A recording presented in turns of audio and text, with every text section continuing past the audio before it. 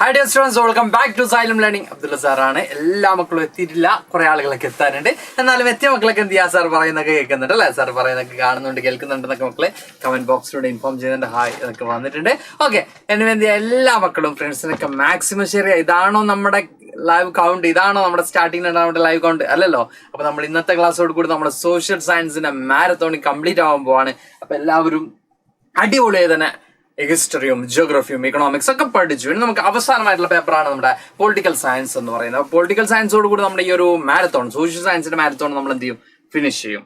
അപ്പൊ അതുകൊണ്ട് തന്നെ ഇന്ന് മക്കൾ എന്ത് ചെയ്യാ, നമ്മുടെ കൂടെ നിൽക്കുകയാണെങ്കിൽ നമുക്ക് ടോട്ടലി എല്ലാ ചാപ്റ്റേഴ്സും എന്ത് ചെയ്യാണ് ഈ 4 days കൊണ്ട് നമുക്ക് കംപ്ലീറ്റ് ചെയ്തു എന്ന് പറയാൻ പറ്റും. നമുക്ക് ഇവിടെ 5 ചാപ്റ്റേഴ്സ് ഇവിടെ ബാക്കിയാണ്. നമ്മളിപ്പോൾ ഓൾമോസ്റ്റ് 14ഓളം ചാപ്റ്റേഴ്സ് കംപ്ലീറ്റ് ചെയ്തു. അതിൽ 5 ചാപ്റ്റേഴ്സ് ഇനിയും ബാക്കിയാണ് അല്ലെ? ടോട്ടലുള്ള ചാപ്റ്റേഴ്സിൽ 5 ചാപ്റ്റേഴ്സ് ഇനിയും ബാക്കിയാണ്. അപ്പൊ ആ ഒരു 5 ചാപ്റ്റേഴ്സ് നമ്മൾ ഇന്നത്തോട് കൂടി കവർ ചെയ്യും. ദാറ്റ് മീൻസ് പൊളിറ്റിക്കൽ സയൻസ് നമ്മൾ ഇന്നത്തോട് കൂടി കവർ ചെയ്യുന്നു. ദെൻ നമ്മൾ ഫ്രീ ആയി സോഷ്യൽ സയൻസിന്റെ കാര്യത്തിൽ ഫ്രീ ആയി. ഇനി നമ്മൾ ഇതുമായിട്ട് ബന്ധപ്പെട്ട PYQയും അങ്ങനെയുള്ള കുറെ കാര്യങ്ങളായിട്ട് വീണ്ടും മക്കളുടെ മുമ്പിലേക്ക് വരും. അപ്പൊ എന്തായാലും ഇതൊന്നല്ല നമ്മുടെ പവർ എന്ന് പറയുന്നത്. മാക്സിമം ഫ്രണ്ട്സിനും ഷെയർ ചെയ്തിരുവാ മക്കള്.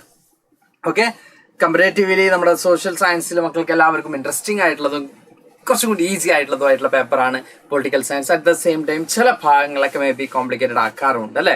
ഓക്കെ, അപ്പോൾ നമുക്കറിയാം സോഷ്യൽ സയൻസിൽ നമ്മളിപ്പോൾ ഹിസ്റ്ററി ആണെങ്കിലും അല്ലെങ്കിൽ നമ്മൾ ഈ പറയുന്ന പോലെ തന്നെ ജിയോഗ്രഫി ആണെങ്കിലും ഒക്കെ കുറച്ച് അത്യാവശ്യം ലെങ്തി പേപ്പേഴ്സ് തന്നെയാണ്. കുറച്ച് അത്യാവശ്യം എന്താ പറയുക, അധികം കാര്യങ്ങൾ ഡിസ്കസ് ചെയ്യുന്നുണ്ട്.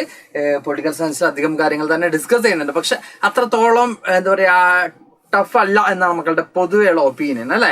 ഓക്കെ, അപ്പൊ എല്ലാവരും എത്തിയിട്ടുണ്ട്. എല്ലാവരും ക്ലാസ്സിന് വേണ്ടി ഈഗലി വെയിറ്റിംഗ് ആണെങ്കിൽ ജസ്റ്റ് ഒരു ഫയർ ഇട്ടോളി. അയ്യോ, നാളെ മാത്സ് എക്സാം ഒക്കെ ഉള്ള മക്കളൊക്കെ ഉണ്ട് അല്ലെ? ഓക്കെ, എന്നിവ എന്ത് ചെയ്യുക, എത്തിയ മക്കളൊക്കെ ഒരു ഫയർ ഇടുക, അതുപോലെ തന്നെ ഒരു ലൈക്ക് ഓടിക്കുക. ഇതൊന്നും അല്ല നമ്മുടെ കൗണ്ട് എന്ന് പറയുന്നത്. നമ്മുടെ 220ഓളം കഴിഞ്ഞ ക്ലാസ്സിൽ എന്ത് ചെയ്തിരുന്നു, ഹിസ്റ്ററിയുടെ ക്ലാസ്സിൽ കടന്നിരുന്നതാണ്. ബട്ട് പിന്നീട് നമ്മൾ എന്ത് ചെയ്തു, ബാലൻസ് ചെയ്ത് വന്നിരുന്നു. പക്ഷെ എന്നാലും ഇവിടെ ഇപ്പോൾ 41 സ്റ്റുഡൻസ് എന്ത് ചെയ്തിട്ടുള്ളൂ, ഈ ഒരു ടൈമിൽ എത്തിയിട്ടുള്ളൂ, നമ്മുടെ സ്റ്റാർട്ടിംഗ് ടൈമിൽ എത്തിയിട്ടുള്ളൂ എന്ന് പറയുമ്പോൾ ഒബിയസ്ലി എന്ന് പറയാ അത് വളരെ ചെറിയൊരു എമൗണ്ട് തന്നെയാണ് അല്ലേ? Yes. Okay, geography already complete ചെയ്തു മക്കളെ. ജിയോഗ്രഫി, അനാഗമിക്സ്, ജിയോഗ്രഫിയും ഇക്കണോമിക്സും അടിപൊളിയായി തന്നെ അനാഗമിക്സ് കംപ്ലീറ്റ് ചെയ്തിട്ടുണ്ട്. ഇനി സാറിന് പെൻഡിങ്ങിലുള്ളത് എന്താണ് പറയാ, നമ്മൾ ഈ പറഞ്ഞ പൊളിറ്റിക്കൽ സയൻസ് എന്ന് പറയുന്ന മഹാവീരനാണ്. ഓക്കെ, അപ്പൊ നമുക്ക് പൊളിറ്റിക്കൽ സയൻസ് എന്ന് പറയുന്ന പേപ്പറിലേക്ക് സാർ എന്ത് ചെയ്യണം, വളരെ നീട്ടിക്കുന്നില്ല. കാരണം നമുക്കറിയാം ഇവിടെ 142 സ്ലൈഡ്സ് ഉണ്ട് നമുക്ക് ഇന്നത്തെ ക്ലാസ്സിൽ കംപ്ലീറ്റ് ചെയ്യാൻ. ഈ 142 സ്ലൈഡ്സ് എന്ന് പറയുമ്പോൾ നമുക്ക് ഓൾമോസ്റ്റ് ഒരു 4 hours മിനിമം വേണ്ടി വരും. നമ്മൾ അതിന് മുമ്പ് തന്നെ മാക്സിമം കംപ്ലീറ്റ് ചെയ്യാൻ നോക്കട്ടെ. ബിക്കോസ് നമ്മൾ അന്ന് തുടങ്ങിയത് 5:30 ആയിരുന്നു ഹിസ്റ്ററിയുടെ ക്ലാസ്സിൽ. പക്ഷെ ഇപ്പൊ നമ്മൾ തുടങ്ങിയിട്ടുള്ളത് 7 o'clock. അതുകൊണ്ട് തന്നെ അത്രയും ടൈമിലേക്ക് നമ്മൾ പോകണ്ട എന്ന് വിചാരിക്കുന്നുണ്ട്. മാക്സിമം മക്കളുടെ ഒക്കെ സപ്പോർട്ട് ഉണ്ടെങ്കിൽ നമുക്ക് എന്ത് ചെയ്യാം, പെട്ടെന്ന് തന്നെ തുടങ്ങാം കേട്ടോ. ഓക്കെ ഓക്കെ അല്ലേ? ഓക്കെ, അപ്പൊ നമ്മൾ നേരെ ഡയറക്റ്റ് ടോപ്പിക്കിലേക്ക് വരാണ്. എന്തായാലും കുറെ മക്കളൊക്കെ എത്താണ്ട് നിങ്ങളുടെ കഴിഞ്ഞ ക്ലാസ്സുകളിലൊക്കെ ഉണ്ടായിരുന്ന മക്കൾക്കൊക്കെ മാക്സിമം എന്ത് ചെയ്യാം, മക്കൾ സെൻഡ് ചെയ്ത് കൊടുക്കുക നമ്മുടെ ഈ ഒരു ലിങ്ക് കേട്ടോ. ഓക്കെ, ലൈക്ക് ഇടണോ ചോദിക്കുന്നുണ്ട്. ലൈക്ക് ഇട്ടോളി മക്കളെ, പോയി ലൈക്ക് ഇട്ടോളി. ഓക്കെ, അപ്പൊ നമുക്ക് എന്ത് ചെയ്യാം, അപ്രോക്സിമേറ്റ് എത്ര ടൈം കാണുമെന്ന് ചോദിച്ചാൽ നമുക്ക് മാക്സിമം കംപ്ലീറ്റ് ചെയ്യാം മക്കളെ. ഐ തിങ്ക് ഞാൻ വിചാരിക്കുന്നു 10:30 മുമ്പായി നമ്മൾ എന്ത് ചെയ്യും, ഇന്നത്തെ ക്ലാസ് വൈൻഡപ്പ് ചെയ്യും, ഫിനിഷ് ചെയ്യുന്നു വിശ്വസിക്കുന്നു. നമുക്ക് നോക്കാം. Okay, previous year questions discuss ചെയ്യാൻ നോക്കുന്നത്. നമ്മൾ ഇന്നത്തെ ടൈം എന്ന് പറയുന്നത് 5 ചാപ്റ്റേഴ്സ് നമുക്ക് കംപ്ലീറ്റ് ചെയ്യാനുണ്ട്. ബട്ട് നമ്മൾ എന്തായാലും ഫസ്റ്റ് ചാപ്റ്റേഴ്സിന്റെ ഒക്കെ പ്രീവിയസ് ഇയറിൽ വന്നിട്ടുള്ള എന്ത് ചെയ്തിട്ടുണ്ട്, ചില ക്വസ്റ്റ്യൻസ് ഒക്കെ ആഡ് ചെയ്തിട്ടുണ്ട്. പക്ഷെ നമ്മൾ total previous year question, that means നമ്മൾ ഹിസ്റ്ററിയിൽ എടുത്തപ്പോൾ ആഡ് ചെയ്തിട്ടില്ല. ബിക്കോസ് വേറെ ഒന്നും കൊണ്ടല്ല, നമ്മൾ ഈ പറഞ്ഞതുപോലെ തന്നെ ടൈമിന്റെ ലിമിറ്റേഷൻസും കാര്യങ്ങളൊക്കെ മക്കൾക്ക് അറിയാവുന്നതാണ്. എനിവേ സാർ നെക്സ്റ്റ് ക്ലാസ്സസിൽ നമ്മൾ എന്തായിരിക്കും ഡിസ്കസ് ചെയ്യുക, ആഫ്റ്റർ ദി മാരത്തോൺ നമ്മൾ എന്തായിരിക്കും ഡിസ്കസ് ചെയ്യുക, നമ്മുടെ പ്രീവിയസ് ഇയർ ക്വസ്റ്റ്യൻസ് ഒക്കെ ആയിരിക്കും നമ്മൾ ഡിസ്കസ് ചെയ്യുക. ഓക്കെ, അപ്പൊ സെറ്റായി നമുക്ക് എന്ത് ചെയ്യാം, കിടക്കാം. ഫസ്റ്റ് നമുക്ക് പഠിക്കാനുള്ള ചാപ്റ്റേഴ്സ് ഏതൊക്കെയാണെന്ന് നോക്കാം. First one is power sharing, then federalism, gender, religion and caste, then political parties, outcomes of democracy. ഈ 5 ചാപ്റ്റേഴ്സ് ആണ് നമുക്ക് മോസ്റ്റ്ലി പഠിക്കാനുള്ളത് അല്ലെ? പ്രധാനമായിട്ടും പഠിക്കാനുള്ള 5 ചാപ്റ്റേഴ്സ് ആണ്, 5 ചാപ്റ്റേഴ്സ് ആണ് നമുക്ക് ഇവിടെ കാണുന്നത്. ഓക്കെ, അതിൽ നമ്മുടെ ഫസ്റ്റ് ചാപ്റ്ററിലേക്ക് തന്നെ നമുക്ക് എന്ത് ചെയ്യാം, മൂവ് ചെയ്യാം. ഫസ്റ്റ് ചാപ്റ്റർ ആയിട്ടുള്ള പവർ ഷെയറിംഗിലേക്കാണ് നമുക്ക് എന്ത് ചെയ്യാൻ പോവാം. പവർ ഷെയറിംഗ് എന്ന് പറഞ്ഞ ഫസ്റ്റ് ചാപ്റ്ററിലേക്ക് പോകുമ്പോൾ നമുക്ക് ഫസ്റ്റ് കാണാൻ പറ്റുന്നത് വാട്ട് ഇസ് പവർ ഷെയറിംഗ്. എന്താ പറയുക, പവർ ഷെയറിംഗ് എന്താണ് മക്കൾക്ക് എല്ലാവർക്കും അറിയാം. ഡിഫറെന്റ് ഇൻസ്റ്റിറ്റ്യൂഷൻ ത്രൂ എന്ത് ചെയ്തിട്ടുണ്ട്, പവർ ഷെയറിംഗ് നടത്തുന്നുണ്ട്. ഈ ഒരു ചാപ്റ്ററിൽ മോസ്റ്റ്ലി നമ്മൾ ഡിസ്കസ് ചെയ്യാൻ പോകുന്നത് ബെൽജിയത്തിന്റെയും ശ്രീലങ്കയുടെയും അല്ലെങ്കിൽ നമ്മൾ ഈ പറയുന്ന ഡൈവേഴ്സിറ്റി എങ്ങനെ അക്കോമഡേറ്റ് ചെയ്തു, ഡൈവേഴ്സിറ്റിക്കിടയിൽ ഉണ്ടായിട്ടുള്ള പ്രോബ്ലംസ് എന്തൊക്കെയാണ്, ഡൈവേഴ്സിറ്റി അക്കോമഡേറ്റ് ചെയ്തില്ലെങ്കിൽ അവിടെ എന്ത് സംഭവിക്കും, ഇങ്ങനെയുള്ള കാര്യങ്ങളൊക്കെ ആയിരുന്നു നമുക്ക് ഈ ഒരു ചാപ്റ്ററിൽ എന്ത് ചെയ്തിരുന്നത് ഫസ്റ്റ് തന്നെ ഉണ്ടായിരുന്നു അല്ലെ? അപ്പൊ അത്തരം കാര്യങ്ങളാണ് നമുക്ക് ഫസ്റ്റ് എന്ത് ചെയ്യാനുള്ളത്, ഡിസ്കസ് ചെയ്യാൻ ഉള്ളത്. ഓക്കെ, സാർ ടുഡേ പാട്ട് പാടുമോ ലൂഫി? ഓക്കെ, ഓക്കെ, എന്തായാലും നമുക്ക് ടോപ്പിക്കിലേക്ക് തന്നെ വരാം. അപ്പൊ ഇവിടെ നമ്മൾ പറഞ്ഞുകൊണ്ടിരിക്കുന്നത് യെസ്, അപ്പൊ ഡിസ്ട്രിബ്യൂഷൻ ഓഫ് പവർ എമംഗ് നമുക്ക് കാണാൻ പറ്റും legislature, executive, judiciary, then sharing of power among different levels of government, that means central government, state government, local government. ഇങ്ങനെ പവർ എന്ത് ചെയ്യാണ് ഡിഫറെന്റ് ലെവൽസിലേക്കും അതുപോലെ തന്നെ ഡിഫറെന്റ് ബോഡീസിലേക്കും എന്ത് ചെയ്യണം പവർ ഷെയർ ചെയ്യുന്ന ഒരു മെത്തഡാണ് നമുക്ക് എന്ത് കാണാൻ പറ്റുന്നത്, പ്രധാനമായിട്ടും കാണാൻ പറ്റുന്നത്. അപ്പൊ അത്തരം കാര്യങ്ങൾ തന്നെയാണ് നമ്മൾ ഈ ഒരു ചാപ്റ്ററിൽ ഡിസ്കസ് ചെയ്യാനുള്ളത്. പവർ ഷെയറിംഗ് മെത്തേഡിനെ കുറിച്ചും അതുപോലെ തന്നെ ഏതൊക്കെ ഇൻസ്റ്റിറ്റ്യൂഷൻ ത്രൂ ആണ് പവർ ഷെയർ ചെയ്യുന്നുള്ള കാര്യങ്ങളൊക്കെയാണ് നമുക്ക് എടുക്കാനുള്ളത്. Okay, yes. ഓക്കെ, നമ്മളിപ്പോ ഇനി വൈ പവർ ഷെയറിംഗ്, എന്തിനാണ് പവർ ഷെയറിംഗ് നമുക്ക് നോക്കാം. നമുക്ക് 2 എക്സാമ്പിൾസ് ആണ് തന്നിട്ടുള്ളത്. 2 കേസസ് ആണ് നമുക്ക് ഇവിടെ കാണാൻ പറ്റുന്നത്, ബെൽജിയം ആൻഡ് ശ്രീലങ്ക. 2 കേസാണ് നമുക്ക് കാണാൻ പറ്റുന്നത്. ബെൽജിയത്തിന്റെയും ശ്രീലങ്കയുടെയും കേസസ് നമുക്ക് നോക്കുന്ന സമയത്ത് നമുക്ക് എന്ത് കാണാൻ പറ്റും, യെസ്, ബെൽജിയം നമ്മൾ നോക്കുന്ന സമയത്ത് ബെൽജിയത്തിലെ പോപ്പുലേഷൻ എന്ന് പറയുന്നത്, ബെൽജിയം നമ്മൾ ഇന്ത്യ ആയിട്ട് എന്ത് ചെയ്യുക ഒന്ന് കമ്പയർ ചെയ്യാം. ബെൽജിയം നമുക്ക് നമ്മുടെ ഇന്ത്യ ആയിട്ട് ഒന്ന് കമ്പയർ ചെയ്യുമ്പോൾ നമുക്ക് കാണാൻ പറ്റുന്നത് ബെൽജിയത്തിലെ പോപ്പുലേഷൻ എന്ന് പറയുന്നത് നമുക്ക് ഇവിടെ നോട്ട് ചെയ്യേണ്ട ഒരു കാര്യം, പ്രധാനപ്പെട്ട ഒരു കാര്യം, Belgium has a population of little over 1 crore, about half of the population of Haryana. Haryana എന്ന് പറയുന്ന ഈ ഒരു സ്റ്റേറ്റ് ആണ് അല്ലെ, ഇന്ത്യയുടെ സ്റ്റേറ്റിലുള്ളതിനേക്കാളും പകുതിയോളം പോപ്പുലേഷൻ എവിടെ ഉള്ളൂ, നമുക്ക് ബെൽജിയത്തിൽ നമുക്ക് കാണാൻ പറ്റുന്നുള്ളൂ. ഓക്കെ, അപ്പൊ ബെൽജിയത്തിലെ പോപ്പുലേഷൻ എന്ന് പറയുന്നത് നമ്മുടെ അക്ഷയ് സാറൊക്കെ വന്നിട്ടുണ്ട് അല്ലെ. Okay okay, Prudential and moral reasons ഒക്കെ നമ്മൾ ഡിസ്കസ് ചെയ്യും കേട്ടോ. Okay, S S S. Okay, Akshay sir എന്നല്ല പാട്ടൊക്കെ പാടി എന്നൊക്കെയാണല്ലോ കേട്ടത്. ഓക്കെ, എന്തൊക്കെയോ പാട്ടൊക്കെ പാടിയിട്ടുണ്ടെന്നൊക്കെ കേട്ടിട്ടുണ്ട്. അത് കഴിഞ്ഞ് അക്ഷയ് സാർ എന്ത് ചെയ്തിട്ടുണ്ട്, മസ്സിനെഗുഡി വഴി ഊട്ടിയൊക്കെ ഒരു യാത്ര പോയിട്ടുണ്ടെന്ന് തോന്നുന്നുണ്ട്. ഇനി നമുക്ക് എന്ത് ചെയ്യാം, ക്ലാസ് കണ്ടിന്യൂ ചെയ്യാം. അപ്പോൾ ഇവിടെ നമ്മൾ പറഞ്ഞുകൊണ്ടിരിക്കുന്നത് എന്താണ്, ബെൽജിയത്തിനെ കുറിച്ച് പറയുകയാണെങ്കിൽ ബെൽജിയം നമ്മൾ നോക്കുന്ന സമയത്ത് ഹരിയാന എന്ന് പറയുന്ന നമ്മുടെ ഒരു സ്റ്റേറ്റിന്റെ, നമ്മുടെ ഇന്ത്യയിലുള്ള ഒരു സ്റ്റേറ്റിന്റെ പകുതി പോലും എന്തില്ല, അല്ലെങ്കിൽ ആ പകുതിയോളമേ എന്തുള്ളൂ പോപ്പുലേഷൻ ഉള്ളൂ. ബട്ട് അവിടെയും എന്തുണ്ടായിരുന്നു, അവിടുത്തെ ഡൈവേഴ്സിറ്റിക്കിടയിൽ പല പ്രോബ്ലംസ് ഉണ്ടായിരുന്നു. ബട്ട് നിങ്ങൾക്കറിയാം, നമ്മൾ ഈ എന്താ പറയാ ശ്രീലങ്കയായിട്ട് കമ്പയർ ചെയ്യുമ്പോൾ സംഭവിക്കുന്ന കാര്യങ്ങളൊക്കെ നമുക്കറിയാം. അത് നമ്മൾ പോകാൻ പോവാണ്. ഇനി എത്നിക് കോമ്പോസിഷൻ ഓഫ് ബെൽജിയം, ബെൽജിയത്തിലെ എത്നിക് കോമ്പോസിഷൻ എന്ന് പറയുന്നത് അവിടെ ഏതൊക്കെ ഗ്രൂപ്പുകളാണ് അല്ലെങ്കിൽ ഏതൊക്കെ കാറ്റഗറീസ് ആണല്ലേ നമുക്ക് നോക്കുന്ന സമയത്ത് 80% ഓഫ് ഫ്രഞ്ച് സ്പീക്കിങ്ങും അതുപോലെ തന്നെ 20% ഡച്ച് സ്പീക്കിങ്ങും ആണ് എവിടെ ഉള്ളത്, ക്യാപിറ്റൽ സിറ്റി ബ്രസൽ ഉള്ളത്. ബ്രസൽ എന്ന് പറയുന്ന ക്യാപിറ്റൽ സിറ്റിയിൽ 80% ഓഫ് ഫ്രഞ്ച് എന്താ പറയാ സ്പീക്കിംഗ് പീപ്പിൾസും അതുപോലെ തന്നെ 20% ഓഫ് ആരാണ് നമ്മൾ ഈ പറഞ്ഞ ഡച്ച് സ്പീക്കിംഗ് പീപ്പിൾസും ആണ് എവിടെ ഉള്ളത്, നമ്മൾ ഈ പറഞ്ഞ ബെൽജിയത്തിൽ നമുക്ക് കാണാൻ പറ്റുന്നത്. ബെൽജിയത്തിലെ ബ്രസൽ എന്ന് പറയുന്ന ക്യാപിറ്റൽ നമുക്ക് കാണാൻ പറ്റുന്നത്. ഇനി നമ്മളിവിടെ നോക്കുന്ന സമയത്ത് ബെൽജിയത്തിന്റെ ഫ്ലെമിഷ് റീജിയനിലേക്ക് പോകുന്ന സമയത്ത് നമുക്ക് കാണാൻ പറ്റും 59 എന്താ പറയാ % ഡച്ച് സ്പീക്കിംഗ് ആണ് നമുക്ക് കാണാൻ പറ്റുന്നത്. ഇനി വെലോണിയ റീജിയനിലേക്ക് പോകുമ്പോൾ 40% ഓഫ് ഫ്രഞ്ച് സ്പീക്കിംഗ് പീപ്പിൾസ് ആണ് നമുക്ക് കാണാൻ പറ്റുന്നത്. ഇനി ഇവിടെ എന്ത് ചെയ്തിട്ടുണ്ട് 1% ആരുണ്ട്, ജർമ്മൻ സ്പീക്കിംഗ് പീപ്പിൾസ് ഉണ്ട്. അതായത് സാർ ഇവിടെ പറയുന്നത് നമ്മുടെ ഇന്ത്യ ആയിട്ട് കമ്പയർ ചെയ്യുന്ന സമയത്ത് ഇന്ത്യയുടെ എത്നിക് ഡൈവേഴ്സിറ്റി എന്ന് പറയുന്നത് ഇന്ത്യയിലെ ഡിഫറെന്റ് ലാംഗ്വേജ് സ്പീക്ക് ചെയ്യുന്ന ഡിഫറെന്റ് പീപ്പിൾസ് ഉണ്ട്. പക്ഷെ നമുക്ക് അവരൊക്കെ അക്കോമഡേറ്റ് ചെയ്യാൻ പറ്റുന്നുണ്ട്. ഇന്ത്യയിലെ എത്രത്തോളം ഡൈവേഴ്സിറ്റി ഉണ്ടോ അതിനിടയിൽ നമുക്ക് എന്ത് ക്രിയേറ്റ് ചെയ്യാൻ പറ്റുന്നുണ്ട്, യൂണിറ്റി ക്രിയേറ്റ് ചെയ്യാൻ പറ്റുന്നുണ്ട്. ഇന്ത്യയിൽ എത്രത്തോളം ഡൈവേഴ്സിറ്റി ഉണ്ടോ അത്രത്തോളം സ്ട്രോങ് ആണ്. ഇന്ത്യയിൽ എത്രത്തോളം എന്താ പറയാ വൈവിധ്യങ്ങളുണ്ടോ അത്രത്തോളം സ്ട്രോങ് ആണ് നമ്മുടെ രാജ്യം എന്ന് പറയുന്നത്. എത്ര മതങ്ങളുണ്ട്, എത്ര ജാതികളുണ്ട്, എത്ര ഭാഷകളുണ്ട് എന്നതിനനുസരിച്ച് ഇവിടെ സിവിൽ വാറോ കാര്യങ്ങളോ പൂർണ്ണമായിട്ടും ഇല്ല എന്ന് പറയുന്നില്ല. അത്തരം കാര്യങ്ങളിലേക്ക് നമ്മൾ ഈ ചാപ്റ്ററിൽ പോകും. എനിവേ നമുക്ക് എന്ത് കാണാൻ പറ്റും, യെസ്, ഈ പറഞ്ഞതുപോലെ തന്നെ എന്താണ് അത്രത്തോളം ഒരു സ്ട്രോങ് ആയിട്ടുള്ള ഒരു യൂണിറ്റ് എവിടെ നമുക്ക് കാണാൻ പറ്റുന്നുണ്ട്, നമ്മുടെ രാജ്യത്ത് നമുക്ക് കാണാൻ പറ്റുന്നുണ്ട്. അപ്പൊ ഇവിടെ നമ്മൾ പറയുന്നത് ബെൽജിയത്തിൽ ഇത്രത്തോളം എന്താ പറയാ വലിയ രീതിയിലുള്ള ഡൈവേഴ്സിറ്റി ഒന്നും ഇല്ല അല്ലെ.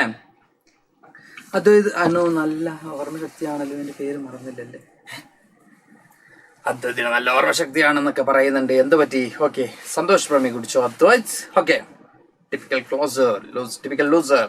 ഓക്കെ, അപ്പൊ നമ്മൾ എന്തായാലും കണ്ടിന്യൂ ചെയ്യാം. അവിടെ നമ്മളിവിടെ പറഞ്ഞുകൊണ്ടിരിക്കുന്നത് എന്താണ്, ബെൽജിയത്തിലെ എത്നിക് കോമ്പോസിഷൻ അല്ലെങ്കിൽ നമ്മൾ പറഞ്ഞ ഡൈവേഴ്സിറ്റി എന്ന് പറയുന്നത് അവിടെ ഫ്രഞ്ച് സ്പീക്കിംഗ് പീപ്പിൾസും അതുകൊണ്ട് ഡച്ച് സ്പീക്കിംഗ് പീപ്പിൾസും ദെൻ 1% ഓഫ് ജർമ്മൻ സ്പീക്കിംഗ് പീപ്പിൾസും ആണ് എവിടെ നമുക്ക് കാണാൻ പറ്റുന്നത്, ബെൽജിയത്തിൽ കാണാൻ പറ്റുന്നത്.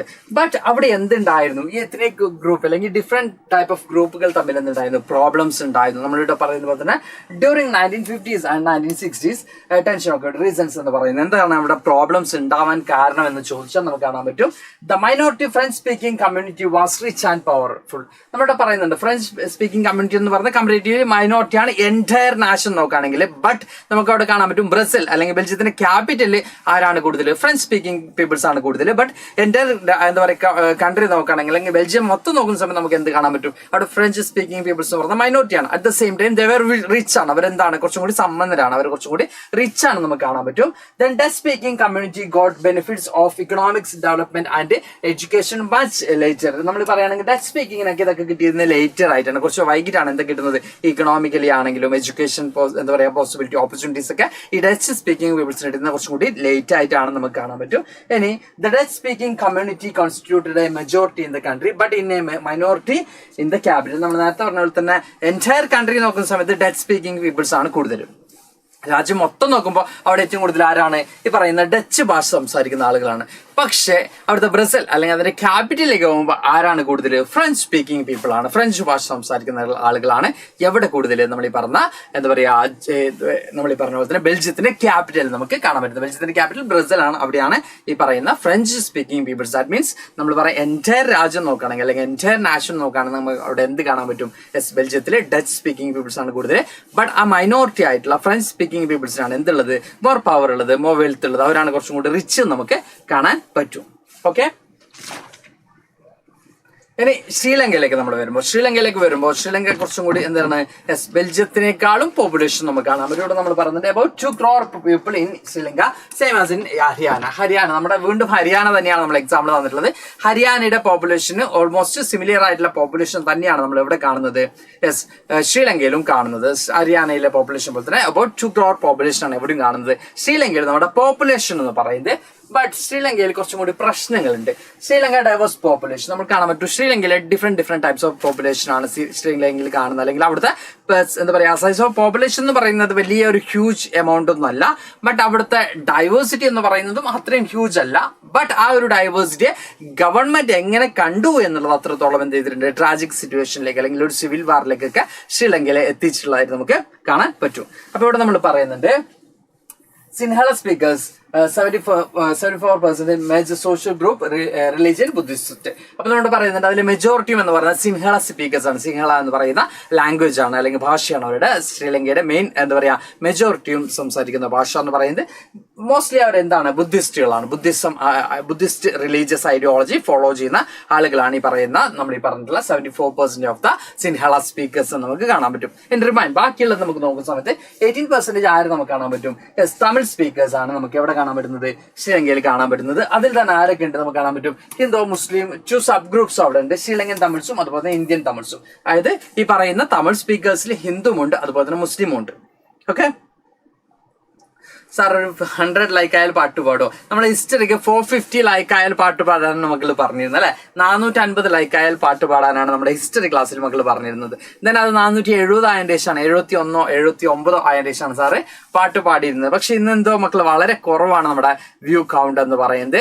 അപ്പൊ അതുപോലെ തന്നെ ലൈക്ക് കൊണ്ട് ഒബ്വിയസ്ലി എന്ത് ചെയ്യും? കുറയും. 200 ലൈക്ക് എന്ന അക്കൗണ്ടിലേക്ക് വരാണെങ്കിൽ നമുക്ക് എന്ത് ചെയ്യാം? ആരെങ്കിലൊക്കെ വിളിപ്പിച്ച് പാട്ട് പാടാൻ പറ്റും. Sir നോക്കേട്ടാ. Okay okay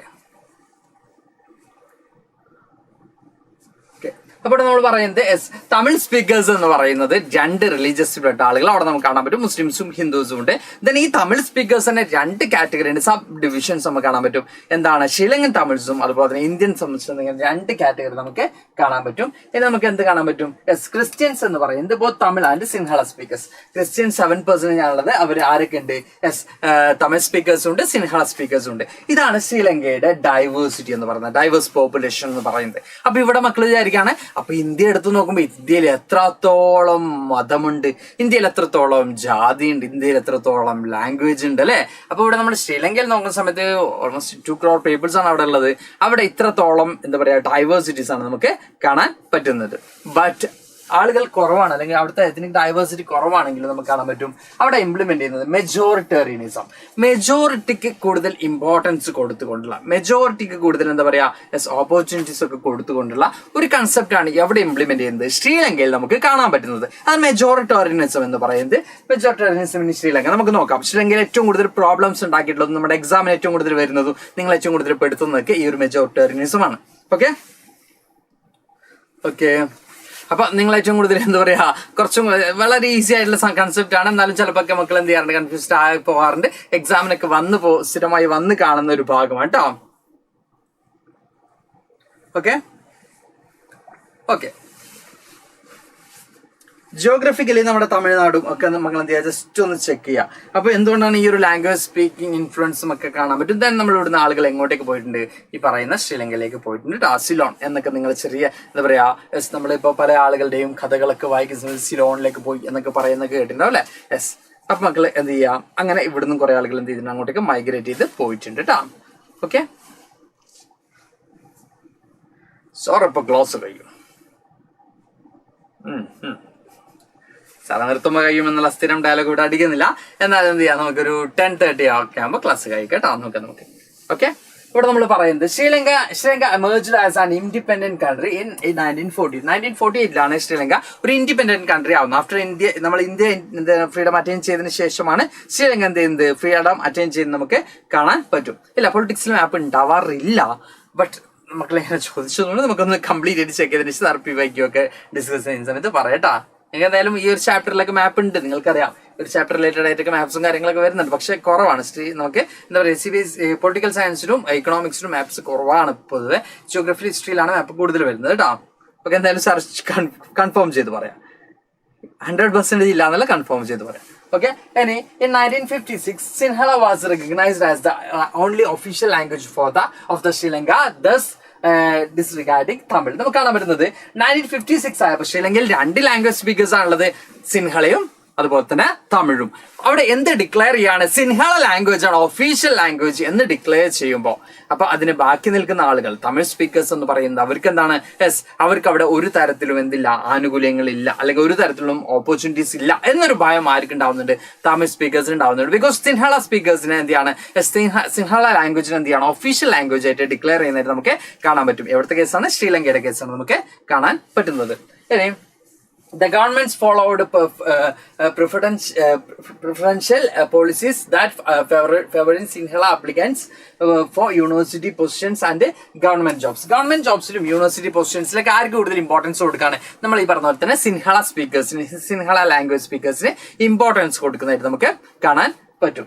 Then a new constitution stipulated that shall protect and foster Buddhism. ബുദ്ധിസത്തെ എന്ത് ചെയ്യണം, പ്രൊട്ടക്ട് ചെയ്യാനും ബുദ്ധിസത്തെ പ്രൊമോട്ട് ചെയ്യാനൊക്കെ എന്ത് ചെയ്യാണ്, കോൺസ്റ്റിറ്റ്യൂഷനിലും ആവശ്യപ്പെടാണ്. അപ്പൊ ഇവിടെ 2 കേസാണ് അവിടെ വരുന്നത്. ഒന്ന് സിൻഹള എന്ന് പറയുന്ന ലാംഗ്വേജ് കേസ്, മറ്റൊന്ന് നമ്മൾ ഈ പറയുന്ന പോലെ തന്നെ എന്താണ്, ബുദ്ധിസം എന്ന് പറയുന്ന റിലീജിയസ് ഐഡിയോളജിയും എന്ത് ചെയ്യുന്നുണ്ട്, പ്രൊമോട്ട് ചെയ്യാനുള്ള തീരുമാനം. ഇതൊക്കെ ആർക്ക് വലിയ രീതിയിൽ അക്സെപ്റ്റ് ചെയ്യാൻ പറ്റുന്നില്ല, തമിഴ് സ്പീക്കേഴ്സ് ആയിട്ടുള്ള മറ്റ് റിലീജിയസിൽപ്പെട്ട ആളുകൾക്ക് അക്സെപ്റ്റ് ചെയ്യാൻ പറ്റുന്നില്ല. അവർക്ക് ഒരു തരത്തിലും എന്ത് കൊടുക്കുന്നില്ല, ഒരു തരത്തിലും അവരെ പ്രൊട്ടക്ട് ചെയ്യുന്നില്ല, അവരുടെ റിലീജിയസ് ആയിട്ടുള്ള കാര്യങ്ങളെ പ്രൊട്ടക്ട് ചെയ്യുന്നില്ല. ഇപ്പൊ നമ്മുടെ ഇന്ത്യയുടെ കേസ് എടുക്കുകയാണെങ്കിൽ നിങ്ങൾക്ക് എല്ലാവർക്കും അറിയുന്നതാണ്, നമ്മുടെ ഫണ്ടമെന്റൽ റൈറ്റ്സിലേക്ക് പോകുമ്പോൾ നമുക്ക് എന്ത് കാണാൻ പറ്റും, നമ്മൾ എന്ത് ചെയ്യുന്നുണ്ട്, കൾച്ചറൽ ആൻഡ് എഡ്യൂക്കേഷണൽ റൈറ്റ്സ് ഒക്കെ നമുക്ക് കൃത്യമായിട്ടും തരുന്നുണ്ട് അല്ലെ. അപ്പൊ അതിലൂടെ നമ്മുടെ കൾച്ചറിനെ നമുക്ക് എന്ത് ചെയ്യാൻ പറ്റുന്നുണ്ട്, പ്രൊട്ടക്ട് ചെയ്യാൻ പറ്റുന്നുണ്ട്. ഓരോ റിലീജിയനും ഓരോ ലാംഗ്വേജ് സ്പീക്കേഴ്സിനും ഒരു എന്താ പറയാ, വളരെ കുറച്ച് ആളുകളുള്ള ഒരു കൾച്ചർ ആണെങ്കിൽ പോലും അതടക്കം എന്ത് ചെയ്യുന്നുണ്ട്, പ്രൊട്ടക്ട് ചെയ്യുന്നുണ്ട് നമ്മുടെ ഇന്ത്യ. ബട്ട് ഇവിടെ ശ്രീലങ്കയിലേക്ക് വരുമ്പോ തമിഴ് സ്പീക്കേഴ്സിന് എന്ത് തോന്നാണ്, അവർ അലിനേറ്റ് ചെയ്യുന്നു, അവരെ എന്ത് ചെയ്യുന്നു, സ്റ്റേറ്റിൽ നിന്ന് മാറ്റി നിർത്തുന്നു എന്നൊരു ഫീലിംഗ് ആർക്ക് ഉണ്ടാവുന്നുണ്ട്, നമ്മൾ ഈ പറയുന്ന തമിഴ് സ്പീക്കേഴ്സിന് എവിടെ ഉണ്ടാവുന്നുണ്ട്, ശ്രീലങ്കയിൽ നമുക്ക് കാണാൻ പറ്റും. Okay, civil war. ശ്രീലങ്കയിൽ എന്തുകൊണ്ടാണ് സിവിൽ വാർ ഉണ്ടായെന്നുള്ള കാര്യത്തിലേക്ക് പോവാണ്. In Sri Lanka the idea of majoritarianism crumbled the country. കൺട്രിയിൽ എന്തുണ്ടാകുന്നുണ്ട്, വലിയ തരത്തിലുള്ള പ്രശ്നങ്ങൾ ഉണ്ടാക്കുന്നുണ്ട്. ദ ഐഡിയ ഓഫ് മെജോറിറ്റേറിയനിസം എന്ന് പറയുന്ന ഐഡിയ വലിയ പ്രോബ്ലംസും കാര്യങ്ങളൊക്കെ ശ്രീലങ്ക എന്ന് പറയുന്ന ഒരു കൺട്രിയിൽ എന്ത് ചെയ്യുന്നുണ്ട്, ക്രിയേറ്റ് ചെയ്യുന്നുണ്ട്. A feeling of alienation was seen among the Sri Lankan Tamils. Sri Lankan തമിഴ്സിന് എന്ത് തോന്നുന്നുണ്ട്, ഞങ്ങൾ ഒറ്റപ്പെട്ടു പോയി, ഞങ്ങൾ മാറ്റി നിർത്തപ്പെട്ടു, മെയിൻ സ്ട്രീമിൽ നിന്നും നമ്മൾ മാറ്റി നിർത്തപ്പെട്ടു എന്നൊരു ഫീലിംഗ്, അതിനെയാണ് നമ്മൾ ഫീലിംഗ് ഓഫ് അലിനേഷൻ എന്ന് പറയുന്നത്. അപ്പൊ ആ ഒരു ഫീലിംഗ് ആർക്ക് ഉണ്ടാവുന്നുണ്ട്, ശ്രീലങ്കൻ തമിഴ് സ്പീക്കേഴ്സിന് ഉണ്ടാവുന്നുണ്ട്. ബിക്കോസ് അവിടെ എല്ലാത്തിനും ഇമ്പോർട്ടൻസ് സിൻഹള സ്പീക്കേഴ്സിനാണ്. അവർ റിലീജിയസ് ആയിട്ട് ബുദ്ധിസത്തെ പ്രൊമോട്ട് ചെയ്യുന്നു. യൂണിവേഴ്സിറ്റിയിലും അല്ലെങ്കിൽ മെയിൻ ജോബ്സിലൊക്കെ ആർക്കാണ് കൂടുതൽ ഓപ്പർച്യൂണിറ്റീസ് കിട്ടുന്നത്, സിൻഹള സ്പീക്കേഴ്സിനാണ്. ഒബ്വിയസ്ലി തമിഴ് സ്പീക്കേഴ്സ് എന്ത് വിചാരിക്കുന്നു, നമ്മൾ അലിനേറ്റ് ചെയ്യുന്നു, നമ്മുടെ മെയിൻ സ്ട്രീമിൽ നിന്നും മാറ്റി നിർത്തുന്നു എന്നൊരു ഫീലിംഗ് ആർക്ക് ഉണ്ടാവുന്നു, തമിഴ് സ്പീക്കേഴ്സിന് ഉണ്ടാവുന്നു. അങ്ങനെ the Sri Tamils launched parties and struggled for the recognition of Tamil as official language for regional autonomy and equality of opportunity in securing education and jobs. ജോബ്സിലും എന്താ പറയുക, എഡ്യൂക്കേഷനിലും എന്ത് ചെയ്യുക, സെക്യൂരിറ്റി എൻഷോർ ചെയ്യുക, ഇക്വാലിറ്റി എൻഷോർ ചെയ്യുക. അതുപോലെ തന്നെ ഈ പറയുന്ന തമിഴ് ലാംഗ്വേജ് അവർ താമസിക്കുന്ന ആ ഒരു റീജിയണൽ ഓട്ടോണമിയുള്ള പ്രദേശത്ത്, അവർക്ക് സ്വയംഭരണാധികാരമുള്ള പ്രദേശത്ത് എന്തുണ്ടാക്കിയെടുക്കുക, തമിഴിന് ഇമ്പോർട്ടൻസ് ഉണ്ടാക്കിയെടുക്കുക. അവിടുത്തെ തമിഴ് ഒഫീഷ്യൽ ലാംഗ്വേജ് ആയിട്ട് ഡിക്ലെയർ ചെയ്യുക, അല്ലെങ്കിൽ തമിഴിനും കൂടുതൽ ഇമ്പോർട്ടൻസ് ഇമ്പോർട്ടൻസ് കൊടുക്കുക. ഇങ്ങനെയൊക്കെ പറഞ്ഞുകൊണ്ട് ശ്രീലങ്കയിൽ എന്ത് നടക്കുന്നു, സ്ട്രഗിൾസും മൂവ്മെന്റ്സും ഒക്കെ അജിറ്റേഷൻസും ഒക്കെ എന്ത് ചെയ്യണം, കണ്ടക്ട് ചെയ്യണം. ഡിഫറെന്റ് പൊളിറ്റിക്കൽ പാർട്ടീസ് ഒക്കെ എന്തുണ്ട് ഫോം ചെയ്യപ്പെടുന്നതായിട്ട് നമുക്ക് കാണാൻ പറ്റും. നിങ്ങൾ എല്ലാവരും കേട്ടിട്ടുണ്ടാവും തമിഴ് പുലികൾ എന്ന് പറയുന്ന, എന്താ പറയാ, എസ് വേലുപ്പള്ളി പ്രഭാകരൻ എന്നൊക്കെ പറയുന്ന ലീഡേഴ്സും കാര്യങ്ങളൊക്കെ എന്തിനുണ്ടായിരുന്നു, ഈ തമിഴ് പുലികൾ എന്ന് പറയുന്ന സെക്രട്ടറിണ്ടായിരുന്നു. അങ്ങനെ അവർ തമിഴ് സ്പീക്കേഴ്സിന്റെ അവരുടെ എന്താ പറയാ അവരുടെ റൈറ്റ്സ് പ്രൊട്ടക്ട് ചെയ്യാൻ വേണ്ടിയും അവരുടെ ലാംഗ്വേജിനെ പ്രൊട്ടക്ട് ചെയ്യാൻ വേണ്ടി ഒക്കെ മൂവ്മെന്റ്സും കാര്യങ്ങളൊക്കെ എന്ത് ചെയ്തിട്ടുണ്ട്, അവിടെ കണ്ടക്ട് ചെയ്തിട്ടുണ്ട്. ഇപ്പൊ ഇന്ത്യയുടെ കേസ് എടുക്കുകയാണെങ്കിലും തമിഴ് സ്പീക്കേഴ്സിനെ സംബന്ധിച്ചിടത്തോളം അവർ എന്തിന് വലിയ ഇമ്പോർട്ടൻസ് കൊടുക്കുന്നുണ്ട്, അവരുടെ ലാംഗ്വേജിന് വലിയ ഇമ്പോർട്ടൻസ് കൊടുക്കുന്നുണ്ട്, ആ ഒരു ഐഡന്റിറ്റിക്ക് അവർക്ക് വലിയ ഇമ്പോർട്ടൻസ് കൊടുക്കുന്നുണ്ട്. അത് നമ്മൾ ഓൾറെഡി നമ്മുടെ ഫെഡറലിസം എന്നുള്ള ചാപ്റ്ററിൽ നമ്മൾ ഓൾറെഡി പഠിച്ചതാണ് അല്ലെ. Yes, geography marathon PDF community ഗ്രൂപ്പിൽ സെൻഡ് ആക്കിയിട്ടുണ്ടാവല്ലോ മക്കളെ, കിട്ടിയിട്ടില്ലേ? ചെക്ക് ചെയ്യട്ടെ മക്കളെ, ചെക്ക് ചെയ്ത് പറയാട്ടോ. Okay okay. അപ്പൊ ഇവിടെ നമ്മൾ പറയുന്നത് തമിഴ് സ്പീക്കേഴ്സിന് എന്ത് ചെയ്യാണ്, പ്രശ്നങ്ങൾ ഉണ്ടാവും, അങ്ങനെ ഒരു പ്രൊട്ടക്ട് കാര്യങ്ങളൊക്കെ എന്ത് ചെയ്യാണ്, കണ്ടക്ട് ചെയ്യാണ് നമുക്ക് കാണാൻ പറ്റും. This was denied by the Sinhala dominated government. ഇതിന് ആരും അംഗീകരിക്കുന്നില്ല.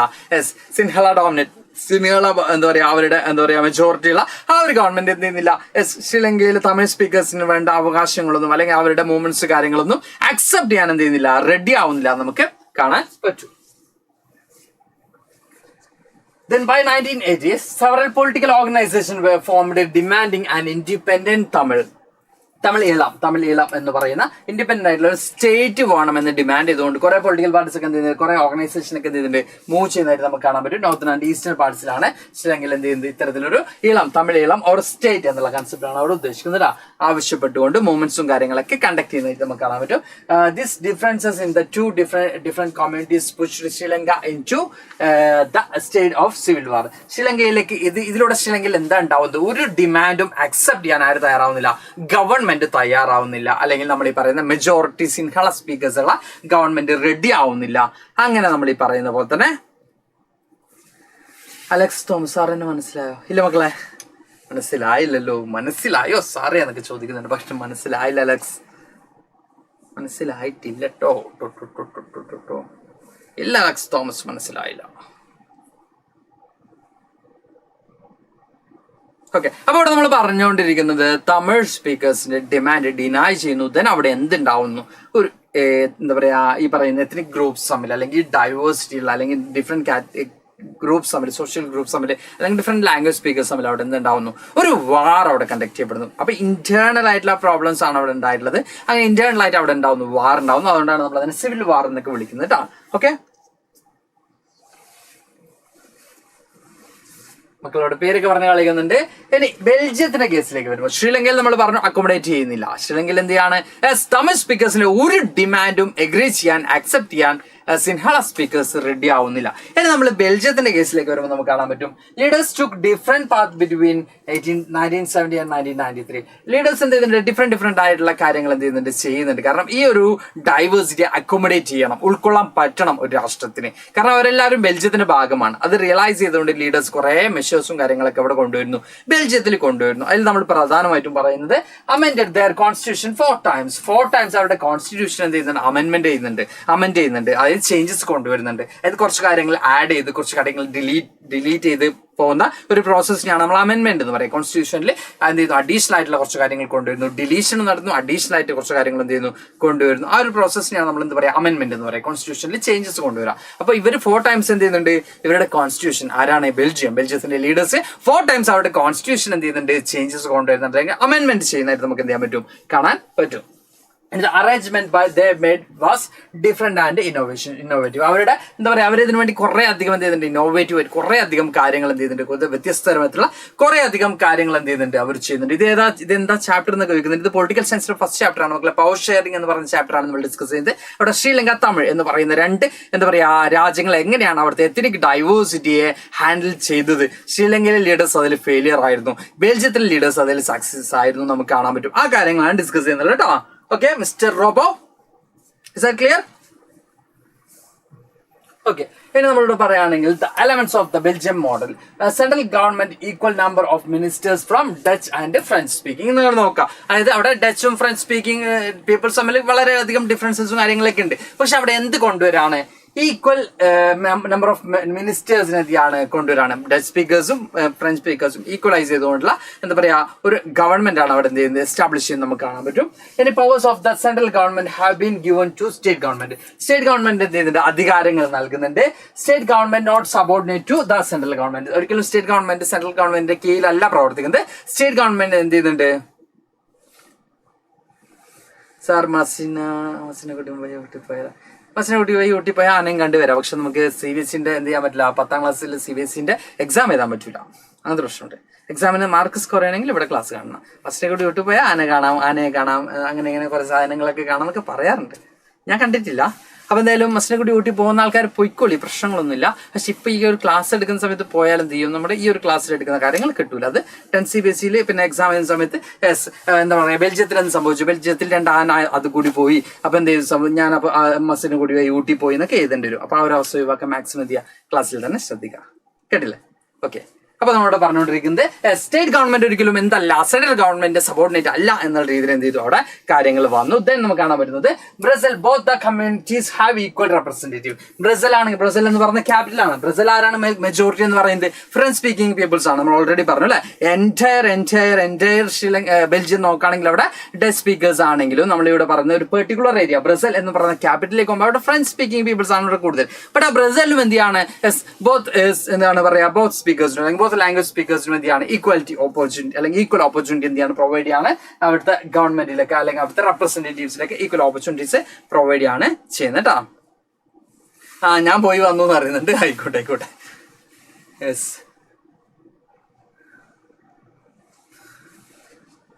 Bro just reply.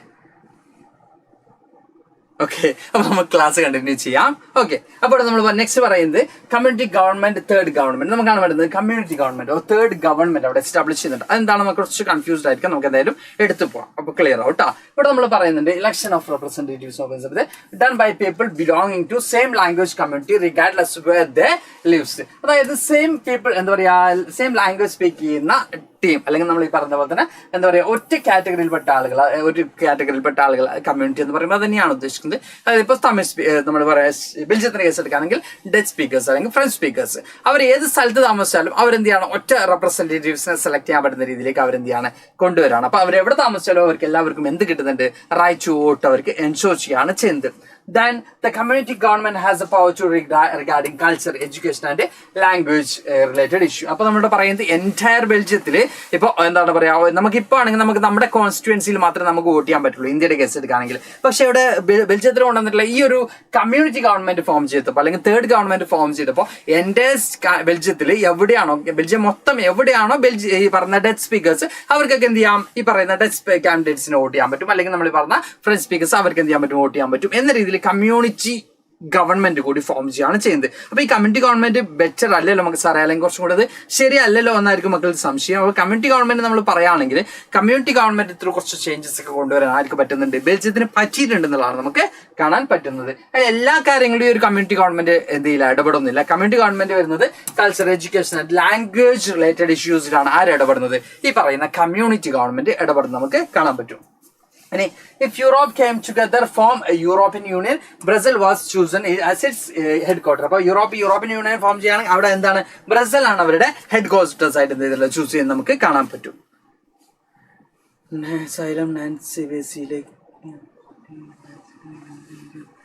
10ാം ക്ലാസ് വന്നിട്ട് CBSE-യിലെ കെമിസ്ട്രി മിസ് ചെയ്യുന്നത്. അടച്ചോൻ, ഇങ്ങനെയാണെങ്കിൽ 10ാം ക്ലാസ്സിലെ പൊളിറ്റിക്കൽ സയൻസ് മിസ് ചെയ്യുന്ന പറഞ്ഞിട്ട് ഇവിടെ 10ാം ക്ലാസ് തന്നെ ഇരിക്കുക, +1 പോകില്ലാന്ന് അറിയുമല്ലോ. ആയിക്കോട്ടെ, അപ്പൊ സാർ ക്ലാസ് കണ്ടിന്യൂ ആണ്. ഇനിയിപ്പോ എന്താ പറയാ, ആരപ്പോ പറഞ്ഞാലും മിസ്സായല്ലോ. പറഞ്ഞാലും സാർ മിസ് ചെയ്തു കേട്ടോ. ഓക്കെ, അപ്പൊ കമന്റ് ബോക്സ് അങ്ങോട്ടും ഇങ്ങോട്ടും മിസ്സായി പോയി. ഇനിയിപ്പോ എന്ത് ചെയ്യാണ്, അപ്പൊ 9th CBSE-യിലെ കെമിസ്ട്രി മിസ് ചെയ്യുന്ന പറഞ്ഞിട്ട് നമ്മുടെ 10ാം ക്ലാസ് CBSE-യിൽ വന്നിട്ട് +1 പോകുന്ന സമയത്ത് ഒരു പൊളിറ്റിക്കൽ സയൻസ് മിസ് ചെയ്യുന്നു, ABD സാറിന് മിസ് ചെയ്യുന്നു.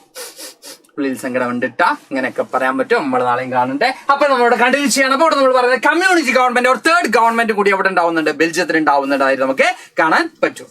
ഓക്കെ, ഇനി Belgium and Sri Lanka. What are the difference between Belgium and Sri Lanka എന്നൊക്കെ നമുക്ക് മക്കൾക്ക് എല്ലാവർക്കും സിമ്പിൾ ആയിട്ട് തന്നെ കിട്ടിയിട്ടുണ്ടാവും. എന്നാലും നമുക്ക് നോക്കാം. ഓക്കെ,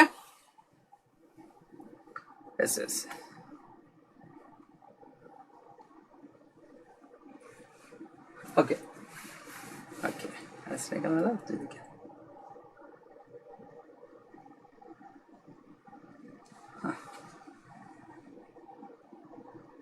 അപ്പൊ അവിടെ നമ്മൾ പറഞ്ഞുകൊണ്ടിരിക്കുന്നത് ബെൽജിയം ലീഡേഴ്സ് റിയലൈസ് ചെയ്ത യൂണിറ്റി ഓഫ് ദ കൺട്രി. ബെൽജിയത്തിലെ ലീഡേഴ്സ് ആണെങ്കിൽ എന്ത് റിയലൈസ് ചെയ്തു? യൂണിറ്റി ഓഫ് ദ കൺട്രി, രാജ്യത്തിന്റെ യൂണിറ്റിക്കാണ് ഇമ്പോർട്ടൻസ് കൊടുത്ത് നമുക്ക് കാണാൻ പറ്റും. അറ്റ് ദ സെയിം ടൈം എന്താണ് കമ്മ്യൂണിറ്റി ഗവൺമെന്റ് മനസ്സിലാവുന്നില്ല എന്ന് പറയുന്നത്. കമ്മ്യൂണിറ്റി ഗവൺമെന്റ് എന്ന് പറഞ്ഞാൽ സാർ ഒന്നും കൂടി പറയാം, എന്തായാലും മനസ്സിലാവില്ല നമുക്ക് പറഞ്ഞ സ്ഥിതിക്ക്, ബിക്കോസ് നിങ്ങൾ കുറച്ചും കൂടി ഇമ്പോർട്ടന്റ് ആയിട്ടുള്ള ഭാഗമാണ് അത്, അതുകൊണ്ട് തന്നെ നമുക്ക് ഒന്നും കൂടി പറയാം. കമ്മ്യൂണിറ്റി ഗവൺമെന്റ് എന്ന് പറഞ്ഞാൽ എൻറ്റയർ ബെൽജിയം എടുക്കുന്ന സമയത്ത് ആ മൊത്തം ബെൽജിയത്തിൽ എന്താ പറയാ, ഫ്രഞ്ച് സ്പീക്കേഴ്സ് ഉണ്ട്, ഫ്രഞ്ച് സ്പീക്കേഴ്സ് ഉണ്ട്, ഡച്ച് സ്പീക്കേഴ്സ് ഉണ്ട്. അതിൽ ഡച്ച് സ്പീക്കേഴ്സിനൊക്കെ എന്ത് ചെയ്യാൻ പറ്റും? അവർ ഏത് എന്താ പറയാ നമ്മൾ പറഞ്ഞ പോലെ തന്നെ ഏത് ടെറിട്ടറിയിലാണ് അല്ലെങ്കിൽ നമ്മൾ പറഞ്ഞ ഏത് സ്റ്റേറ്റിലാണ് അവർ താമസിക്കുന്നതെങ്കിലും അവർക്കൊക്കെ എന്ത് ചെയ്യാൻ പറ്റും? ഈ പറയുന്ന കമ്മ്യൂണിറ്റി ഗവൺമെന്റിന് വോട്ട് ചെയ്യാൻ പറ്റും. ഇനി പറഞ്ഞ പോലെ തന്നെ ഫ്രഞ്ച് സ്പീക്കേഴ്സിനും അതുപോലെ തന്നെ എന്ത് ചെയ്യാൻ പറ്റും? വോട്ട് ചെയ്യാൻ പറ്റും. അതായത് നമുക്ക് ഇപ്പോഴാണെങ്കിൽ നമുക്ക് നമ്മുടെ കോൺസ്റ്റിറ്റ്യുവൻസിയിൽ മാത്രമേ വോട്ട് ചെയ്യാൻ പറ്റുള്ളൂ. ഇത് അങ്ങനെയല്ല, ആ രാജ്യത്തെ എവിടെ നിന്നുകൊണ്ട് എന്ത് ചെയ്യാൻ പറ്റും? അവർക്ക് വോട്ട് ചെയ്യാൻ പറ്റും. അവർ ഏതൊക്കെ കാര്യങ്ങളാണ് ഇടപെടാന്ന് നോക്കുകയാണെങ്കിൽ നമുക്ക് കാണാൻ പറ്റുന്നത് കൾച്ചറൽ ഇഷ്യൂസിൽ, അതുപോലെ ലാംഗ്വേജ് ഇഷ്യൂസിൽ, അതുപോലെ എഡ്യൂക്കേഷൻ റിലേറ്റഡ് ആയിട്ടുള്ള ഇഷ്യൂസിലൊക്കെയാണ് ഈ പറയുന്ന കമ്മ്യൂണിറ്റി ഗവൺമെന്റ് ഇടപെടാം. ഇത്രയും കാര്യങ്ങൾ അവിടെ നമ്മൾ കാര്യമായിട്ട് പറഞ്ഞിട്ടുള്ളൂ കേട്ടോ. ഓക്കെ, ഇനി ഇവിടെ നമ്മൾ പറയുന്നത് എന്ത് ചെയ്തു? നമ്മുടെ ബെൽജിയത്തിലെ ലീഡേഴ്സ് എന്ത് റിയലൈസ് ചെയ്തു? Unity of the country or unity of the nation എന്ന് പറയുന്ന കാര്യം എന്ത് ചെയ്തു? റിയലൈസ് ചെയ്തായിട്ട് നമുക്ക് കാണാൻ പറ്റും. പക്ഷെ നമ്മൾ നെക്സ്റ്റ് പോയിന്റ് കൂടി നോക്കാം. Respect the feeling and interest of different communities and regions. ആ രാജ്യത്തിനകത്തുള്ള ഡിഫറെന്റ് കമ്മ്യൂണിറ്റീസിന്റെ ഇൻട്രസ്റ്റ് എന്താണ്, അവരുടെ ഫീലിംഗ്സ് എന്താണ്, അതിനെ റെസ്പെക്ട് ചെയ്യാൻ ആർക്ക് പറ്റിയിട്ടുണ്ട്? ബെൽജിയം ഗവൺമെന്റിന് പറ്റും. അപ്പൊ നമുക്കൊരു സല്യൂട്ട് കൊടുക്കാം അല്ലെ? ബെൽജിയം ഗവൺമെന്റ് നമുക്ക് എന്ത് ചെയ്യാം? ഒരു സല്യൂട്ട് കൊടുക്കാൻ പറ്റും അല്ലെ? ബെൽജിയം ആൻഡ് ശ്രീലങ്കന്റെ ഡിഫറൻസ് ആണോ സാർ? ബെൽജിയം ആൻഡ് ശ്രീലങ്കന്റെ ഡിഫറൻസ് ആണ് മക്കളെ. ഓക്കെ, ബെൽജിയത്തിന്റെയും ശ്രീലങ്കയുടെയും ഡിഫറൻസ് ആണ്. എങ്ങനെയാണ് അവർ ആ ഒരു ഡൈവേഴ്സിറ്റിയോട് അവരുടെ എന്താ പറയാ അവരുടെ ആറ്റിറ്റ്യൂഡ് എന്തായിരുന്നു അല്ലെങ്കിൽ അവരുടെ സമീപനം എന്തായിരുന്നു എന്നുള്ള കാര്യമാണ് ഈ ഒരു സ്ലൈഡിൽ പറയുന്നത് കേട്ടോ. ഓക്കെ അല്ലേ?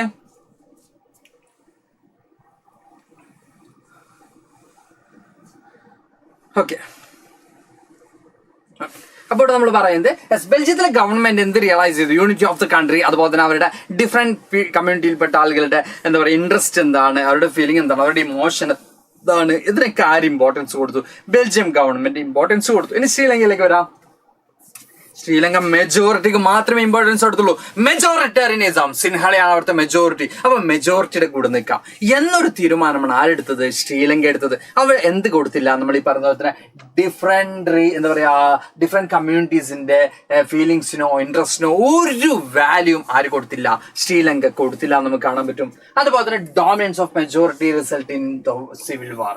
ആ ഒരു മെജോറിറ്റേറിയനിസത്തെ സപ്പോർട്ട് ചെയ്തതിന്റെ റിസൾട്ട് എന്ന് പറയുന്നത് സിവിൽ വാർ ആയിരുന്നു. പക്ഷെ ബെൽജിയത്തിലേക്ക് നമുക്ക് വരുമ്പോൾ കാണാൻ പറ്റും അവിടെ പീസ്ഫുൾ ആയിരുന്നു. അവിടെ എന്തുണ്ടായി? ഗ്രോത്ത് ഉണ്ടായി. അവിടെ പീസ്ഫുൾ ആയിരുന്നു. ബിക്കോസ് അവിടെ എന്തിന് ഇമ്പോർട്ടൻസ് കൊടുത്തില്ല? അവിടെ പറയുന്ന പോലെ തന്നെ അവിടെ ഒരു പെർട്ടിക്കുലർ റിലീജിയൻ ആദ്യം ഇമ്പോർട്ടൻസ് ഉണ്ടായിരുന്നെങ്കിലും പിന്നീട് അവർ റിയലൈസ് ചെയ്തു ഡിഫറെന്റ് കമ്മ്യൂണിറ്റീസിന്റെ പ്രോബ്ലംസ് അവർ റിയലൈസ് ചെയ്തു. അതിനുവേണ്ടി എന്ത് ചെയ്തു? അതിന്റെ സൊല്യൂഷന് വേണ്ടി അവർ 4 times അവരുടെ കോൺസ്റ്റിറ്റ്യൂഷൻ അമെൻഡ് ചെയ്തു. അങ്ങനെ കുറെ ചേഞ്ചസും ദെൻ ഇതിന് അഡീഷണൽ ആയിട്ട് അവർ എന്തും കൂടി ഫോം ചെയ്തു, കമ്മ്യൂണിറ്റി ഗവൺമെന്റ് അടക്കം ഫോം ചെയ്തു. അങ്ങനെ ടോട്ടലി ബെൽജിയം എന്ത് ചെയ്തു? ഈ പറയുന്ന കാര്യങ്ങളെ അല്ലെങ്കിൽ ഡൈവേഴ്സിറ്റിയെ അക്കോമഡേറ്റ് ചെയ്യാൻ ബെൽജിയത്തിന് തയ്യാറായി. ബട്ട് ശ്രീലങ്ക ആരുടെ കൂടെ നിന്നു? മെജോറിറ്റിയുടെ കൂടെ നിന്നു. മെജോറിറ്റേറിയനിസം എന്ന് പറയുന്ന പോളിസിയുടെ കൂടിയാണ് ശ്രീലങ്ക നിന്നത്. Is that clear? Sri Lanka and Belgium, what are the difference between Sri Lanka and Belgium? അല്ലെങ്കിൽ അവരുടെ ആറ്റിറ്റ്യൂഡ് എന്തായിരുന്നു? അവരുടെ ഗവൺമെന്റ് എങ്ങനെയാണ് അവിടുത്തെ പീപ്പിൾസിനെ കൈകാര്യം ചെയ്ത് ഹാൻഡിൽ ചെയ്തത് എങ്ങനെയായിരുന്നു എന്നുള്ള കാര്യമാണ് നമ്മളിവിടെ ഡിസ്കസ് ചെയ്ത്. ഇത് ക്ലിയർ ആണെങ്കിൽ ഒരു ഫയർ തരാം. മക്കൾക്ക് ക്ലിയർ അല്ലെങ്കിൽ ഒരു ഡിസ്ലൈക്ക് തന്നു. ഓക്കെ, ഇത് ക്ലിയർ ആണെങ്കിൽ ഒരു ഫയർ തരാം.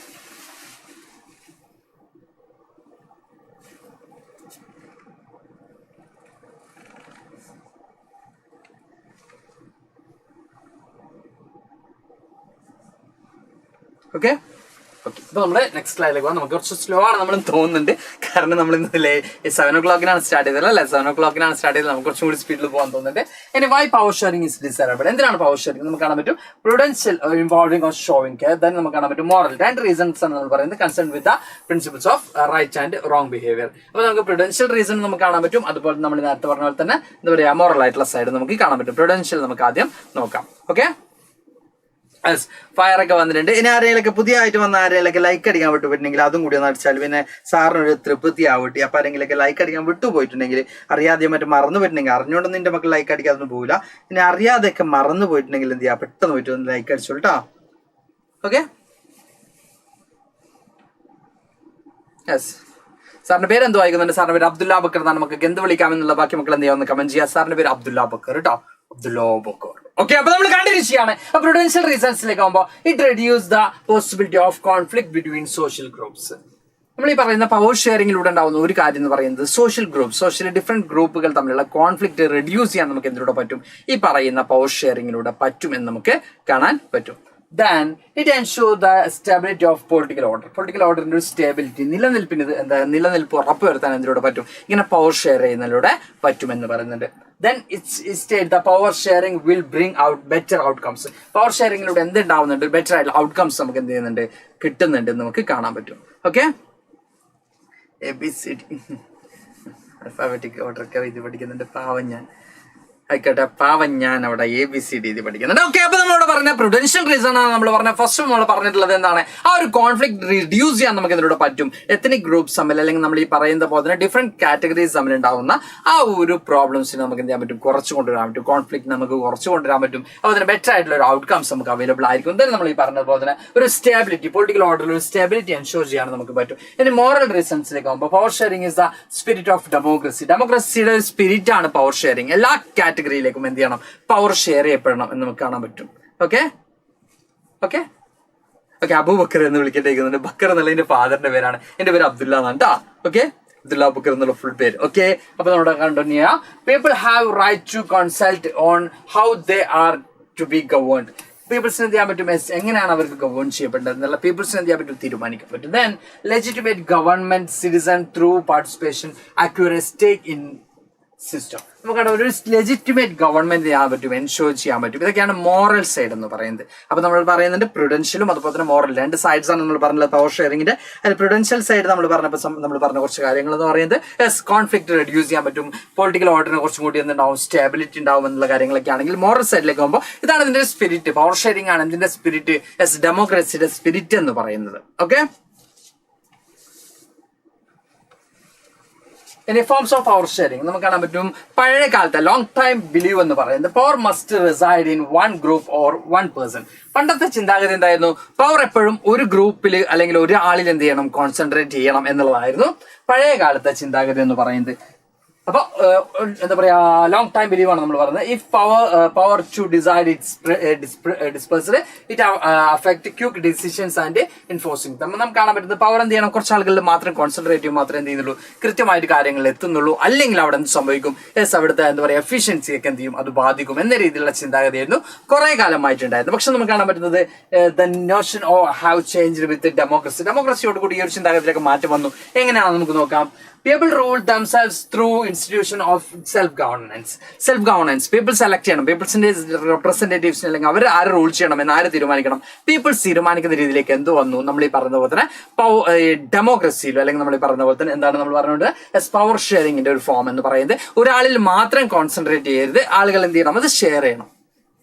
ആളുകൾ നമ്മൾ പറയാറില്ല, നമ്മൾ ക്ലാസ് കയറുമ്പോൾ എന്ത് പറയും? ആ ലിങ്ക് അങ്ങോട്ട് ഷെയർ ചെയ്തു, അല്ലെ നിങ്ങൾ മാത്രം പിടിച്ചു നിൽക്കണ്ട, ആ ലിങ്ക് അങ്ങോട്ട് ഷെയർ ചെയ്തെന്ന് പറയുന്ന പോലെ പവറും ഒരാളിൽ മാത്രം കോൺസെൻട്രേറ്റ് ചെയ്യുമ്പോൾ എന്ത് സംഭവിക്കുമെന്ന് നിങ്ങൾക്ക് ആർക്കും പറഞ്ഞു തരേണ്ട ആവശ്യമില്ല. നിങ്ങൾ കൃത്യമായിട്ടും അറിയുന്ന കാര്യം തന്നെയാണ്. ഫ്രഞ്ചിൽ എന്ത് സംഭവിച്ചു, അല്ലെങ്കിൽ എന്താ പറയുക റഷ്യയിൽ എന്ത് സംഭവിച്ചു, ഇതൊക്കെ മക്കൾക്ക് കൃത്യമായിട്ടും അറിയുന്ന കാര്യം തന്നെയാണ് അല്ലെ. അപ്പൊ പവർ ചില ആളുകളിൽ മാത്രം അല്ലെങ്കിൽ ചില ഹാൻഡ്സിൽ മാത്രം കോൺസെൻട്രേറ്റ് ചെയ്യുകയാണെങ്കിൽ അവിടെ എന്ത് സംഭവിക്കും? ഒബ്വിയസ്ലി അവിടുത്തെ പീപ്പിൾസിന് എന്ത് ചെയ്യും? അവർ വളരെ എന്താ പറയാ ബ്രൂട്ടലായിട്ട് ട്രീറ്റ് ചെയ്യും, അല്ലെങ്കിൽ അവരെ ക്രൂവൽ ആയിട്ടായിരിക്കും ട്രീറ്റ് ചെയ്യുക, അല്ലെങ്കിൽ പീപ്പിൾസിനെ കുറിച്ച് ബോധഡ് ആയിരിക്കില്ല ഗവൺമെന്റുകൾ നമുക്ക് കാണാൻ പറ്റും. അപ്പൊ പവർ ഷെയർ ചെയ്യുന്നതിലൂടെ നമുക്ക് എന്ത് ചെയ്യാൻ പറ്റും?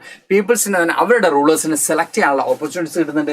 Then to respect given diverse group. അതുപോലെ തന്നെ എന്താ പറയാ ഡൈവേഴ്സ് ഗ്രൂപ്പുകളെ റെസ്പെക്ട് ചെയ്യാനും എന്ത് ചെയ്യുന്നുണ്ട്? അതിലൂടെ സാധിക്കുന്നുണ്ട്, നമുക്ക് കാണാൻ പറ്റും. ഓക്കെ ഓക്കെ, അപ്പൊ നമ്മൾ കണ്ടിന്യൂ ചെയ്യാം. ഇനി നമ്മൾ നോക്കുന്നത് in modern democracies power sharing arrangements can be take in many forms. നമുക്ക് മോഡേൺ ഡെമോക്രസിയിൽ പവർ ഷെയറിംഗ് അറേഞ്ച്മെന്റ് എന്ന് പറയുന്നത് നമുക്ക് കാണാൻ പറ്റും. ഫസ്റ്റ് ഓർഗൻസ് ഓഫ് ഗവൺമെന്റ് നോക്കുന്നത് ലെജിസ്ലേറ്റീവ്, എക്സിക്യൂട്ടീവ് ആൻഡ് ജുഡീഷ്യറി. ഈ രീതിയിൽ നമുക്ക് എന്ത് ചെയ്യാൻ പറ്റും? പവർ ഷെയർ ചെയ്യുന്ന മെത്തേഡ് നമുക്ക് കാണാൻ പറ്റും. ഇതിനെ നമ്മൾ പറയുന്നത് ഹൊറിസോണ്ടൽ ഡിസ്ട്രിബ്യൂഷൻ ഓഫ് പവർ എന്നുള്ളതാണ്. അതായത് നിങ്ങൾക്ക് എല്ലാവർക്കും അറിയുന്നതാണ് ലെജിസ്ലേച്ചറും എക്സിക്യൂട്ടീവും ജുഡീഷ്യറിയിലേക്കുമായിട്ട് പവർ ഷെയർ ചെയ്യുക. ഇതിന് നമ്മൾ പറയുന്നത് ഹൊറിസോണ്ടലാണ്. അപ്പൊ ഹൊറിസോണ്ടൽ ഇവിടെ വന്ന സ്ഥിതിക്ക് എന്തും വരാനുള്ള സാധ്യതയുണ്ട്, വെർട്ടിക്കൽ പവർ ഷെയറിംഗും വരാനുള്ള സാധ്യതയുണ്ട് എന്ന് നമുക്ക് കൃത്യമായിട്ട് പറയാം അല്ലെ. അപ്പൊ ഇവിടെ നമുക്ക് കാണാൻ പറ്റുന്നത് ഈ മൂന്ന് ഇൻസ്റ്റിറ്റ്യൂഷൻസ് എന്തുകൊണ്ടാണ്, അല്ലെങ്കിൽ നിങ്ങൾ ആലോചിച്ച് നോക്ക്, ഇവിടെ എന്തില്ല? ഇത്തരത്തിലുള്ള ഇൻസ്റ്റിറ്റ്യൂഷൻസ് ഇല്ല. അപ്പൊ സാറാണ് റൂളർ എന്ന് വിചാരിക്കുക, സാറാണ് ഗവേൺ ചെയ്യുന്നത്. സാറ് തന്നെ എന്ത് ചെയ്യുന്നു? കൈക്കൂലി വാങ്ങുന്നു. സാർ തന്നെ എന്ത് ചെയ്യുന്നു? സാറ് ഭരിക്കുന്നു, സാർ തന്നെ കക്കുന്നു, സാറ് കക്കുന്നതിനെ കുറിച്ച് സാർ തന്നെ അന്വേഷിക്കുന്നു, സാർ തന്നെ എന്ത് ചെയ്യുന്നു? അതിന് വിധിക്കുന്നു. ആലോചിച്ച് നോക്ക്, മൊത്തം സാറിന്റെ കൺട്രോളിലാണ് അല്ലെങ്കിൽ മൊത്തം എന്റെ കൺട്രോളിലാണെങ്കിൽ ഇവിടെ മൊത്തം എന്ത് ചെയ്യും? നാട് കട്ടുപിടിക്കാൻ എളുപ്പമല്ലേ? അപ്പൊ ഇതുകൊണ്ട് തന്നെ നമ്മൾ എന്ത് ചെയ്യാണ്? ഡിഫറെന്റ് ഓർഗൻസിലൂടെ എന്ത് ചെയ്യാണ്? പവർ ഷെയർ ആണ് ചെയ്യുന്നത്. ഡിഫറെന്റ് ഓർഗൻസിലൂടെ പവർ ഷെയർ ആണ്. അപ്പൊ ഇങ്ങനെ ഡിഫറെന്റ് ഓർഗൻസ് എന്ന് പറയുമ്പോൾ എക്സിക്യൂട്ടീവ് ഇൻഡിപെൻഡന്റ് ആണ്, അതുപോലെ തന്നെ ലെജിസ്ലേച്ചർ ഇൻഡിപെൻഡന്റ് ആണ്, അതുപോലെ തന്നെ ജുഡീഷ്യറി ഇൻഡിപെൻഡന്റ് ആണ്. But at the same time അതിന് എന്ത് ചെയ്യാൻ നമുക്ക് ചെയ്യാൻ പറ്റും? ബാലൻസ്ഡ് ആണ്. അത് നമ്മൾ പറയാനുണ്ട്, പരസ്പരം എന്ത് ചെയ്യാൻ പറ്റും? അതിൽ ഇടപെടാനുള്ള കാര്യങ്ങളുണ്ട്. അറ്റ് ദ സെയിം ടൈം ഇതിൽ നമ്മൾ ഈ പറയുന്ന പോലെ തന്നെ എന്താ പറയാ, നമ്മുടെ ഗവൺമെന്റ് തന്നെ എന്ത് ചെയ്യുന്നു?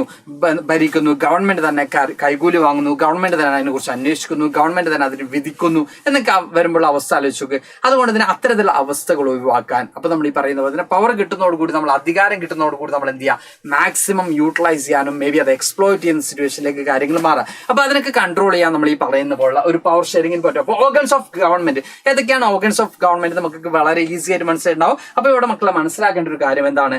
ഈ ഒരു ഓർഗൻസ് ഓഫ് ഗവൺമെന്റ് നമ്മൾ പറഞ്ഞത് ഹൊറിസോണ്ടൽ ഡിസ്ട്രിബ്യൂഷൻ ആണ് നമ്മൾ പറഞ്ഞിട്ടുള്ളത്. ഓക്കെ, ഇനി നമുക്ക് കാണാൻ പറ്റും such a separation ensure that one non of organ can exercise unlimited powers. ഇതിൽ ഓരോ ഓർഗനും എന്ത് ചെയ്യാൻ പറ്റില്ല? അൺലിമിറ്റഡ് ആയിട്ടുള്ള പവേഴ്സ് ഇല്ല എന്ന് നമുക്ക് കാണാൻ പറ്റും. ഇത് റിലേറ്റഡ് ആയിട്ടുള്ള ഒരു ക്വസ്റ്റ്യൻ വന്നിട്ടുണ്ട് പ്രീവിയസിൽ. അപ്പൊ മക്കൾ എന്ത് ചെയ്യാൻ നോട്ട് ചെയ്ത് പോട്ടെ. ഈ ഒരു എന്താ പറയാ, ഈ പറയുന്ന ഹൊറിസോണ്ടൽ ആയിട്ടുള്ള പവർ ഷെയറിംഗിന്റെ റിസൾട്ട് എന്താണെന്ന രീതിയിലുള്ള ക്വസ്റ്റ്യൻസ് വന്നിരുന്നു. അവിടെ എന്ത് ചെയ്യാം മനസ്സിലാക്കിയപ്പോൾ. അതുപോലെ തന്നെ നമ്മൾ ഈ പറയുന്ന എന്താ പറയാ ചെക്ക് ആൻഡ് ബാലൻസ് ലെജിസ്ലേറ്റീവ് എന്താണെന്നുള്ളത് ഡിഫൈൻ ചെയ്യാനും പറഞ്ഞിരുന്നു. അപ്പൊ ആ രീതിയിൽ ഈ സ്ലൈഡ് കുറച്ചും കൂടി ഇമ്പോർട്ടന്റ് ആണ്. 2 ക്വസ്റ്റ്യൻസ് ആർ കണ്ടിരുന്നു, അതിന് കുറച്ചും കൂടി ഇമ്പോർട്ടന്റ് ആണ്. കൃത്യമായിട്ട് എന്ത് ചെയ്യാൻ നോട്ട് ചെയ്ത് പോവാ. ഓക്കെ ഓക്കെ, അഭിരാം സന്തോഷം തൃപ്തിയായി മകനെ, തൃപ്തിയായി. ഇനിയിപ്പോ സാറൊന്ന് ചായ കുടിച്ച് കിടന്നുറങ്ങിയാലെന്ന് ആലോചിക്കാണ്. അപ്പൊ ക്ലാസ് കണ്ടിന്യൂ ചെയ്യേണ്ടത്, അതുകൊണ്ട് തന്നെ ക്ലാസ് കണ്ടിന്യൂ ചെയ്യുന്നുണ്ട്. അപ്പൊ സാറിന് ലുക്കാണെന്നൊക്കെ പറഞ്ഞ് സാർ ഇങ്ങനെ പുകത്തി വെച്ചിട്ടുണ്ട്, പൊക്കി വെച്ചിട്ടുണ്ട്, താഴേക്ക് എപ്പോൾ എടുത്തിടുന്ന് അറിയാൻ പറ്റില്ല. ഓക്കെ, അപ്പൊ സാർ ക്ലാസ് കണ്ടിന്യൂ ചെയ്യണം. അപ്പോൾ നമ്മൾ നോക്കുന്നത് such separation ensure that none of the organ can exercise unlimited powers. ഓരോ ഓർഗൻസിനും, ഒരു ഓർഗൻസ് എന്ന് പറയുമ്പോൾ നമ്മുടെ കയ്യും കാലവും നല്ല ഉദ്ദേശിക്കുന്ന എക്സിക്യൂട്ടീവ്, ജുഡീഷ്യറി, ലെജിസ്ലേച്ചർ, ഇതിൽ ഓരോ ഓർഗൻസിനും അൺലിമിറ്റഡ് ആയിട്ടുള്ള പവേഴ്സ് എന്ത് ചെയ്യാൻ പറ്റില്ല? എൻജോയ് ചെയ്യാൻ പറ്റൂല, നമുക്ക് എന്ത് ചെയ്യാൻ പറ്റും? കാണാൻ പറ്റും. അതുപോലെ തന്നെ one organ will not interfere in the matters of the other. ഒരു ഓർഗൻ എന്ത് ചെയ്യുന്നില്ല മറ്റൊരു ഓർഗന്റെ എന്താ പറയാ മാറ്റേഴ്സിൽ ഇടപെടുന്നില്ല എന്ന് നമുക്ക് കാണാൻ പറ്റും. അതേപോലെ each organ check the other which result in balance of power among various organs. നമുക്ക് അവിടെ കാണാൻ പറ്റും എല്ലാ ഓർഗൻസും ഇതിന്റെ കൃത്യമായിട്ട് അതിന്റെ എന്ത് ചെയ്യുന്നുണ്ട് കാര്യങ്ങൾ ചെക്ക് ചെയ്തുകൊണ്ട് തന്നെയാണ് എന്ത് ചെയ്യുന്നത് മുമ്പോട്ട് പോകുന്നത് നമുക്ക് കാണാൻ പറ്റും. Then this result the balance of power among the various institutions. ഇപ്പൊ നമ്മൾ പറയുകയാണെങ്കിൽ ജുഡീഷ്യറി എന്തിനെ ക്രിറ്റിസൈസ് ചെയ്യാൻ പറ്റും? ലെജിസ്ലേച്ചറിൽ എടുത്തിട്ടുള്ള ഒരു ലോ മേക്ക് ചെയ്തു, അതിനെന്താ പറയാ, അതിന് എന്ത് കൊടുക്കണോ, വാലിഡിറ്റി കൊടുക്കണോ, അല്ലെങ്കിൽ എന്തിനൊക്കെ പ്രോബ്ലംസ് ഉണ്ടോ, ഇതിൽ ക്രിറ്റിസൈസ് ചെയ്യാനുള്ള പവർ ആയിരിക്കും ജുഡീഷ്യറിക്ക് ഉണ്ട്. നമുക്ക് കൃത്യമായിട്ട് കാണാൻ പറ്റും ജുഡീഷ്യറി എന്ന് പറയുന്നത് ഏറ്റവും മോസ്റ്റ് അപ്പെക്സ് പവർ ആണ് നമ്മൾ പറയുന്നത്. എസ്പെഷ്യലി അതിൽ സുപ്രീം കോടതി എന്നൊക്കെ പറയുന്നത് അപ്പെക്സ് കോർട്ടാണ്. അപ്പൊ ഇതിൽ വരുന്ന ചില കാര്യങ്ങൾ ആർക്ക് ഇടപെടാം? ജുഡീഷ്യറിക്ക് ഇടപെടാൻ പറ്റും. പക്ഷെ ഒന്നിന്റെ കാര്യത്തിലും എന്ത് ചെയ്യുന്നില്ല, ഇടപെടുന്നില്ല. പക്ഷെ എന്ത് ചെയ്യാം? ക്രിറ്റിസൈസ് ചെയ്യാം, അല്ലെങ്കിൽ എന്താ പറയാ ചൂണ്ടിക്കാണിക്കാനൊക്കെ പറ്റും. ഓക്കെ ഓക്കെ ഓക്കെ ഓക്കെ നമ്മൾ ഒരു ചാപ്റ്റർ കഴിഞ്ഞ സമയം ഒരു ചാപ്റ്റർ കഴിഞ്ഞിട്ടില്ല. ഓക്കെ, ഇനി power can shared among government and different level. നമ്മളോട് പറയുന്നുണ്ട് വേറെ രീതിയിലുള്ള പവർ ഷെയറിംഗ് ആണ് പറയുന്നത്. നമ്മൾ നേരത്തെ പറഞ്ഞ വേർട്ടിക്കൽ ആയിട്ടുള്ള പവർ ഷെയറിംഗ് ആണ് നമുക്ക് നോക്കാനുള്ളത്. വേർട്ടിക്കൽ ആയിട്ടുള്ള പവർ ഷെയറിംഗ് എന്ന് പറയുന്നത് ലെവൽ ഓഫ് ഗവൺമെന്റ് ആണ്. ലെവൽ ഓഫ് ഗവൺമെന്റ് എന്ന് പറയുമ്പോൾ central government, state government, local government. ഇത് മക്കൾക്ക് അടുത്ത ചാപ്റ്ററിൽ ഫെഡറലിസം എന്ന് പറയുന്ന ചാപ്റ്ററിൽ പ്രധാനമായിട്ടും പഠിക്കാനുള്ളത് ഈ ഒരു ടോപ്പിക് ആണ് നമുക്ക് അറിയാം. അവിടെ നമ്മൾ ഡീറ്റെയിൽ ആയിട്ട് അവിടെ പഠിക്കും. അപ്പൊ ഈ ഒരു ലെവൽ ഓഫ് ഗവൺമെന്റിലേക്ക് പവർ ഷെയർ ചെയ്യുക, that means central government, state government, local government എന്ന രീതിയിലേക്ക് ഈ ഒരു 3 ടയറിലേക്ക് പവർ ഷെയർ ചെയ്യുന്ന മെത്തേഡിനെയാണ് നമ്മൾ പറയുന്നത് vertical power sharing എന്ന് പറയുന്നത്. ഓക്കെ, അപ്പോൾ ഇവിടെ നമുക്ക് കാണാൻ പറ്റും A general government for the entire country and governments at the provincial or regional level which is called federal government. What is called federal government എന്ന് ചോദിക്കുമ്പോൾ എന്ത് ചെയ്യുന്നുണ്ട്? നമുക്ക് കാണാൻ പറ്റും സെൻട്രൽ ഗവൺമെന്റ് ഉണ്ട്, അല്ലെങ്കിൽ യൂണിയൻ ഗവൺമെന്റ് ഉണ്ട്, അല്ലെങ്കിൽ നമ്മൾ അതിന് ജനറൽ ഗവൺമെന്റ് എന്നാണ് വിളിക്കുക. നമ്മൾ എന്താ പറയാ കേന്ദ്രഭരണം അല്ലെങ്കിൽ കേന്ദ്ര മന്ത്രിസഭ എന്നൊക്കെ പറയും അല്ലെ. ആ ഒരു കേന്ദ്രത്തെ നമ്മൾ ജനറൽ ഗവൺമെന്റ് അല്ലെങ്കിൽ സെൻട്രൽ ഗവൺമെന്റ് അല്ലെങ്കിൽ യൂണിയൻ ഗവൺമെന്റ് എന്നാണ് വിളിക്കുക. then ഓരോ നമ്മൾ പറഞ്ഞ ഓരോ ടെറിട്ടറീസിനും അല്ലെങ്കിൽ ഓരോ പ്രൊവിൻസസിനും എന്തുണ്ട് സെപ്പറേറ്റ് ഗവൺമെന്റ് ഉള്ള ആ ഒരു മെത്തേഡാണ്, ആ ഒരു പവർ ഷെയറിംഗ് മെത്തേഡിനെയാണ് നമ്മൾ എന്ത് പറയുന്നത്? ഈ പറഞ്ഞതുപോലെ തന്നെ വേർട്ടിക്കൽ പവർ ഷെയറിംഗ് അല്ലെങ്കിൽ നമ്മൾ ലെവൽ ഓഫ് ഗവൺമെന്റ് ത്രൂ ഉള്ള പവർ ഷെയറിംഗ് എന്ന് പറയുന്നത്.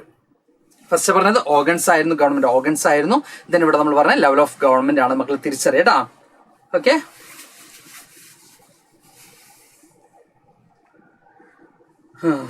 പാവം ഞാൻ എന്തൊക്കെയോ ഡിസ്കവർ ചെയ്യുന്നുണ്ട്. യെസ്, അപ്പൊ നിങ്ങൾക്ക് മനസ്സിലൊന്ന് കത്തി നിൽക്കാൻ വേണ്ടി സാർ ചെയ്തതാണ് മക്കളെ. ഓക്കെ, അപ്പൊ നമ്മൾ കണ്ടിന്യൂ ചെയ്യാണ്. ഓക്കെ, നമ്മൾ പറഞ്ഞ പവർ ഷെയറിംഗ് എമംഗ് സോഷ്യൽ ഗ്രൂപ്പ്സിലൂടെ പവർ ഷെയറിംഗ് നമുക്ക് നോക്കാം. Social groups, religious and linguistic groups. Community government of Belgium is a good example. നമ്മൾ പറഞ്ഞാൽ തന്നെ ഡിഫറെന്റ് സോഷ്യൽ ഗ്രൂപ്പ്സിന് പവർ ഷെയർ ചെയ്യുന്നതിന് നമുക്ക് ഒരു എക്സാമ്പിൾ എന്തെടുക്കാം? യെസ്, കമ്മ്യൂണിറ്റി ഗവൺമെന്റ് തന്നെ നമുക്ക് എക്സാമ്പിൾ എടുക്കാം. അപ്പൊ ഡിഫറെന്റ് സോഷ്യൽ ഗ്രൂപ്പ്സിലൂടെയും പവർ ഷെയർ ചെയ്യപ്പെടുന്നുണ്ട്. ദെൻ നമ്മളിവിടെ പറയുന്നുണ്ട് constitutional and legal arrangements of the weaker sections and വിമൻഡും അതുപോലെ വീക്കർ സെഷൻ ഒക്കെ എന്ത് ചെയ്യുന്നുണ്ട്? കോൺസ്റ്റിറ്റ്യൂഷനിലും അതുപോലെ തന്നെ ലീഗൽ അറേഞ്ച്മെന്റിലൂടെ അവരുടെ എംപവർമെന്റ് അല്ലെങ്കിൽ അവർക്ക് റിസർവേഷനും കാര്യങ്ങളൊക്കെ പ്രൊവൈഡ് ചെയ്യുന്നതായിട്ട് നമുക്ക് കാണാൻ പറ്റും. എന്തോ കൂടിയിട്ടുണ്ട്. It mean to give space in the government and administration to diverse social groups. അപ്പൊ ഇതിൽ ഡൈവേഴ്സ് സോഷ്യൽ ഗ്രൂപ്പ്സിന് എന്ത് ചെയ്യാൻ പറ്റുന്നുണ്ട്? ഗവൺമെന്റിന്റെ പാർട്ട് ആവാൻ പറ്റുന്നുണ്ട്. റിസർവേഷൻ പോലെയുള്ള കാര്യങ്ങൾ വഴി എന്ത് ചെയ്യാൻ പറ്റുന്നുണ്ട്? വീക്കർ സെഷന് അല്ലെങ്കിൽ വിമൻസിനൊക്കെ എന്ത് ചെയ്യാൻ പറ്റുന്നുണ്ട്? ഗവൺമെന്റിന്റെ പാർട്ട് ആവാൻ പറ്റുന്നതായിട്ട് നമുക്ക് കാണാൻ പറ്റും. It issued the give fair chance to minority community. അപ്പൊ ഇതിലൂടെ മൈനോറിറ്റി കമ്മ്യൂണിറ്റീസിന് എന്ത് കിട്ടുന്നുണ്ട്? ഫെയർ ചാൻസ് കിട്ടുന്നുണ്ട്.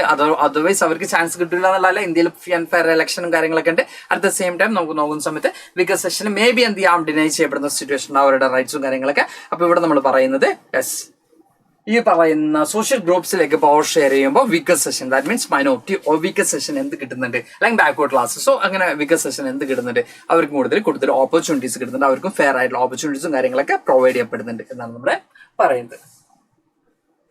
Power shared by political parties, pressure groups and movement. Pressure groups എന്ന് പറയുമ്പോൾ ഒരു പെർട്ടിക്കുലർ ഇഷ്യൂസിനൊക്കെ ബേസ് ചെയ്തിട്ട് ഫോം ചെയ്യപ്പെടുന്ന മൂവ്മെന്റ്സ് ഒക്കെയാണ് അല്ലെങ്കിൽ ഗ്രൂപ്പ്സിനാണ്. പൊളിറ്റിക്കൽ പാർട്ടി അല്ല, അവരൊരിക്കലും ഇലക്ഷൻ ഓറിയന്റഡ് ആയിട്ട് ഫോം ചെയ്യുന്ന മൂവ്മെന്റ് എന്താ പറയുക പാർട്ടീസ് അല്ല. മക്കൾക്ക് അറിയുന്ന കാര്യങ്ങൾ തന്നെയാണ്. എന്നാലും സാർ ജസ്റ്റ് ഒന്ന് ഓർമ്മിച്ചതേ ഉള്ളൂ. പ്രഷർ ഗ്രൂപ്പ്സിനെ കുറിച്ച് നിങ്ങൾ ഓൾറെഡി പഠിച്ചു കഴിഞ്ഞിട്ടുണ്ട്.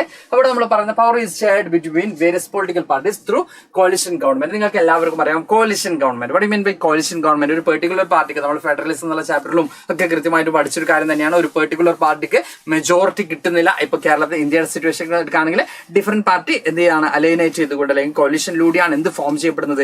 ഗവൺമെന്റുകൾ ഫോം ചെയ്യപ്പെടുന്നത് അല്ലെ. അപ്പൊ ഒരു പെർട്ടിക്കുലർ പാർട്ടിക്ക് എന്ത് കിട്ടുന്നില്ല? ഒരു മെജോറിറ്റിയുടെ സപ്പോർട്ട് ഒന്നും കിട്ടാത്ത സിറ്റുവേഷനിലേക്ക് കാര്യങ്ങൾ മാറിയിട്ട് വോട്ട് എന്ത് ചെയ്യുന്നുണ്ട്? സ്പ്ലിറ്റ് ആയി പോകുന്നുണ്ട്. വോട്ട് പല പല പല പല പല പല പല പല ചെറിയ ചെറിയ ചെറിയ പാർട്ടിക്കായിട്ട് എന്ത് ചെയ്യുന്നുണ്ട്? യെസ്, സ്പ്ലിറ്റ് ആയി പോകുന്നതായിട്ട് നമുക്ക് കാണാൻ പറ്റില്ല. അപ്പൊ അത്തരത്തിലുള്ള സിറ്റുവേഷനിൽ കോalition ഗവൺമെന്റ് ആണ് എന്ത് ചെയ്യുക? കോമൺലി നമുക്ക് കാണാൻ പറ്റുന്നത്. അതായത് കൂടുതൽ ചെറിയ ചെറിയ പാർട്ടികളൊക്കെ എന്ത് ചെയ്യണം? ഒന്നിച്ചുകൊണ്ട് ഭരിക്കുന്ന രീതിയാണ്, അല്ലെങ്കിൽ ഏതെങ്കിലും ഒരു പാർട്ടിയായിട്ട് സഖ്യമുണ്ടാക്കുന്ന രീതിയാണ് നമുക്ക് കാണാൻ പറ്റുന്നത്.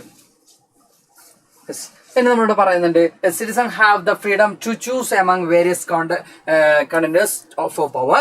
Then it ensures that power does not remain in one hand. Then interest groups, traders, businessmen, industries, farmers, industry workers also share the power. Okay, നമ്മളിവിടെ പറയുന്നുണ്ട് ഈ പറയുന്ന political parties through power share ചെയ്യുമ്പോൾ അവർക്ക് ആരെയാണോ താല്പര്യം അവരെ ചൂസ് ചെയ്യാനുള്ള ഓപ്പർച്യൂണിറ്റീസ് പബ്ലിക്കിന് കിട്ടുന്നുണ്ട്, അല്ലെങ്കിൽ നമ്മൾ പറഞ്ഞ സിറ്റിസൺസിന് കിട്ടുന്നുണ്ട്. അതുപോലെ തന്നെ പവർ എന്ത് ചെയ്യുന്നില്ല? ഒരിക്കലും ഒരു വൺ ഹാൻഡിൽ അല്ലെങ്കിൽ ഒരു സിംഗിൾ ഹാൻഡിൽ അല്ലെങ്കിൽ ഒരു സിംഗിൾ ഗ്രൂപ്പിൽ എന്ത് ചെയ്യുന്നില്ല? കോൺസെൻട്രേറ്റ് ചെയ്യുന്നില്ല എന്ന് നമുക്ക് കാണാൻ പറ്റും. അതുപോലെ തന്നെ വേരിയസ് സെക്ഷൻ ഓഫ് ദ സൊസൈറ്റിക്ക് എന്ത് ചെയ്യാൻ പറ്റുന്നുണ്ട്? ഇതിന്റെ ഭാഗമാവാൻ പറ്റുന്നുണ്ട്. ഓക്കെ, ഇനി ഈ ഒരു ചാപ്റ്റർ കഴിഞ്ഞു. ഇനി ഈ ഒരു ചാപ്റ്റർ റിലേറ്റഡ് ആയിട്ട് വന്നിട്ടുള്ള ഒരു ചോദ്യമാണ്. 1-2 ചോദ്യങ്ങളാണ് സാർ ആഡ് ചെയ്തിട്ടുള്ളത്. ഓക്കെ, കുറെ ചോദ്യങ്ങൾ ആഡ് ചെയ്തിട്ടില്ല, ബിക്കോസ് നമ്മുടെ ടൈം ലിമിറ്റ് മക്കൾക്ക് തന്നെ അറിയുന്നതാണ്. നമ്മൾ എന്തായാലും ക്വസ്റ്റ്യൻസും കാര്യങ്ങളൊക്കെ ആയിട്ട് വീണ്ടും വരും. മക്കൾ ആരും വരിഡ് ആവണ്ട. അപ്പോൾ ഇന്നത്തെ ക്ലാസ് ഇവിടെ അവസാനിക്കുന്നില്ല, നമ്മൾ തുടരുകയാണ്. ഫസ്റ്റ് ചാപ്റ്റർ മാത്രമേ കംപ്ലീറ്റ് ആയിട്ടുള്ളൂ. ഓക്കെ, ഇനിയിപ്പോൾ മക്കൾ ആരും ഇറങ്ങി ഓടാൻ നിൽക്കേണ്ട. അപ്പോൾ ഇവിടെ നമ്മൾ പറയുന്നത് what is the system of check and balance ensure in power sharing. നമുക്ക് കാണാൻ പറ്റും that none of the organs of the government can exercise unlimited powers ഒരു ഓർഗൻസിനും എന്ത് ചെയ്യാൻ പറ്റുന്നില്ല? എൻജോയ് ചെയ്യാൻ പറ്റുന്നില്ല എന്നുള്ളതാണ് ഈ ഒരു ചെക്ക് ആൻഡ് ബാലൻസ് സിസ്റ്റം കൂടി നമുക്ക് കിട്ടുന്ന കാര്യം എന്ന് പറയുന്നത്. Okay, then which factor is responsible for increasing the feeling of alienation among the Sri Lankan തമിഴ്സിന് ഫീലിംഗ് ഓഫ് അലിനേഷൻ, ഞങ്ങൾ ഒറ്റപ്പെട്ടു പോയി എന്ന തോന്നലുണ്ടാക്കാനുള്ള പ്രധാനപ്പെട്ട കാരണം എന്തായിരുന്നു എന്നുള്ള ചോദ്യത്തിന് മെജോറിറ്റേറിയനിസം ആയിരുന്നു അവിടുത്തെ സിൻഹള സ്പീക്കേഴ്സ് അല്ലെങ്കിൽ സിൻഹള ഗവൺമെന്റ് എസ്റ്റാബ്ലിഷ് ചെയ്ത ഫോം ചെയ്ത മെജോറിറ്റിക്ക് ഇമ്പോർട്ടൻസ് കൊടുത്തിട്ടുണ്ട് ആ ഒരു കൺസെപ്റ്റ് ആയിരുന്നു കാരണമെന്ന് നമുക്ക് കാണാൻ പറ്റും. ഒരു കുറച്ച് ലോങ് ആയിട്ടുള്ള ഒരു ക്വസ്റ്റ്യൻ കൂടി തന്നിട്ട് എക്സ്പ്ലെയിൻ ഇനി 3 elements of Belgium model of power sharing. നമുക്ക് കാണാൻ പറ്റുന്നത് the main elements of Belgium model of power sharing includes a constitution prescribes that the number of Dutch and French speaking ministers shall be equal in the central government. Some special laws require the supreme of majority of the members from each linguistic group. Thus no single community can make decision unilaterally. നമ്മൾ പറയുന്നത് ബെൽജിയത്തിൽ കൊണ്ടുവന്നുള്ള first system എന്ന് പറയുന്നത് equal opportunities കൊടുത്തു അല്ലെ. എന്താ പറയാ both linguistic സ്പീക്കേഴ്സിനും equal opportunities കൊടുത്തു. അപ്പോൾ തന്നെ ഒരു സ്പീക്കേഴ്സിന് മാത്രം അല്ലെങ്കിൽ ഒരു ഗ്രൂപ്പിന് മാത്രം ഒറ്റയ്ക്ക് എന്ത് ചെയ്യാൻ പറ്റില്ല? തീരുമാനങ്ങൾ എടുക്കാൻ പറ്റില്ല, ഡിസിഷൻസ് ഒന്നും എടുക്കാൻ പറ്റാത്ത രീതിയിലേക്ക്, പുതിയ ലോ മേക്കിംഗ് ഒന്നും എന്ത് ചെയ്യാൻ പറ്റില്ല, ചെയ്യാൻ പറ്റാത്ത രീതിയിൽ കാര്യങ്ങൾ വന്നു. Okay,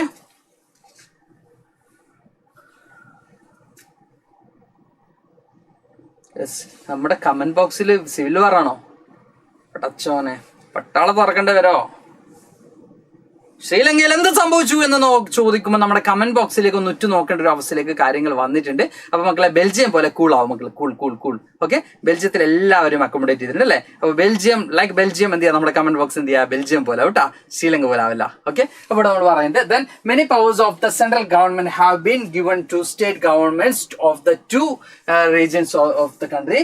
The state governments are not subordinate the central government. നമുക്ക് കാണാൻ പറ്റും പല പവേഴ്സും സ്റ്റേറ്റ് ഗവൺമെന്റ് കൊടുത്തു. അപ്പൊ അതിന് സ്റ്റേറ്റ് ഗവൺമെന്റ് ഒരിക്കലും എന്തല്ല subordinate അല്ല എന്നും കൂടി എന്ത് ചെയ്തു, എൻഷുർ ചെയ്തായിട്ട് നമുക്ക് കാണാൻ പറ്റും. Then Brazil had a separate government in which both communities have equal representation. Brazil ആണെങ്കിലും എന്ത് ചെയ്തു, രണ്ട് കമ്മ്യൂണിറ്റിക്കും ഈക്വൽ ആയിട്ടുള്ള റെപ്രസെന്റേഷൻ കൊടുത്തായിട്ട് നമുക്ക് കാണാൻ പറ്റും. ഓക്കെ, അപ്പൊ അപ്പൊ മക്കൾ എന്ത് ചെയ്യാ, അപ്പൊ നമ്മുടെ കമന്റ് ബോക്സ് ബെൽജിയമായിട്ട് പ്രഖ്യാപിക്കുക, ശ്രീലങ്ക അല്ല എന്നുള്ളത് എന്ത് ചെയ്യാം മക്കൾ ഒന്ന് ഉറപ്പിക്കട്ടോ. കമന്റ് ബോക്സിൽ എന്ത് സംഭവിച്ചു, കമന്റ് ബോക്സിൽ എന്താ നടക്കുന്നതെന്ന് ചോദിക്കുന്ന അവസ്ഥയിലേക്ക് കാര്യങ്ങൾ വരരുത്. അപ്പൊ നമ്മളിപ്പോ 31 സ്ലൈഡ്സ് കംപ്ലീറ്റ് ചെയ്തിട്ടുണ്ട്. നെക്സ്റ്റ് ചാപ്റ്റർ ഫെഡറലിസം എന്ന് പറയുന്നത് വളരെ സിമ്പിൾ ആയിട്ടുള്ള ഒരു ചാപ്റ്റർ ആണ്, വളരെ ഈസി ആയിട്ടുള്ള ഒരു ചാപ്റ്റർ ആണ്. ഓക്കെ, അപ്പൊ ആ ഒരു ഈസി സിമ്പിൾ ചാപ്റ്ററിലേക്ക് നമുക്ക് പോകാം. കലിപ്പൻ സ്പോട്ടഡ് എന്ന് പറയുന്നുണ്ട്. അപ്പൊ കാന്താരിയും കൂടി വരാനുണ്ടാവും. അപ്പൊ കാന്താരിയും കലിപ്പനൊക്കെ അവിടെ കളിക്കാതെ നമ്മൾ എന്ത് ചെയ്യുക, ക്ലാസ്സിലേക്ക് തന്നെ കൂടുതൽ ശ്രദ്ധിക്കട്ടാ. ഓക്കെ, അപ്പൊ കലിപ്പനും കാന്താരിയും ഒക്കെ കളിച്ച് അവിടെ എന്ത് ചെയ്യണ്ട, അവിടെ നിൽക്കണ്ട, എല്ലാവരും എന്ത് ചെയ്യുക, ക്ലാസ്സിലേക്ക് തന്നെ കോൺസെൻട്രേറ്റ് ചെയ്യാം മാക്സിമം. അപ്പൊ ഇവിടെ നമുക്ക് നെക്സ്റ്റ് ചാപ്റ്ററിലേക്ക് പോകാം. ഫെഡറലിസം എന്ന് പറഞ്ഞ ചാപ്റ്റർ വളരെ ഈസിയാണ് എന്ന് സാർ പറയുന്നില്ല, പക്ഷേ ഈസിയാണ്, കമ്പാരിറ്റീവ്ലി ഈസി ആയിട്ടുള്ള ചാപ്റ്റർ ആണ്. യെസ്, ഓക്കെ, നാളെ ഐടിയുടെ മോഡൽ എക്സാം ആണെന്നൊക്കെ പറയുന്നത് അടിപൊളിയായിട്ട് എക്സാം ഒക്കെ അറ്റൻഡ് ചെയ്യാം. ഓക്കെ, ഫെഡറൽ ഗവൺമെന്റ് എക്സാം പറയുന്ന സമയത്ത് നമുക്ക് കാണാൻ പറ്റും. Constitution of Belgium was to reduce the power of the central government and to give these powers to the regional government. നമ്മളോട് വീണ്ടും ബെൽജിയത്തിലേക്ക് എന്ത് വന്നു, ഫസ്റ്റ് ചാപ്റ്ററിലൂടെ ബെൽജിയം ഒഴിവാക്കി കൂടെ എന്ന് മക്കൾ ചോദിക്കും അല്ലെ. അപ്പൊ ബെൽജിയത്തിന് നമ്മൾ എന്ത് ചെയ്യുന്നില്ല, ഡൈവേഴ്സ് ചെയ്യുന്നില്ല, നമ്മൾ കൂടെ കൂട്ടാണ്, ബെൽജിയത്തിനും കൂടെ നമ്മുടെ ജീവിതത്തെ പങ്കാളിയാക്കാണ്, നമ്മുടെ ഭാഗമാക്കാണ് നമ്മൾ ചെയ്യുന്നത്. അപ്പൊ ബെൽജിയത്തിന് നമ്മൾ സെക്കൻഡ് ചാപ്റ്ററിലേക്ക് എന്ത് ചെയ്തിട്ടുണ്ട്, വലിച്ചിങ്ങോട്ടേക്ക് ഇട്ടിട്ടുണ്ട്. അപ്പൊ ഇവിടെ നമ്മൾ ബെൽജിയം എക്സാമ്പിൾ വന്നു. എന്തുകൊണ്ടാണ്, ബെൽജിയം എന്ത് ചെയ്തിട്ടുണ്ട്, സെൻട്രൽ ഗവൺമെന്റിലുള്ള പവർ റെഡ്യൂസ് ചെയ്തുകൊണ്ട് ആർക്ക് പവർ ഷെയർ ചെയ്തിട്ടുണ്ട്, സ്റ്റേറ്റ് ഗവൺമെന്റിലേക്ക് പവർ ഷെയർ ചെയ്തിട്ടുണ്ട്. അപ്പൊ ബെൽജിയത്തിലേക്ക് നമുക്ക് ബെൽജിയത്തിന് എന്ത് കാണാൻ പറ്റും, ബെൽജിയത്തിന് എന്തിന് ഇമ്പോർട്ടൻസ് ഉണ്ട്, നമ്മൾ ഈ പറഞ്ഞ പോലെ ഒരു ഫെഡറൽ ഗവൺമെന്റ് എന്ന രീതിയിലേക്ക് ബെൽജിയം എന്ത് ചെയ്തിട്ടുണ്ട്, മാറിയിട്ടുള്ളതായിട്ട് നമുക്ക് കാണാൻ പറ്റും. Then regional government has their roles and powers, but all these powers were given to this regional government and could be withdrawn by central government. Then the change that took place in 1993 was that the regional government were given constitutional power that were no longer dependent on the central government. നമ്മളോട് പറയുകയാണെങ്കിൽ എല്ലാ പവേഴ്സും regional government കൊടുക്കുകയാണെങ്കിൽ central government withdraw ചെയ്യേണ്ടി വരും, പിരിച്ചുവിടേണ്ടി വരും, അല്ലെങ്കിൽ disperse ചെയ്യേണ്ട സിറ്റുവേഷനും കാര്യങ്ങളൊക്കെ വരും. അപ്പൊ നമുക്ക് പവർ ഷെയറിംഗ് അല്ലെങ്കിൽ ഫെഡറലിസം എന്ന് പറയുന്ന കൺസെപ്റ്റ് കൃത്യമായിട്ട് എന്ത് ചെയ്യാം നോക്കട്ടാ. ഓക്കെ, അപ്പോ സാറ് നേരത്തെ ഒരു തമാശ രീതിയിൽ എന്ത് ചെയ്തു മക്കളോട് പറഞ്ഞു.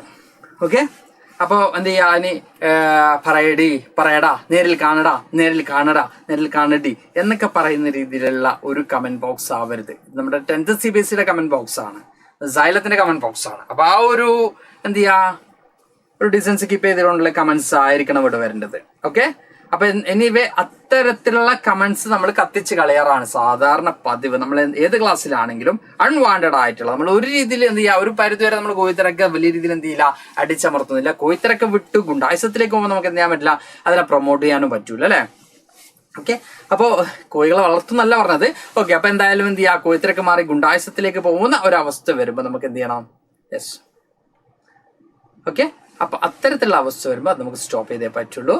ഓക്കെ, ഇനി എന്ത് ചെയ്യാം, മക്കളൊന്ന് കത്തിച്ചോ, കമന്റ് ബോക്സ് കത്തിച്ചോ. ഇനി അത്തരത്തിലുള്ള കമന്റ്സ് അവിടെ കാണാൻ പാടില്ല. ഓക്കെ,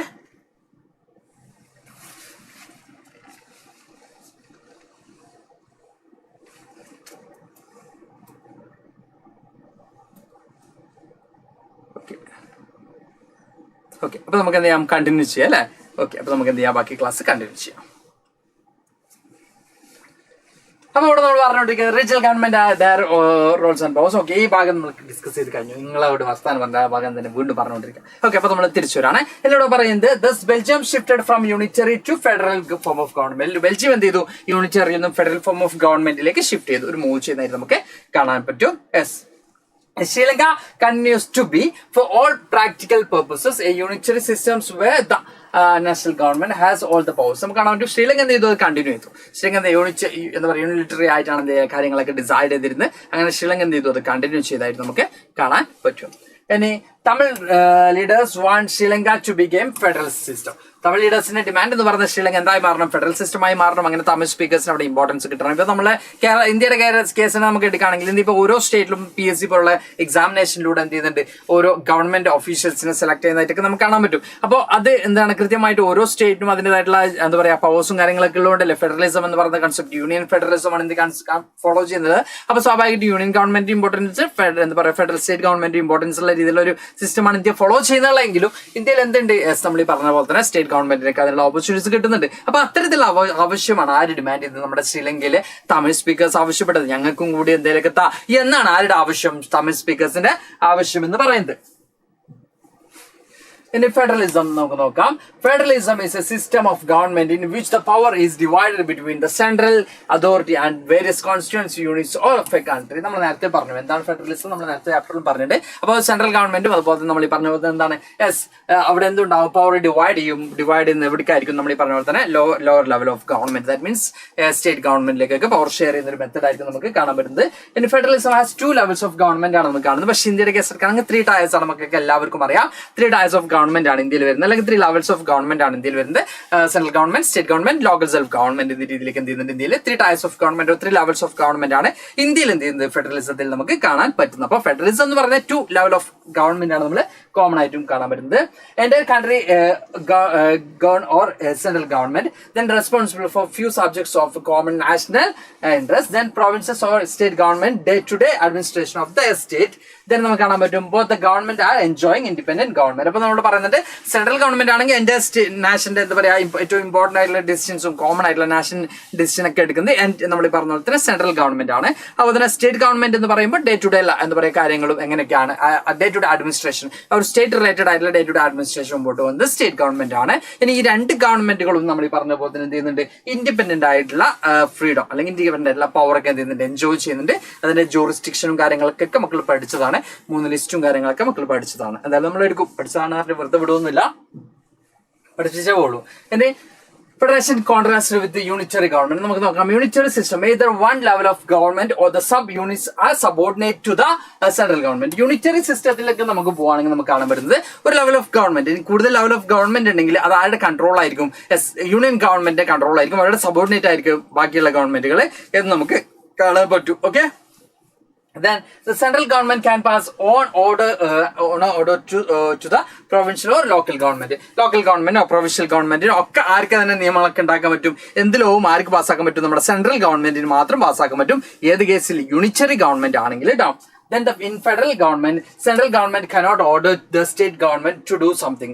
ഒരിക്കലും നമ്മൾ ഈ പറഞ്ഞ പോലെ തന്നെ ഫെഡറൽ ഗവൺമെന്റിന് എന്ത് ചെയ്യാൻ പറ്റില്ല, സെൻട്രൽ ഗവൺമെന്റിനോട് ഈ അങ്ങനെ ഇങ്ങനെ ചെയ്യുന്നത് ചെയ്യാൻ പറ്റില്ല, ഓർഡർ ചെയ്യാൻ പറ്റൂല എന്നാണ് നമ്മൾ പറയുന്നത്.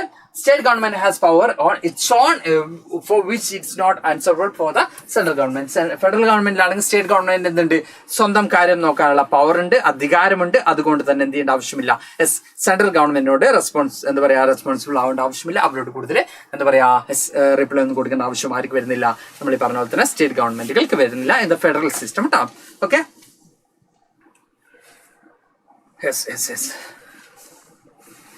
then features of federalism most important ആണ്.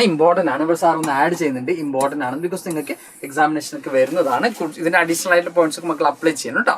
ഓക്കെ, എന്നോട് പറയുന്നത് there should be 2 or more levels of government. ഇന്ത്യയുടെ കേസ് എടുക്കുകയാണെങ്കിൽ എത്ര ലെവൽസ് ഓഫ് ഗവൺമെന്റ് ആണ് മക്കളൊന്ന് കമന്റ് ചെയ്തേ.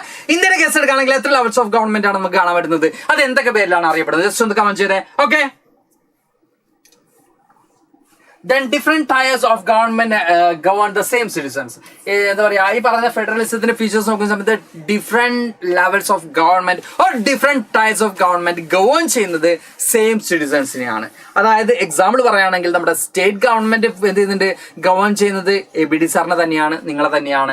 അതുപോലെ തന്നെ സെൻട്രൽ ഗവൺമെന്റും ഗവേൺ ചെയ്യുന്നത് ABD സാറിനെ തന്നെയാണ്, നിങ്ങളെ തന്നെയാണ്. അല്ലെങ്കിൽ അവർ പ്രത്യേക അമേരിക്കന്ന് കുറച്ച് ആൾക്കാരെ കൊണ്ടൊന്ന് ഗവേൺ ചെയ്യാൻ പറ്റൂലല്ലോ. അപ്പൊ സെയിം സിറ്റിസണിനെ തന്നെയാണ് എന്ത് ചെയ്യുന്നത്, സെൻട്രൽ ഗവൺമെന്റ് ആണെങ്കിലും സ്റ്റേറ്റ് ഗവൺമെന്റ് ആണെങ്കിലും അല്ലെങ്കിൽ നമ്മൾ ഈ പറയുന്നത് ഏത് ലെവൽ ഓഫ് ഗവൺമെന്റ് ആണെങ്കിലും ഗവേൺ ചെയ്യുന്നത് സെയിം സിറ്റിസണ് തന്നെയാണ്. ഓക്കെ, അപ്പൊ എവിടെ സ്റ്റേറ്റ് ഗവൺമെന്റ് ഗവേൺ ചെയ്യുന്നുണ്ടല്ലേ, അപ്പൊ നമ്മൾ എന്ത് ചെയ്യുന്നില്ല, അതിന്റെ കാര്യം നോക്കുന്നില്ല എന്ന് എന്ത് ചെയ്യാൻ പറ്റില്ല, സെൻട്രൽ ഗവൺമെന്റിന് പറയാൻ പറ്റില്ല.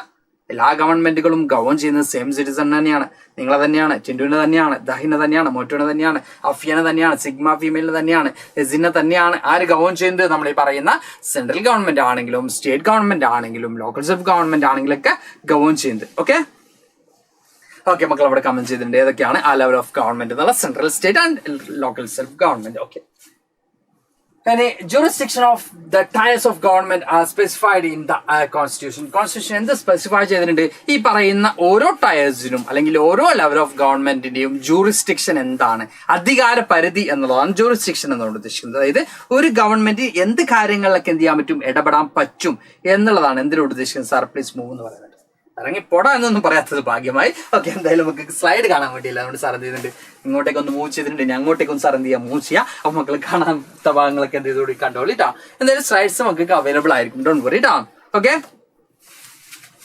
അപ്പോൾ നമ്മൾ പറഞ്ഞത് സെൻട്രൽ ഗവൺമെന്റ് ആണെങ്കിലും സ്റ്റേറ്റ് ഗവൺമെന്റ് ആണെങ്കിലും ലോക്കൽ സെൽഫ് ഗവൺമെന്റ് ആണെങ്കിലും അതിൻ്റെതായിട്ടുള്ള ജൂറിസ്ഡിക്ഷൻ ഉണ്ട്, ഏതുവരെ നോക്കാം എന്നുള്ള കാര്യം കൃത്യമായിട്ട് എന്ത് ചെയ്യാൻ പറ്റും, അവിടെ നമുക്ക് കാണാൻ പറ്റും. Okay, then fundamental provisions of the constitution cannot be unilaterally decision affecting only one person changed by the one level of government. നമ്മൾ പറഞ്ഞ പോലെ തന്നെ ഫണ്ടമെന്റൽ പ്രൊവിഷൻസിലൊന്നും ഒറ്റയ്ക്ക് എന്ത് ചെയ്യാൻ പറ്റില്ല, യൂണിലേറ്ററലി എന്ത് ചെയ്യാൻ പറ്റില്ല, ഒരു ഗവൺമെന്റും സ്റ്റേറ്റ് ഗവൺമെന്റിനോ സെൻട്രൽ ഗവൺമെന്റിനോ ഒറ്റയ്ക്ക് എന്ത് ചെയ്യാൻ പറ്റില്ല, ആ തീരുമാനം എടുക്കാൻ പറ്റൂല, നമുക്ക് എന്ത് ചെയ്യാൻ പറ്റും, കാണാൻ പറ്റും. Courts have the power to interpret the constitution and the powers of different level of government. ഇനിയിപ്പോ ഇവർ തമ്മിൽ എന്തെങ്കിലുമൊക്കെ പ്രശ്നങ്ങൾ ഉണ്ടെങ്കിൽ ആരിടപെടും എന്നാണ് നമുക്ക് ചോദിക്കുന്നത് അല്ലെ. യെസ്, രണ്ടും ഞങ്ങളുടെ ജൂറിസ്ഡിക്ഷൻ ഉണ്ട് എന്ന് പറഞ്ഞുകൊണ്ട് സെൻട്രൽ ഗവൺമെന്റും സ്റ്റേറ്റ് ഗവൺമെന്റും മുഖാമുഖം നോക്കി നിൽക്കുകയാണെങ്കിൽ, നമ്മുടെ മോദിജിയും പിണറായി വിജയനും മുഖാമുഖം നോക്കിക്കാണെങ്കിൽ ആർക്കിടപെടാം മക്കളെ? അത് വേറെ ആർക്കുമല്ല, ആർക്കിടപെടാൻ പറ്റും, കോടതിക്ക് ഇടപെടാൻ പറ്റും. കോടതിക്ക് എന്ത് ചെയ്യാൻ പറ്റും? യെസ്, ഇടപെടാൻ പറ്റും. അപ്പൊ സെൻട്രൽ ഗവൺമെന്റും സ്റ്റേറ്റ് ഗവൺമെന്റും തമ്മിലുള്ള പ്രോബ്ലംസ്, അവർ തമ്മിലുള്ള പ്രശ്നങ്ങളിൽ ആരാണ് ഇടപെടുക? അവർ തമ്മിലുള്ള പ്രശ്നങ്ങളിൽ എബിഡി സാറെന്ന് ഇടപെട്ടാ തീരുമാനമാവില്ല അല്ലെ. അപ്പൊ ആരിടപെടാം? യെസ്, നമ്മുടെ കോടതിക്ക് എന്ത് ചെയ്യാൻ പറ്റും, ഇടപെടാൻ പറ്റും. അതാണ് നമ്മൾ പറയുന്നത്. Yes, courts have the powers to interpret the constitution and powers of the different levels of government. Okay, സ്റ്റേറ്റും തമ്മിലുള്ള പ്രശ്നം, അതുപോലെ തന്നെ നമ്മൾ പറഞ്ഞ തന്നെ സെൻട്രൽ ഗവൺമെന്റും സ്റ്റേറ്റും തമ്മിലുള്ള പ്രോബ്ലം, ഇത് ആരിടപെടുന്നുണ്ട്? നമ്മുടെ സുപ്രീം കോർട്ടാണെന്ന് മക്കൾക്ക് എല്ലാവർക്കും അറിയാം.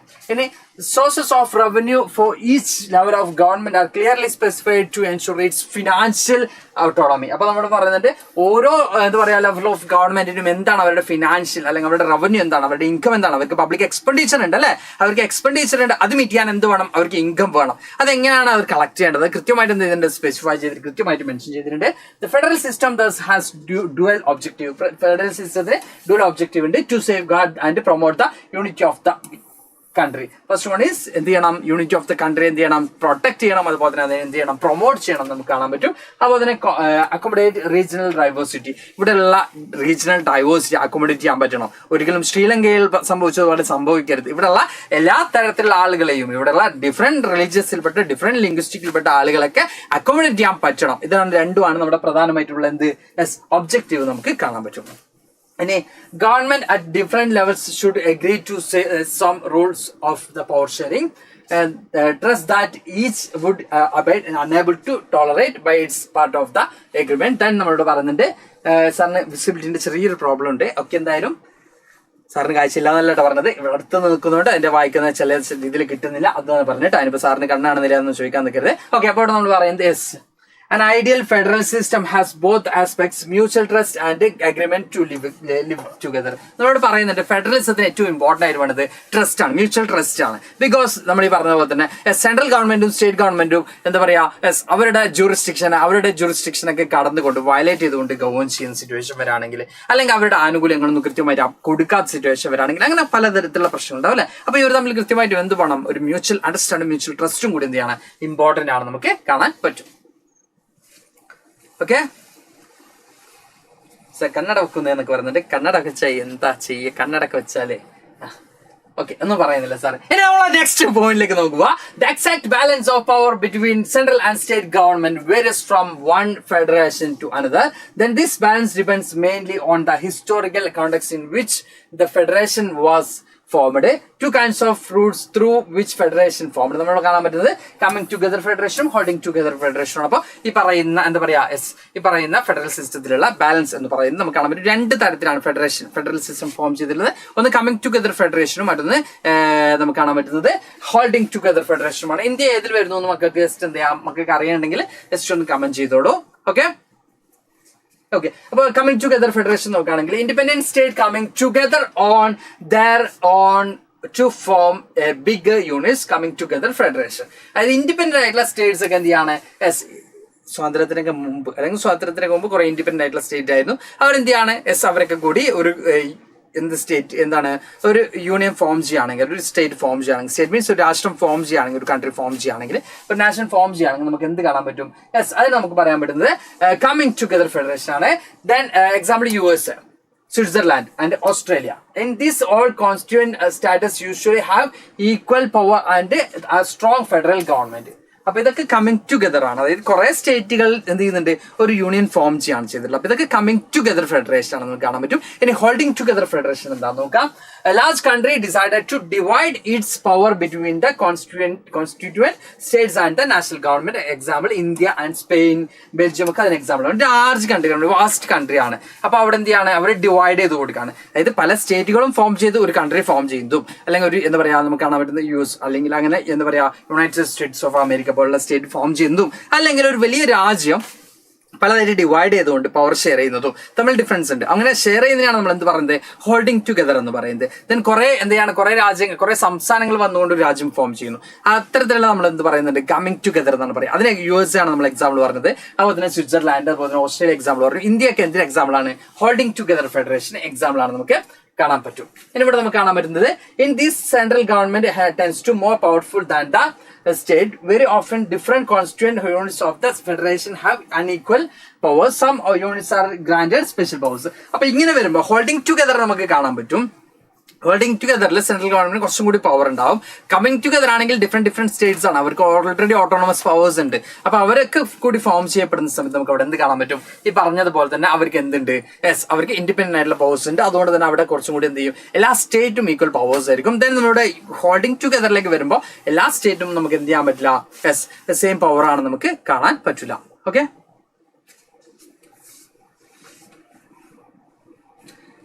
ലാർജ് കൺട്രി, ബിഗസ്റ്റ് കൺട്രി എന്ന രീതിയിലല്ല ഉദ്ദേശിക്കുന്നത് മക്കളെ. ഒരു രാജ്യത്തെ എന്ത് ചെയ്യാണ്, പല സ്റ്റേറ്റുകളായിട്ട് ഫോം ചെയ്തു. ബെൽജിയം നമ്മളത് എക്സാമ്പിൾ പറയാനുള്ള കാരണം, ബെൽജിയത്തിന് എന്ത് ചെയ്യുന്നുണ്ട്, പല സ്റ്റേറ്റുകളായിട്ട് ഫോം ചെയ്തുകൊണ്ട് അവിടെയുള്ള എല്ലാ ആളുകൾക്കും ഈക്വൽ ഓപ്പർച്യൂണിറ്റീസ് പ്രൊവൈഡ് ചെയ്യുന്നില്ലേ. അപ്പൊ ലാർജ് കൺട്രി എന്നുകൊണ്ട് ഉദ്ദേശിക്കുന്നത് ഒരു വലിയ രാജ്യം എന്നുള്ള മീൻ ചെയ്യുന്നത് കേട്ടോ. ഓക്കെ. പിന്നെ ഇന്ത്യസ് ഫെഡറൽ കൺട്രി നമുക്ക് നോക്കാം. India is A federal country നമുക്ക് നോക്കാം.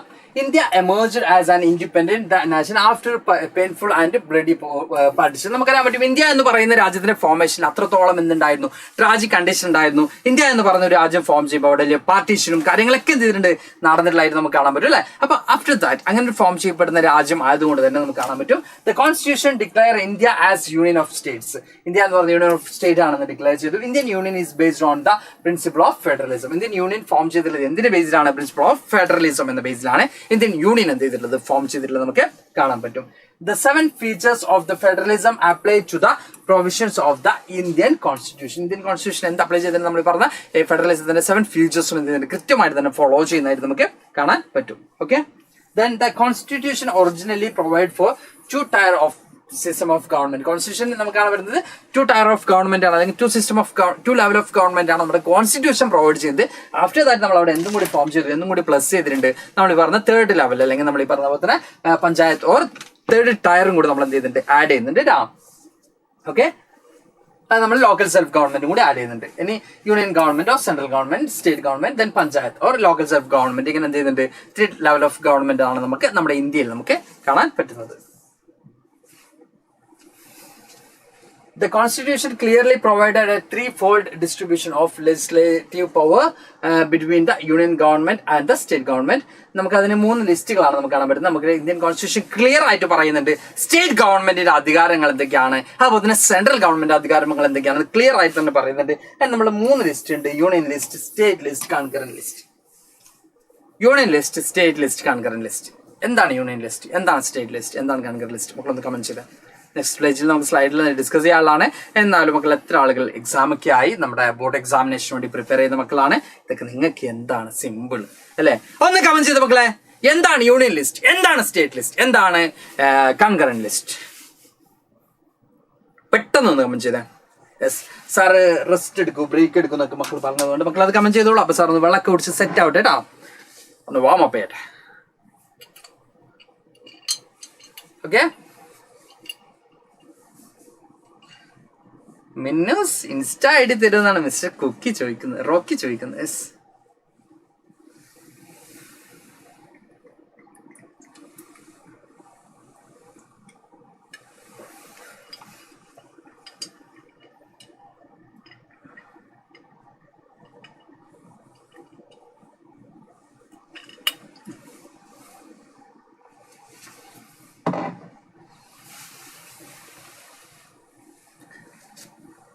TLD ഡോക്ടർ സാർ ഒന്നും മനസ്സിലാവുന്നില്ല, എന്ത് പറ്റി? അയ്യോ, നിവേഴ്സ് വേൾഫ് നല്ല ബോട്ടിൽ നല്ലതാണെന്ന് കമന്റ് ചെയ്യാനല്ല പറഞ്ഞത്, ഇതിന് ആൻസർ കമന്റ് ചെയ്യാം. എന്താണ് യൂണിയൻ ലിസ്റ്റ്, എന്താണ് സ്റ്റേറ്റ് ലിസ്റ്റ്, എന്താണ് കൺകറന്റ് ലിസ്റ്റ്, അത് കമന്റ് ചെയ്യാം. ഓക്കെ,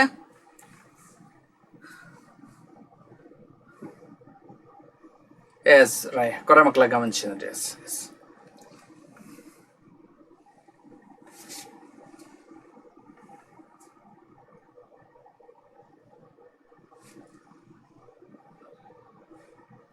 സാറേ ഗ്ലാസ്സിൽ എന്താ?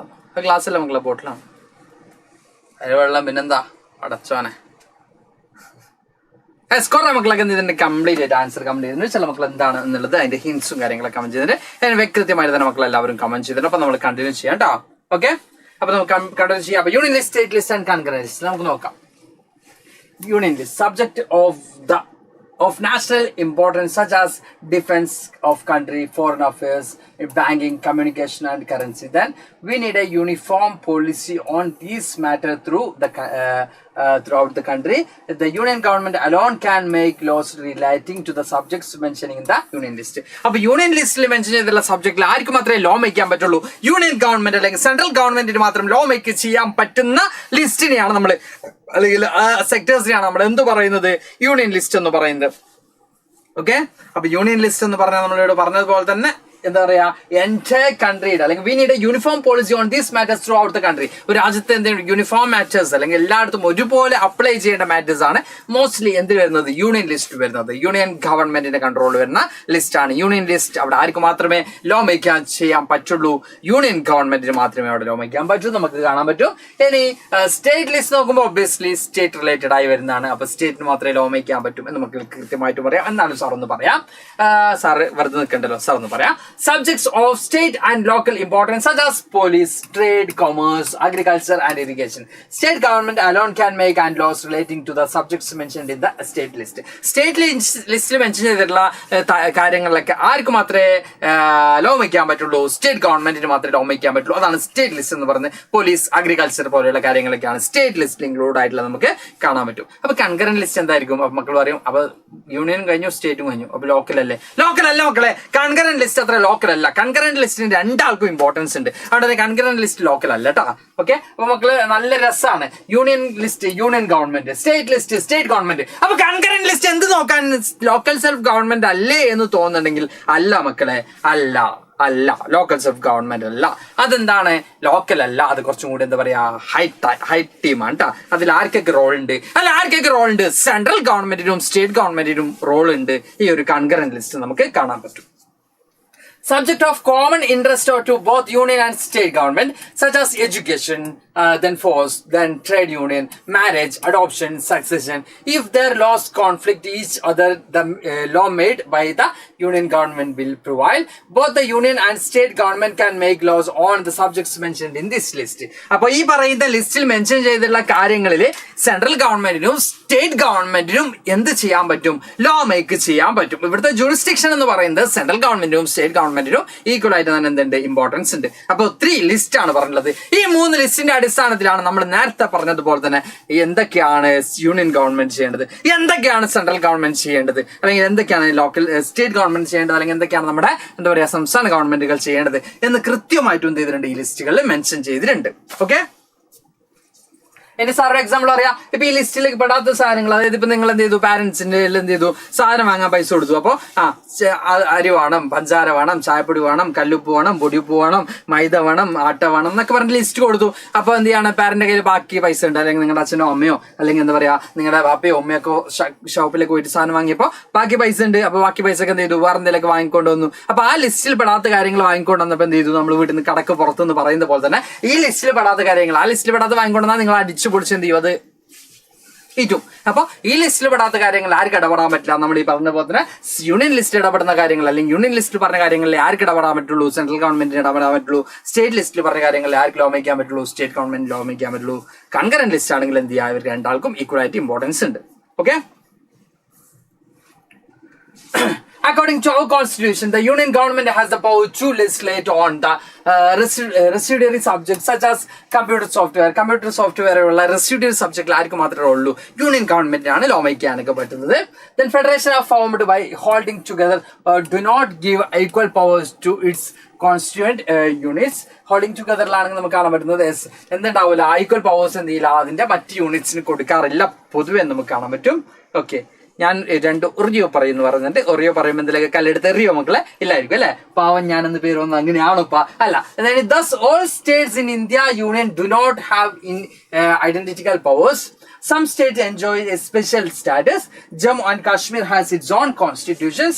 Then Indians who are not permanent residents of the states of this state cannot buy land or house here. ഇപ്പോൾ നമുക്ക് കാണാൻ പറ്റും ജമ്മു ആൻഡ് കാശ്മീരിന് സ്പെഷ്യൽ കൺസിഡറേഷനും കാര്യങ്ങളും ഉണ്ടായിരുന്നു. അതിൽ ചെറിയ മാറ്റങ്ങളും കാര്യങ്ങളൊക്കെ വരുന്നുണ്ട്. ഇനി നിങ്ങളുടെ ബുക്കിലുള്ള സമയത്ത് അതിന് അത്ര മാറ്റങ്ങളും കാര്യങ്ങളൊന്നും ഉണ്ടായിരുന്നില്ല. അപ്പൊ എല്ലാ സ്റ്റേറ്റും ഈക്വൽ ആയിട്ടില്ല. ചില സ്റ്റേറ്റിന് നമ്മൾ കുറച്ചധികം എന്ത് ചെയ്യുന്നുണ്ട്, കൺസിഡറേഷനും കാര്യങ്ങളൊക്കെ കൊടുക്കുന്നുണ്ട്. അവിടുത്തെ ജോഗ്രഫിക്കലായിട്ടും അവിടുത്തെ കൾച്ചറലായിട്ടും അവിടുത്തെ ട്രഡീഷണൽ ആയിട്ടുള്ള ചില ഫീച്ചേഴ്സ് കാരണം കേട്ടോ. Sir what is your name എന്ന് നോക്കുന്നത് അബ്ദുല്ല ബക്കർ എന്നാണ് മക്കളെ. സാറിന്റെ പേര് അബ്ദുല്ല ബക്കർ. അല്ല കിടിലം പേരല്ലേ.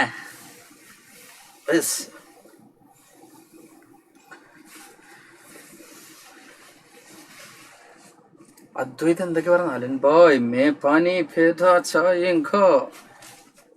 അച്ഛൻ്റെ സിനിമയാണ്. So what is your name? Abdulla Bakkar കേട്ടോ. Okay. Okay. Then union territories. Union territories നിങ്ങൾക്കറിയാം, കേന്ദ്രഭരണ പ്രദേശങ്ങൾ. നമുക്ക് നോക്കാം. Union territories, there are some parts of Indian Union which enjoy very little power. Then these are areas which are too small to become an independent state but which could not be emerged with any of the existing states. Like example പറയുകയാണെങ്കിൽ union territories എന്ന് പറയുമ്പോൾ നമ്മൾ ഈ പറഞ്ഞ പോലെ തന്നെ അവർ independent ആയിട്ടുള്ള state ആണ്, പക്ഷെ ഒരു സ്റ്റേറ്റുമായിട്ട് എമേർജ് ചെയ്തിട്ടില്ല. അത്തരത്തിലുള്ള state that means Chandigarh, Lakshadweep, Delhi, these union territories don't have powers of the state. ഒരു സ്റ്റേറ്റ് കിട്ടുന്ന പവേഴ്സ് ഒന്നും ആർക്ക് കിട്ടുന്നില്ല, ആ പാവം യൂണിയൻ ടെറിട്ടറീസിന് കിട്ടുന്നില്ല മക്കളെ. Then the central government has special powers in running these areas. പക്ഷെ സെൻട്രൽ ഗവൺമെന്റ് എന്തുണ്ട്, കുറച്ചധികം പവേഴ്സ് എന്തിൽ കിട്ടുന്നുണ്ട്, ഈ ഒരു ഏരിയാസിന്റെ കാര്യത്തിൽ സെൻട്രൽ ഗവൺമെന്റിന് കുറച്ചധികം പവേഴ്സ് ഉണ്ട് നമുക്ക് കാണാൻ പറ്റും. യൂണിയൻ ടെറിട്ടറീസിന്റെ കാര്യമാണ് പറഞ്ഞിട്ടാ. Okay. Any sharing of power between the union government and the state government is basic to the structure of the constitution. It is not easy to make changes to this power sharing arrangement. Then any changes to it, it has to be passed by both the this are total first example and the points both house of the parliament with the last 2/3 of majority. Then the judiciary plays an important role in overseeing the implementation of constitutional provisions and procedures. Then in case of any dispute about the divisions of powers, the High Court and the Supreme Court make a decision. The union and state government have the power to raise resource by levying tax collecting or in order to carry of the government. Okay. അപ്പോൾ നമ്മൾ പറയുന്നത് അപ്പോൾ നമ്മൾ അത് മൊത്തം വായിക്കുന്നില്ല, താഴെയുള്ള വായിക്കുന്നില്ല, നേരെ പറയാം. ഓക്കെ. അപ്പോൾ നമ്മൾ പറഞ്ഞ ഇത്രയേ ഉള്ളൂ. എന്താ പറയാ, ഈ പറഞ്ഞതുപോലെ തന്നെ പവർ ഷെയർ ചെയ്യുന്നതായിട്ട് ബന്ധപ്പെട്ടുള്ള കൃത്യമായിട്ട് എന്ത് ചെയ്തിട്ടുണ്ട്, കൃത്യമായിട്ട് കോൺസ്റ്റിറ്റ്യൂഷനിൽ എന്താണ് ചെയ്യേണ്ടതെന്നുള്ള മെൻഷൻ ചെയ്തിട്ടുണ്ട്. ഇനി ഇവിടെ നമ്മൾ പറയുന്നത് പോലെ തന്നെ ഒരു ഗവൺമെന്റിന് ഒറ്റയ്ക്ക് എന്ത് ചെയ്യാൻ പറ്റില്ല, കാര്യങ്ങൾ ഡിസൈഡ് ചെയ്യാൻ പറ്റില്ല. ദാറ്റ് മീൻസ് നമ്മുടെ കോൺസ്റ്റിറ്റ്യൂഷനിൽ പറഞ്ഞിട്ടുള്ള കാര്യങ്ങൾ ചേഞ്ചസ് വരുത്താൻ ഒരു ഗവൺമെന്റിന് ഒറ്റയ്ക്ക് പറ്റില്ല. 2/3 ഓഫ് മെജോറിറ്റി എന്ത് ചെയ്യണം, അതിന് ആവശ്യമാണ്. അതുപോലെ തന്നെ ആർക്ക് വലിയ റോൾ ഉണ്ട്, ഇതിന് വലിയ റോൾ ആയിരിക്കുന്നുണ്ട്, നമ്മുടെ സുപ്രീം കോടതിക്ക് ഉണ്ട്, അല്ലെങ്കിൽ നമുക്ക് ജുഡീഷ്യറിക്ക് എന്തുണ്ട്, വലിയ റോളായിട്ട് നമുക്ക് കാണാൻ പറ്റും. വലിയ റോൾ എന്ത് വലിയ റോൾ എന്നൊക്കെ പറയുമ്പോൾ എന്താണ്, ഈ ഡിസ്പ്യൂട്ട്സ് തമ്മിൽ, അതായത് യൂണിയൻ ഗവൺമെന്റും സ്റ്റേറ്റ് ഗവൺമെന്റിലും എന്തൊക്കെ ഡിസ്പ്യൂട്ട്സ് ഒക്കെ ഉണ്ടാകുമ്പോൾ അതിന് സൊല്യൂഷൻ കണ്ടെത്തേണ്ടത് ആരാണ്, നമുക്ക് കാണാൻ പറ്റും, നമ്മുടെ സുപ്രീം കോടതിയാണ്. അല്ലെങ്കിൽ കോടതിക്കാണ് അതിന് വലിയ റോളിൽ നമുക്ക് കാണാൻ പറ്റും. How is federalism is practiced? Constitution provisions are necessary for the success of federalism, but these are not sufficient. The real success of federalism in India can be attributed to the nature of democratic politics in our country. Spirit of the federalism, respect for diversity and desire for living together became shared ideals in our country. നമുക്ക് നമ്മുടെ രാജ്യത്ത് അതായത് federalism എങ്ങനെയാണ് practical ആവുക എന്ന് ചോദിക്കുമ്പോൾ നമുക്ക് നമ്മുടെ രാജ്യത്ത് നോക്കുന്ന സമയത്ത് നമുക്ക് കാണാൻ പറ്റും കൃത്യമായിട്ടും എഫിഷ്യന്റ് ആയ രീതിയിൽ തന്നെ ഫെഡറലിസം എന്ത് ചെയ്യുന്നുണ്ട് ഇവിടെ പോസിബിൾ ആവുന്നുണ്ട്. ബിക്കോസ് ഇന്ത്യയുടെ കേസ് എടുക്കുന്ന സമയത്ത് നമുക്ക് കാണാൻ പറ്റും ഇവിടെ അത്തരത്തിലുള്ള എന്താ പറയുക ഈ ഒരു ഫെഡറലിസത്തിന്റെ സ്പിരിറ്റിനെ കൃത്യമായിട്ട് തിരിച്ചറിഞ്ഞുകൊണ്ട് അതിനുവേണ്ടി പ്രവർത്തിക്കുന്ന പൊളിറ്റിക്കൽ പാർട്ടീസ് ആണെങ്കിലും ഓർഗനൈസേഷൻ ആണെങ്കിലും കൃത്യമായിട്ടും ഓരോ ഗവൺമെന്റും സെൻട്രൽ ഗവൺമെന്റ് ആണെങ്കിലും സ്റ്റേറ്റ് ഗവൺമെന്റ് ആണെങ്കിലും ഫെഡറലിസത്തെ കൃത്യമായി അതിനൊരു തരത്തിലും അതിൽ പറയുന്ന കാര്യങ്ങൾ ഒരു തരത്തിലും വയലേഷനും സംഭവിക്കാതെ എന്ത് ചെയ്യാൻ പറ്റുന്നുണ്ട്, റൺ ചെയ്യാൻ പറ്റുന്നതായിട്ട് നമുക്ക് കാണാൻ പറ്റുന്നുണ്ട്. അപ്പൊ അതിന് ഡൈവേഴ്സിറ്റിയും അക്കോമഡേറ്റ് ചെയ്യാൻ പറ്റുന്നതായിട്ട് കാണാൻ പറ്റുന്നുണ്ട്. ഇനി ലിംഗ്വിസ്റ്റിക് സ്റ്റേറ്റ് എന്ന് പറയുന്ന കൺസെപ്റ്റ്, ലിംഗ്വിസ്റ്റിക് സ്റ്റേറ്റ് എന്ന് പറയുമ്പോൾ the creation of linguistic state has the first and major test for democratic politics in our country. Many old state have vanished and many new states have been created. നമ്മുടെ ഏറ്റവും പ്രധാനപ്പെട്ട പ്രശ്നം എന്ന് പറയുന്നത് formation of linguistic state ആയിരുന്നു. Language based on സ്റ്റേറ്റ്സിന്റെ formation ആയിരുന്നു. നമുക്ക് എല്ലാവർക്കും അറിയുന്നതാണ് ഫസ്റ്റ് സ്റ്റേറ്റ് എന്ന് പറയുന്നത് എന്താ പറയാ ഫസ്റ്റ് ലാംഗ്വേജ് ബേസ്ഡ് ഫോം ചെയ്യപ്പെട്ട സ്റ്റേറ്റ് എന്ന് പറയുന്നത് ആന്ധ്രാപ്രദേശ് ആയിരുന്നു. 1953 ദെൻ പിന്നീട് പല സ്റ്റേറ്റുകളും എന്ത് ചെയ്തിട്ടുണ്ട് ഇത്തരത്തിലുള്ള ഡിമാൻഡ് മുമ്പോട്ട് വെച്ചുകൊണ്ട് വരുന്നുണ്ട്. ദെൻ ഒരു commission state reorganisation commission form ചെയ്യുന്നുണ്ട്. ഇതൊക്കെ നിങ്ങൾ ചെറിയ ക്ലാസ്സിൽ ഐ തിങ്ക് നിങ്ങൾ 8-9 നിങ്ങൾ പഠിക്കുന്ന കാര്യമാണ് അല്ലെ. സ്റ്റേറ്റ് റീഓർഗനൈസേഷൻ കമ്മീഷൻ ഫോം ചെയ്യുന്നു. ദെൻ ഫസൽ അലി ചെയർമാൻ ആയിക്കൊണ്ട് സ്റ്റേറ്റ് റീഓർഗനൈസേഷൻ കമ്മീഷൻ ഫോം ചെയ്യുന്നു. അതിലെന്ത് ചെയ്യുന്നു ഈ പറയുന്ന പോലെ തന്നെ സ്റ്റേറ്റിന്റെ റീഓർഗനൈസേഷനും ദെൻ ലിംഗ്വിസ്റ്റിക് സ്റ്റേറ്റ്സ് വേണം. അത് ലിംഗ്വിസ്റ്റിക് സ്റ്റേറ്റ്സ് എന്നുള്ളൊരു കൺസെപ്റ്റ് വരുന്നതിന്റെ 1920 ഇന്ത്യൻ നാഷണൽ കോൺഗ്രസിന്റെ ഒരു പ്രോമിസ് ആയിരുന്നു. നാഗ്പൂർ സെഷനിൽ വെച്ചിട്ടുള്ള പ്രോമിസ് ആയിരുന്നു. ആഫ്റ്റർ ഇൻഡിപെൻഡൻസ് ഇന്ത്യയിൽ ഫോം ചെയ്യാൻ പോകുന്നത് എന്താണ്, സ്റ്റേറ്റ് ബേസ്ഡ് ഓൺ ലാംഗ്വേജ് അല്ലെങ്കിൽ ലിംഗ്വിസ്റ്റിക് സ്റ്റേറ്റ്സ് എന്നുള്ള പ്രോമിസ് ഇന്ത്യൻ നാഷണൽ കോൺഗ്രസ് കൊടുക്കുന്നുണ്ട് 1920. അതിനുശേഷമാണ് നമ്മൾ ഈ പറയുന്നത് പോലെ തന്നെ ലിംഗ്വിസ്റ്റിക് സ്റ്റേറ്റ് എന്ന് പറയുന്ന ഡിമാൻഡുമായിട്ട് പല സ്റ്റേറ്റും വരുന്നത്. ദെൻ ഫസ്റ്റ് സ്റ്റേറ്റ് ഫോം ചെയ്യപ്പെടുന്നു ആന്ധ്രാപ്രദേശ്. തെലുങ്ക് സ്പീക്കേഴ്സിന് വേണ്ടി 1953 ആന്ധ്രാപ്രദേശ് എന്ന് പറയുന്ന സ്റ്റേറ്റ് ഫോം ചെയ്യപ്പെടുന്നു. ദെൻ 1956 14 സ്റ്റേറ്റും 6 യൂണിയൻ ടെറിട്ടറീസും ഫോം ചെയ്യപ്പെടുന്നു ഈ പറയുന്ന കമ്മീഷൻ റിപ്പോർട്ട് പ്രകാരം. അങ്ങനെ ഫസ്റ്റ് നമ്മുടെ ചലഞ്ച് എന്ന് പറയുന്നത് യൂണിയൻ സ്റ്റേറ്റിന്റെ ഫോർമേഷൻ തന്നെയായിരുന്നു. അപ്പോൾ അതിന് പല ഓൾഡ് സ്റ്റേറ്റും എന്ത് ചെയ്തു വാനിഷ്ഡായി, പുതിയ സ്റ്റേറ്റുകൾ എന്ത് ചെയ്തു ഫോം ചെയ്യപ്പെടുന്നതായിട്ട് നമുക്ക് കാണാൻ പറ്റും. New state created to ensure that people who spoke the same language lived in the same state. ഒരു സ്റ്റേറ്റിൽ സെയിം ലാംഗ്വേജ് സ്പീക്ക് ചെയ്യുന്ന പീപ്പിൾസ് ആവണം എന്നുള്ളത് എന്ത് ചെയ്തു എൻഷുർ ചെയ്യാനുള്ള ട്രൈ ഉണ്ടായിരുന്നു ഈ സ്റ്റേറ്റിന്റെ ഫോർമേഷന്. Some states were created not on the base of language but its recognise difference based on culture, ethnicity and geography. ചില സ്റ്റേറ്റുകൾ ലാംഗ്വേജിന്റെ ബേസിൽ മാത്രമാണ് നല്ല ഫോം ചെയ്യപ്പെട്ടത്. ചില സ്റ്റേറ്റിൽ തന്നെ ഡിഫറെന്റ് ലാംഗ്വേജ് സ്പീക്കേഴ്സ് ഉണ്ടാവാറുണ്ട്. ചില അധികം സ്റ്റേറ്റിലും എന്ത് ചെയ്യാറുണ്ട് ഒരേ ലാംഗ്വേജ് സ്പീക്കേഴ്സ് ഉണ്ടാവാറുണ്ട്. ഇപ്പൊ ഇന്ത്യ എന്നൊക്കെ പറയുമ്പോൾ പല സ്റ്റേറ്റിലും സ്പീക്ക് ചെയ്യുന്ന ലാംഗ്വേജ് ആണ് ഹിന്ദി എന്ന് പറയുന്നത് അല്ലെ. അപ്പോൾ നമ്മൾ പറയുന്നുണ്ട് ലാംഗ്വേജ് ബേസ് മാത്രമല്ല അവിടുത്തെ ജിയോഗ്രഫിക്കൽ ആയിട്ടുള്ള ഓർഡറും അല്ലെങ്കിൽ ഇന്ത്യയിലെ ഹിന്ദി സ്പീക്കേഴ്സിനെ ഒറ്റ സ്റ്റേറ്റിന്റെ ഭാഗമാക്കി കൂടെ. അപ്പൊ അവിടുത്തെ ജിയോഗ്രഫിക്കൽ ആയിട്ടുള്ള ഓർഡേഴ്സും ബൗണ്ടറീസും അതുപോലെ തന്നെ കൾച്ചറൽ ആയിട്ടുള്ള ഫീച്ചേഴ്സും എത്നിക് ഫീച്ചേഴ്സും ഒക്കെ എന്ത് ചെയ്തിട്ടുണ്ട് ഈ ഒരു സ്റ്റേറ്റിന്റെ ഫോർമേഷന് കാരണമായിട്ടുണ്ട്. Okay, language was a main issue. എന്താ ഉദ്ദേശിച്ചത്? Okay, then these include state like Nagaland, Uttarakhand and Jharkhand. The demand for the formation of states on the basis of language was raised. Some nations leaders feared that it would be lead to disintegration or process of losing the strength of the country. അതായത് first പറയുന്നത് 1920 Indian national Congress States form ചെയ്യാൻ പോകുന്നത് based on language ആണെന്നുള്ള promise ചെയ്യുകയും after independence അത് violate ചെയ്ത് കഥകളൊക്കെ നമ്മൾ പറഞ്ഞാണ്. പിന്നീട് ഇന്ത്യൻ നാഷണൽ കോൺഗ്രസ് തന്നെ ലീഡേഴ്സ് ഒക്കെ അതിന്റെ റൂളേഴ്സ് ഒക്കെ ആയിട്ട് വന്നു.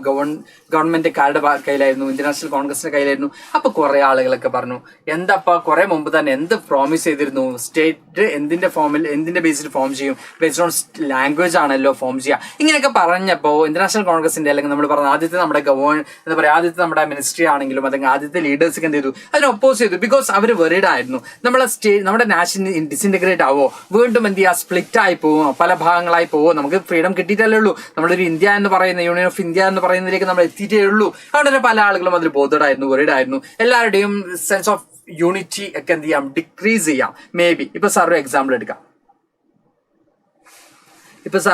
എടുക്കുകയാണെങ്കിൽ എന്താണ് പറയാ, ഇപ്പൊ നമുക്ക് മലയാളികൾ എന്ന് പറയുമ്പോൾ നമുക്കൊരു വികാരമുണ്ട് അല്ലെ. ഇപ്പൊ മലയാളികളും തമിഴ് സ്പീക്കേഴ്സും തമ്മിൽ എന്തെങ്കിലും പ്രശ്നം ഉണ്ടാകുമ്പോൾ നമുക്ക് നമ്മൾ മലയാളികൾ എന്ന വികാരം നമുക്കുണ്ട്. അപ്പൊ അവിടെ നമ്മൾ ഇന്ത്യൻസ് എന്ന് പറയുന്ന ഒരു ഇമോഷൻ നമ്മൾ മാറ്റി നിർത്തുന്നുണ്ട്. അപ്പൊ ലൈക്ക് ദാറ്റ് അങ്ങനെ വരുമോ എന്ന് ആര് പേടിച്ചിരുന്നു? നമ്മുടെ ലീഡേഴ്സ് പേടിച്ചിരുന്നു. നമ്മുടെ ആ ഒരു sense of unity or sense of oneness or India എന്ന് പറയുന്ന ആ ഒരു ഫീലിംഗ് റെഡ്യൂസ് ചെയ്യപ്പെടുമോ, ഡിക്ലൈൻ ചെയ്യപ്പെടുമോ, ഡിക്രീസ് ചെയ്യപ്പെടുമോ? അല്ലെങ്കിൽ നമ്മൾ പറഞ്ഞത് മലയാളികൾ അല്ലെങ്കിൽ തമിഴ് സ്പീക്കേഴ്സ് അല്ലെങ്കിൽ തെലുങ്ക് സ്പീക്കേഴ്സ് ഇതിലേക്ക് ഒതുങ്ങുമോ എന്ന് ആര് പേടിച്ചിരുന്നു? നമ്മുടെ ലീഡേഴ്സ് പേടിച്ചിരുന്നു. അവിടെ ആദ്യം അവർ വെറീഡ് ആയിരുന്നു നമുക്ക് കാണാൻ പറ്റും. Then the formation of linguistic states has actually made the country more united. പക്ഷെ നമുക്ക് കാണാൻ പറ്റുന്നത് അതിനേക്കാളും നമ്മൾ വിചാരിച്ചത്ര വലിയ പ്രശ്നങ്ങളൊന്നും ഉണ്ടായില്ല, കുറച്ചുകൂടി യുണൈറ്റഡ് ആയി. ബിക്കോസ് നമ്മൾ പറഞ്ഞ പോലെ തന്നെ ഇപ്പൊ നമുക്ക് ബേസ്ഡ് ഓൺ ലാംഗ്വേജ് ആയതുകൊണ്ട് തന്നെ നമുക്ക് ഇവിടെ എന്ത് കിട്ടുന്നുണ്ട്? സാർ നേരത്തെ പറഞ്ഞു, നമ്മുടെ സ്റ്റേറ്റിൽ നമുക്ക് എന്താ പറയാ ഗവൺമെന്റ് ഓഫീസേഴ്സിലേക്കാണെങ്കിലും അല്ലെങ്കിൽ ഗവൺമെന്റ് ജോബ്സിലാണെങ്കിലും എഡ്യൂക്കേഷൻ ഒക്കെ നമുക്ക് ഇമ്പോർട്ടൻസ് കൊടുക്കാൻ പറ്റുന്നുണ്ട് അല്ലെ.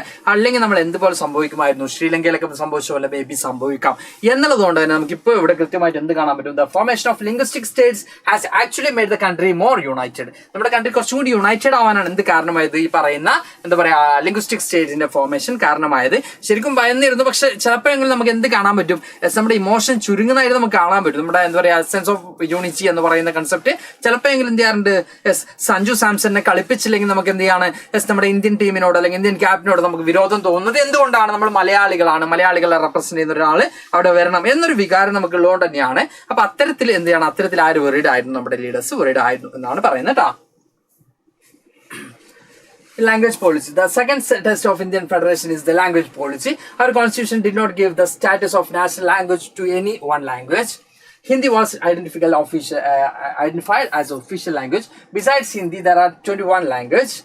A candidate in an examination conducted for the central government person may choose the take the examination in any this language. നമുക്ക് കാണാൻ പറ്റും 21ഓളം ലാംഗ്വേജ് ഉണ്ട്. ഹിന്ദി ആയിരുന്നു ഒഫീഷ്യൽ. ഇന്ത്യ നമ്മൾ എന്ത് ചെയ്യാൻ ആ ഒരു സമയത്ത് ഡിക്ലെയർ ചെയ്തിട്ടൊന്നും ഉണ്ടായിരുന്നില്ല. നമുക്ക് കാണാൻ പറ്റും. എന്ത് പറ്റും ഇവിടെ? ഇവിടെ മൊത്തം മക്കള് കമന്റ് ബോക്സിൽ കമന്റ് ബോക്സിൽ വിപ്ലവം സൃഷ്ടിക്കുന്ന ഒരു ടീമായി മാറിയോ നിങ്ങൾ?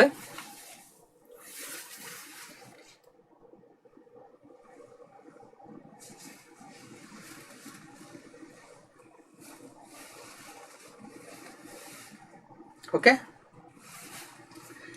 Unlike Sri Lanka, the leaders of our country adopted a very cautious attitude in the spreading the use of Hindi.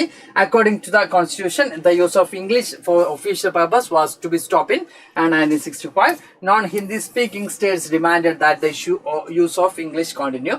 Okay, അപ്പോൾ നമ്മളോട് പറയുന്നത് നമ്മുടെ ലീഡേഴ്സ് എന്തിന് കോൺഷ്യസ് ആയിരുന്നു? നമ്മൾ പറഞ്ഞ പോലെ തന്നെ ശ്രീലങ്ക പോലെ സംഭവിക്കരുത് എന്ന് കൃത്യമായിട്ട് അവർ കോൺഷ്യസ് ആയിരുന്നു. നമ്മൾ പറഞ്ഞ ഇന്ത്യൻ ലീഡേഴ്സ് കോൺഷ്യസ് ആയിരുന്നു നമുക്ക് കാണാൻ പറ്റും. I think 8:30 നമ്മൾ 7 o'clock സ്റ്റാർട്ട് ചെയ്തു. ഓക്കെ ഇനി 3 more chapters is there. Okay, maximum മക്കൾ എന്ത് ചെയ്യുക? കമന്റ് ബോക്സിൽ എൻഗേജ്ഡ് ആവാതിരിക്കുക. ഓക്കെ, കമന്റ് ബോക്സിൽ നമ്മുടെ ടോപ്പിക് റിലേറ്റഡ് ആയിട്ടുള്ള കാര്യങ്ങൾ മാത്രം എന്ത് ചെയ്യുക ഭാഗമാവുന്നതായിരിക്കും മക്കൾ ബെറ്റർ അല്ലേ? യെസ്. അപ്പൊ അവിടെ ന്യൂ എംപയർ ഒക്കെ എസ്റ്റാബ്ലിഷ് ചെയ്യാൻ വരുന്നുണ്ട്. Okay, in Tamil Nadu, this movement took a violent form. The central government responded by agreeing to continue the use of English along with Hindi for official purpose. So, Tamil Nadu എന്ത് ചെയ്തു? Hindi official purpose വേണ്ടി use ചെയ്യുന്നു, English അത് എടുത്ത് കളയുന്നു എന്ന് പറയുമ്പോൾ തമിഴ് സ്പീക്കേഴ്സിന് കുറച്ചും കൂടി ഓൾറെഡി അവർ നമ്മൾ പറയുകയാണെങ്കിൽ തമിഴ് സ്പീക്കേഴ്സ് ഓൾറെഡി ശ്രീലങ്കയിലൊക്കെ പ്രോബ്ലംസും കാര്യങ്ങളൊക്കെ ഫേസ് ചെയ്യുന്നുണ്ട്. അപ്പോൾ ഇന്ത്യയിലെ തമിഴ് സ്പീക്കേഴ്സിനും എന്ത് ചെയ്തു? അത്തരത്തിലുള്ള ഒരു വികാരത്തിലേക്ക് വന്നു. അങ്ങനെ ഇവിടെ കുറച്ചും കൂടി എന്ത് ചെയ്തു? മൂവ്മെന്റ്സും കാര്യങ്ങളൊക്കെ വന്നു. അങ്ങനെ ലാസ്റ്റ് സെൻട്രൽ ഗവൺമെന്റ് എന്ത് എഗ്രി ചെയ്തു? ഇംഗ്ലീഷ് കൂടി ആഡ് ചെയ്യാമെന്ന് എഗ്രി ചെയ്തു official purpose വേണ്ടി. Then promotion of Hindi continues to be the official policy of the government of India. Then population does not mean that the central government can impose Hindi on state where people speak in different languages. നമുക്ക് കാണാൻ പറ്റുന്നത് promotion does not mean അതായത് മറ്റ് ഇപ്പൊ മലയാളം സ്പീക്കേഴ്സിന്റെ അടുത്ത് Hindi apply ചെയ്യാൻ ശ്രമിച്ചു എന്നല്ല പറയുന്നത്. നാഷണൽ പർപ്പസിന് വേണ്ടി, നമ്മുടെ ഒഫീഷ്യൽ പർപ്പസിന് വേണ്ടി, നാഷണൽ ഒഫീഷ്യൽ പർപ്പസിന് വേണ്ടി സെൻട്രൽ ഗവൺമെന്റ് എന്ത് ചെയ്യാൻ ശ്രമിച്ചു? ഹിന്ദിയെ അവിടെ അപ്ലൈ ചെയ്യാൻ ശ്രമിച്ചു എന്നുള്ളതാണ് ഉദ്ദേശിക്കുന്നത്. Central state relations. The restriction of the central state relations is one or more way in which federalism has been strengthened in practice. നമുക്ക് കാണാൻ പറ്റുന്നത് ഇപ്പോൾ സാർ ഇത് മൊത്തത്തിലൊരു എക്സാമ്പിൾ പറയുകയാണെങ്കിൽ, ഓക്കെ, സെൻട്രൽ ഗവൺമെന്റും സ്റ്റേറ്റ് ഗവൺമെന്റും ഡിഫറെന്റ് പൊളിറ്റിക്കൽ പാർട്ടീസ് ആണ് ഭരിക്കുന്നുണ്ടെങ്കിൽ അവിടെ എന്ത് ചെയ്യും, നമ്മുടെ ഒരു ഫെഡറലിസം എന്ന് പറയുന്ന ഒരു കൺസെപ്റ്റിന് എന്ത് ചെയ്യാം, ചിലപ്പോൾ ബാധിച്ചേക്കാം എന്ന് ആര് വേർഡായിരുന്നു, നമ്മുടെ ലീഡേഴ്സ് വേർഡായിരുന്നു. ബിക്കോസ് എന്താ പറയുക, സെൻട്രൽ ഗവൺമെന്റ് ഗവൺ ചെയ്യുന്ന പാർട്ടി തീരുമാനിക്കാണ് സ്റ്റേറ്റിൽ എന്ത് ചെയ്യേണ്ട, സ്റ്റേറ്റിൽ ഡിഫറെന്റ് പാർട്ടീസ് ആണ്, അവർക്ക് കൂടുതൽ എന്ത് കൊടുക്കേണ്ട, ആനുകൂല്യങ്ങൾ കൊടുക്കേണ്ട. അതുപോലെ തന്നെ സെൻട്രൽ ഗവൺമെന്റ് തന്നെ ഗവൺ ചെയ്യുന്ന പാർട്ടിയാണ് സ്റ്റേറ്റിലെന്ന് വിചാരിച്ചോ. അപ്പൊ അവിടെ കൂടുതലും എന്ത് ചെയ്യാം, ആ കാര്യങ്ങളിൽ സ്റ്റേറ്റ് ഗവൺമെന്റ് കാര്യത്തിൽ ആര് തന്നെ ഇടപെടാം, സെൻട്രൽ ഗവൺമെന്റ് തന്നെ ഇടപെടുന്ന സിറ്റുവേഷനും വരാം. അങ്ങനെ രണ്ട് രീതിയിലും, അതായത് ഡിഫറെന്റ് പാർട്ടി ആയാലും പ്രോബ്ലമാണ്, സെയിം പാർട്ടി ആയാലും പ്രോബ്ലമാണ്. ഇങ്ങനെയൊക്കെ സംഭവിക്കാം എന്ന് കൃത്യമായിട്ടും ആര് ഭയന്നിരുന്നു, നമ്മുടെ ലീഡേഴ്സ് ഭയന്നിരുന്നു. പക്ഷെ നമുക്ക് ഇവിടെ നോക്കാം.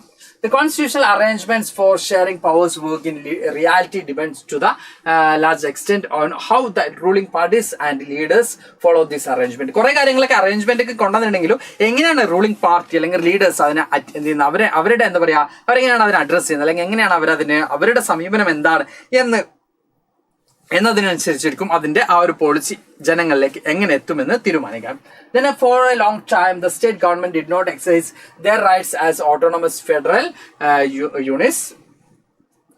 Ruling part at the state level was different. The ruling party at the state level was different. The parties that ruled at the center tried to undermine, erode the base or the power of the state. നമ്മളോട് പറയുന്നത് different party ഭരിച്ചാലും അല്ലെങ്കിൽ same party ഭരിച്ചാലും ruling party തന്നെ എന്ത് ചെയ്യാണ്, സ്റ്റേറ്റിലും അതുപോലെ തന്നെ എന്താ പറയുക സെൻട്രലും ഭരിക്കുകയാണെങ്കിൽ അവിടെ നമ്മൾ പറഞ്ഞ പോലെ തന്നെ ആനുകൂല്യങ്ങൾ കുറയാനുള്ള സാധ്യത ഉണ്ട്. അതുപോലെ തന്നെ സെയിം പാർട്ടി ഭരിക്കുകയാണെങ്കിലോ ആര് ഇടപെടാനുള്ള സാധ്യതയുണ്ട്, സെൻട്രൽ ഗവൺമെന്റ് സ്റ്റേറ്റിന്റെ കാര്യത്തിൽ ഇടപെടാനുള്ള സാധ്യതയും നമുക്ക് കാണാൻ പറ്റും.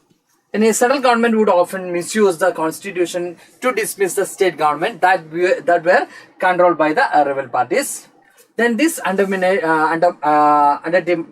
the spirit of federalism. അപ്പോൾ ഇതൊക്കെ ഇങ്ങനെയൊക്കെ സംഭവിക്കുകയാണെങ്കിൽ ഇപ്പോൾ സെൻട്രൽ ഗവൺമെന്റ് എന്ത് തീരുമാനിക്കുകയാണ്, സ്റ്റേറ്റ് ഗവൺമെന്റ് ഡിഫറെന്റ് പാർട്ടിയാണ്, അവർക്ക് എന്താ പറയുക അവരുടെ എനിമീസ് ആണ് അവിടെ ഗവൺ ചെയ്തെങ്കിൽ അതിനെന്ത് ചെയ്യാം, ഡിസ്പേഴ്സ് ചെയ്യാം. ഇങ്ങനെയുള്ള ഡിസിഷൻ ഒക്കെ എടുക്കുമ്പോൾ അത് ഫെഡറലിസം എന്ന് പറയുന്നത് സ്പിരിറ്റ് ഓഫ് ഫെഡറലിസത്തെ എന്ത് ചെയ്യും, ബാധിച്ചേക്കാം എന്ന് വിശ്വസിക്കുന്നു. And all this changed significantly after 1990. Rise of the political parties in many states of the country. അപ്പോൾ ഇത്തരത്തിലുള്ള പ്രശ്നങ്ങളൊക്കെ ആദ്യമൊക്കെ ഇന്ത്യയിലും ഉണ്ടായിരുന്നു, പക്ഷെ അതിലൊക്കെ മാറ്റങ്ങൾ വന്നു.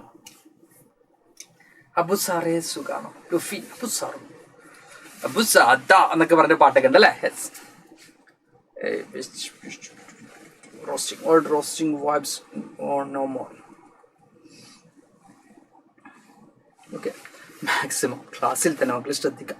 സാറിന് സുഖമാണ്, മക്കൾക്ക് എല്ലാവർക്കും സുഖമാണ് എന്ന് വിശ്വസിച്ചുകൊണ്ട് സാറ് ബാക്കി ക്ലാസ്സിലേക്ക് പോവാണ്. ഓക്കെ. അപ്പോൾ നമ്മൾ പറയുന്നത് ഈ ഒരു ഇതിനൊക്കെ മാറ്റം വന്നു 1990 കൂടി. അവിടെ ഡിഫറെന്റ് പാർട്ടീസ് ഒക്കെ എന്ത് ചെയ്യാൻ തുടങ്ങി, ഇലക്ഷൻ ഒക്കെ കോമ്പറ്റേറ്റീവ്സ് ആയിട്ട് വന്നു. അങ്ങനെ നമുക്ക് കാണാൻ പറ്റുന്നത് ഇവിടെ കോalition ഗവൺമെന്റ്, അതായത് ഡിഫറെന്റ് പാർട്ടീസിന് എന്ത് ചെയ്യാൻ തുടങ്ങി, ഡിഫറെന്റ് പാർട്ടീസ് ചേർന്നുകൊണ്ട് ഗവൺമെന്റ് ഫോം ചെയ്യുന്ന സിറ്റുവേഷൻ ഒക്കെ വന്നു. ഈവൻ ഒരു നാഷണൽ ലെവലിലുള്ള പാർട്ടി അല്ലെങ്കിൽ പോലും അവർ എന്തിന്റെ ഭാഗമാണ്, സെൻട്രൽ ഗവൺമെന്റിന്റെ ഭാഗമാണ് എന്ന രീതിയിലേക്ക് ഡിഫറെന്റ് പാർട്ടീസ് ഒക്കെ ചേർന്നുകൊണ്ട് കോalitionലൂടെ ഗവൺമെന്റുകൾ ഫോം ചെയ്യുന്ന സിറ്റുവേഷൻ വന്നു. അതായത് ഇപ്പൊ ഒരു സിംഗിൾ പാർട്ടിക്ക് മെജോറിറ്റി ഇല്ല, അപ്പം മോർ ദാൻ പാർട്ടീസ് ഒക്കെ ഒന്നിച്ചുകൊണ്ട് ഗവൺമെന്റ് ഫോം ചെയ്യുന്ന കാര്യങ്ങളിലേക്ക് വന്നതായിട്ട് നമുക്ക് കാണാൻ പറ്റും. Then the government formed by the coming together at least two or more political parties, usually partners in a coalition form of political alliance and adopt a common program at the center. നമുക്ക് കാണാൻ പറ്റുന്നത് ഇവിടെ different parties ഒക്കെ എന്ത് ചെയ്യാൻ തുടങ്ങി, federalism ആണ് എടുക്കുന്നത് കേട്ടോ.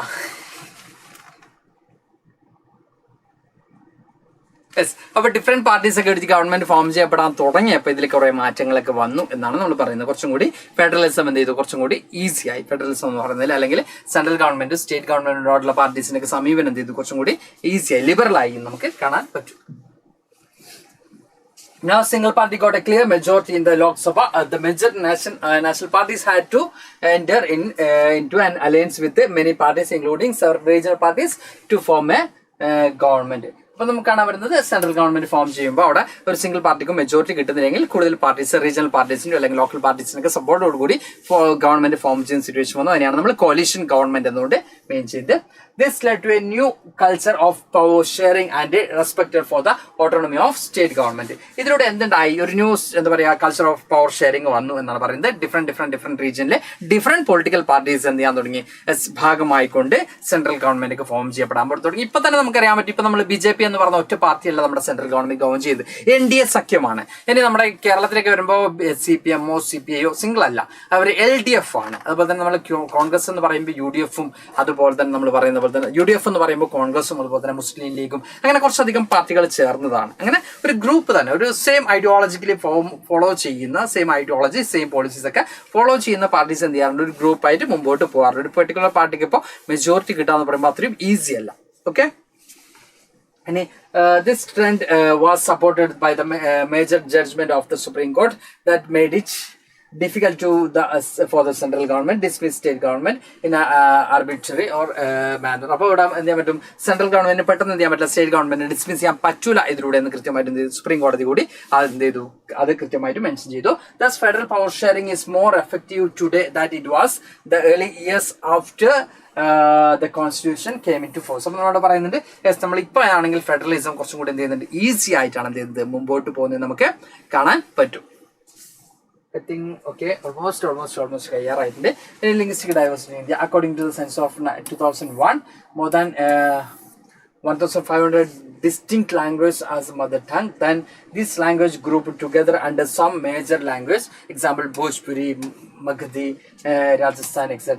After grouping 114 major languages out of the 22 has been included in 8th schedule of the Indian Constitution known as scheduled language. അപ്പോൾ കാണാൻ പറ്റും, ഇപ്പോഴും നമുക്ക് ഇന്ത്യയുടെ കാര്യം നോക്കുകയാണെങ്കിൽ ഡിഫറെന്റ് ലാംഗ്വേജ് ഇപ്പോഴും ഉണ്ട്. ഓൾമോസ്റ്റ് 1500 ഡയലക്ട്സ് ഒക്കെ ഇന്ത്യയിലുണ്ട് എന്നാണ് പറയുന്നത്. അതിൽ തന്നെ നമുക്ക് കാണാൻ പറ്റും, അതിലിപ്പോൾ നമുക്ക് കാണാൻ പറ്റുന്നത് ഷെഡ്യൂൾഡ് ലാംഗ്വേജ് ആയിട്ട് കൺസിഡർ ചെയ്യുന്നത് നമ്മൾ എത്രയാണ്, 22 ലാംഗ്വേജ് ആണ് നമ്മുടെ 8th ഷെഡ്യൂൾ നമുക്ക് കാണാൻ പറ്റുന്നത്.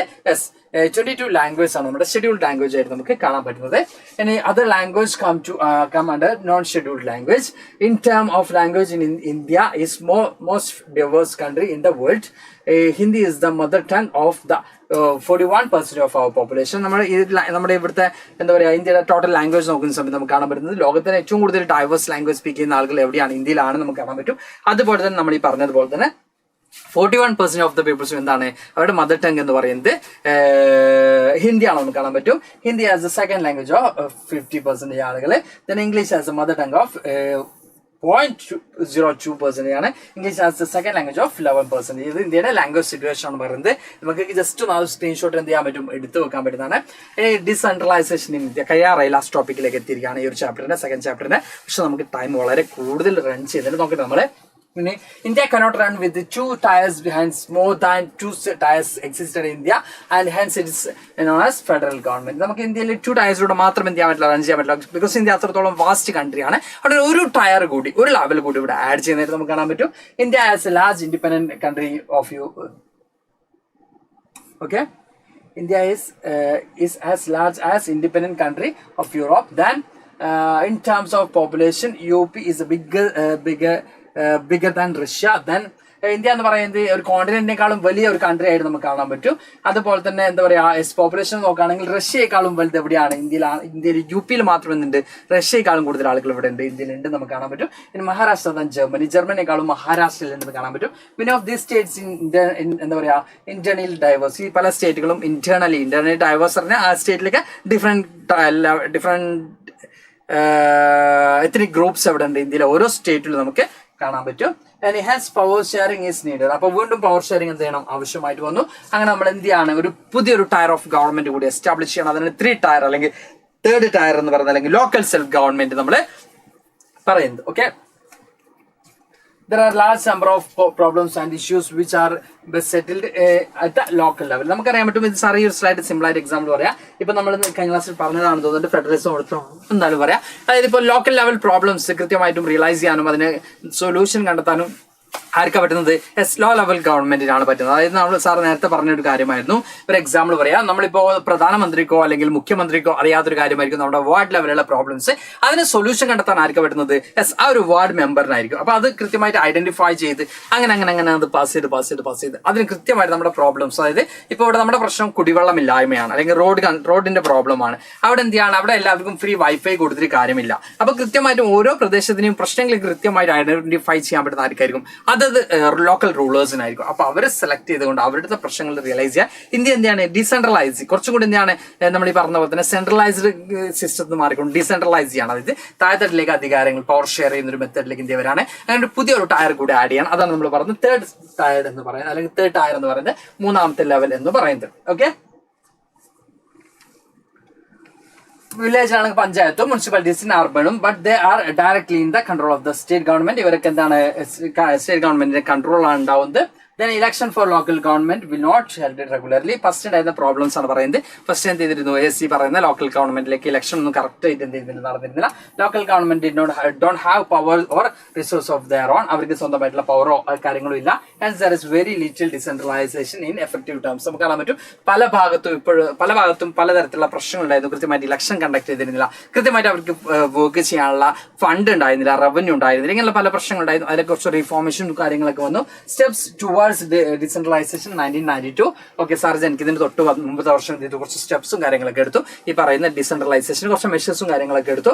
അതിൽ കോൺസ്റ്റിറ്റ്യൂഷൻ അമെൻഡ് എടുത്ത് to make third tier of democracy more powerful and effective. അപ്പോൾ ഈ തേർഡ് ടയർ ഓഫ് ഗവൺമെന്റിനെ കുറച്ചും കൂടി പവർഫുൾ ആക്കാൻ വേണ്ടി, കുറച്ചും കൂടി ഇഫക്റ്റീവ് ആക്കാൻ വേണ്ടി ചില അമെൻമെന്റും കാര്യങ്ങളൊക്കെ ആഡ് ചെയ്തായിരുന്നു നമുക്ക് കാണാൻ പറ്റും. Constitution mandatory to hold regular election the local government ബോഡീസിൽ കൃത്യമായിട്ടും പ്രോപ്പറായിട്ടും ഇലക്ഷൻ കണ്ടക്ട് ചെയ്യണമെന്ന് കൃത്യമായിട്ടും എന്ത് ചെയ്തു, കോൺസ്റ്റിറ്റ്യൂഷനിൽ എഴുതി ചേർത്തു. പിന്നെയോ seat reserved for elected bodies, executive heads of the SC and ST OBC. SC ST OBC എന്ത് ചെയ്തു, സീറ്റ് റിസർവ് ചെയ്തു. അതുപോലെ തന്നെ 1/3 റിസർവ്ഡ് ഫോർ വിമൻസിന് എന്ത് ചെയ്തു, 1/3 എന്ത് ചെയ്തു, സീറ്റ് റിസർവ് ചെയ്തായിട്ട് നമുക്ക് കാണാൻ പറ്റും. സ്റ്റേറ്റ് ഇലക്ഷൻ കമ്മീഷൻ എന്ത് ചെയ്യണം, ഈ പറഞ്ഞ panchayat and municipal election conduct ചെയ്യേണ്ടത് ആരാണ്, സ്റ്റേറ്റ് ഇലക്ഷൻ കമ്മീഷൻ ആണ് അതിന്റെ റെസ്പോൺസിബിലിറ്റി കൊടുത്തിരുന്നത്.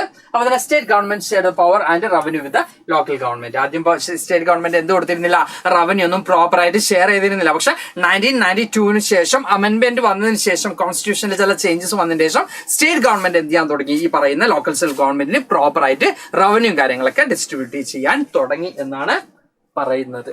ഓക്കെ, ഇനി rural local government is known as Panchayat Raj. Rural local government അറിയപ്പെടുന്നത് പഞ്ചായത്തി രാജ് എന്ന പേരിലാണ്. Each or group of village will have gram panchayat, then council with several ward members, panch or sarpanch. നമ്മൾ പറഞ്ഞ വാർഡ് മെമ്പേഴ്സിന്റെ കൗൺസിൽ പഞ്ച് ഓർ സർപഞ്ച് എന്ന പേരിൽ അറിയപ്പെടുന്നത്. Then elected by all the adult population of that ward. Then panchayat works under the overall supervision of the Gram Sabha. ഗ്രാമസഭയുടെ overall സൂപ്പർവിഷനിലായിരിക്കും പഞ്ചായത്ത് എന്ത് ചെയ്യുന്നത്, വർക്ക് ചെയ്യുന്നത് നമുക്ക് കാണാൻ പറ്റും. ഇനി yes, then every voters are members of the Gram Sabha. എല്ലാ വോട്ടേഴ്സും ഗ്രാമസഭയുടെ മെമ്പേഴ്സ് ആയിരിക്കും. Then the meet happens 2 or 3 times in a year to approve annual budget of the gram panchayatന്റെ ആനുവൽ ബഡ്ജറ്റ് ഒക്കെ അവതരിപ്പിക്കാൻ വേണ്ടി 2 or 3 times എന്ത് ചെയ്യണം, മീറ്റിംഗ്സും കാര്യങ്ങളൊക്കെ അവിടെ കണ്ടക്ട് ചെയ്യണം. ഇത്രയും കാര്യങ്ങളാണ് അവിടെ പ്രധാനമായിട്ടും വരുന്നത്. Then this local government structure goes to district level. A few gram panchayat are grouped together form a panchayat samiti. Then members of this samiti are elected by panchayat members. Panchayat members കൂടിയാണ് പഞ്ചായത്ത് സമിതിയിലേക്ക് എന്ത് ചെയ്യുക, മെമ്പേഴ്സിനെ elect ചെയ്യാൻ നമുക്ക് കാണാൻ പറ്റും. All panchayat samiti in a district together constitutes the Zilla Parishad. Then Zilla Parishad members are elected Lok Sabha members, MLA and other official of other district levels. അപ്പോൾ ജില്ലാ പരിഷത്തിന്റെ members എന്ന് പറയുന്നത് ആരൊക്കെയാണ്, നമുക്ക് ഇലക്ട് ചെയ്യപ്പെടുന്നത് ലോക്സഭ മെമ്പേഴ്സും MLA ഒക്കെയാണ് അവർ elect ചെയ്യപ്പെടുന്നത്. ഇത്രയും കാര്യങ്ങളാണ് ഈ ഒരു ചാപ്റ്റർ എഴുതുന്നത്. അത്ര ഇമ്പോർട്ടന്റ് അല്ല, എന്നാലും സാർ ആഡ് ചെയ്തു പോയതാണ്. ഓക്കെ, അപ്പൊ ഇത്രയും കാര്യങ്ങളാണ് ഈ ഒരു ചാപ്റ്ററിൽ മോസ്റ്റ് ഇമ്പോർട്ടന്റ് ആയിട്ട് നമുക്ക് എന്ത് ചെയ്യാനുള്ളത്, പഠിക്കാനുള്ളത്. ഓക്കെ, ഇനി അടുത്ത ചാപ്റ്ററിലേക്ക് നമുക്ക് പോവാം. ജെൻഡർ, റിലീജിയൻ ആൻഡ് കാസ്റ്റ് എന്നുള്ളത് നമുക്ക് ടൈമിന്റെ കുറച്ച് മക്കളെ നമ്മളൊരു 10:30 വരെ എന്ത് ചെയ്യാം, നമുക്ക് കണ്ടിന്യൂ ചെയ്യാം കേട്ടോ. ഐ തിങ്ക് 10:30 മുമ്പായിട്ട് നമുക്ക് എന്ത് ചെയ്യാം, വൈൻഡപ്പ് ചെയ്യാൻ പറ്റും തോന്നുന്നുണ്ട്.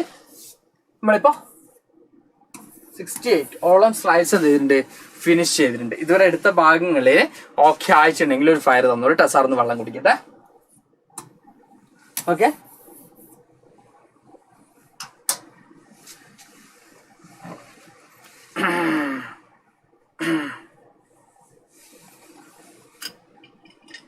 ഇതിലടുത്ത ഭാഗങ്ങൾ ഓക്കെ ആയിട്ടുണ്ടെങ്കിൽ ഒരു ഫയർ ഇട്ടോളി.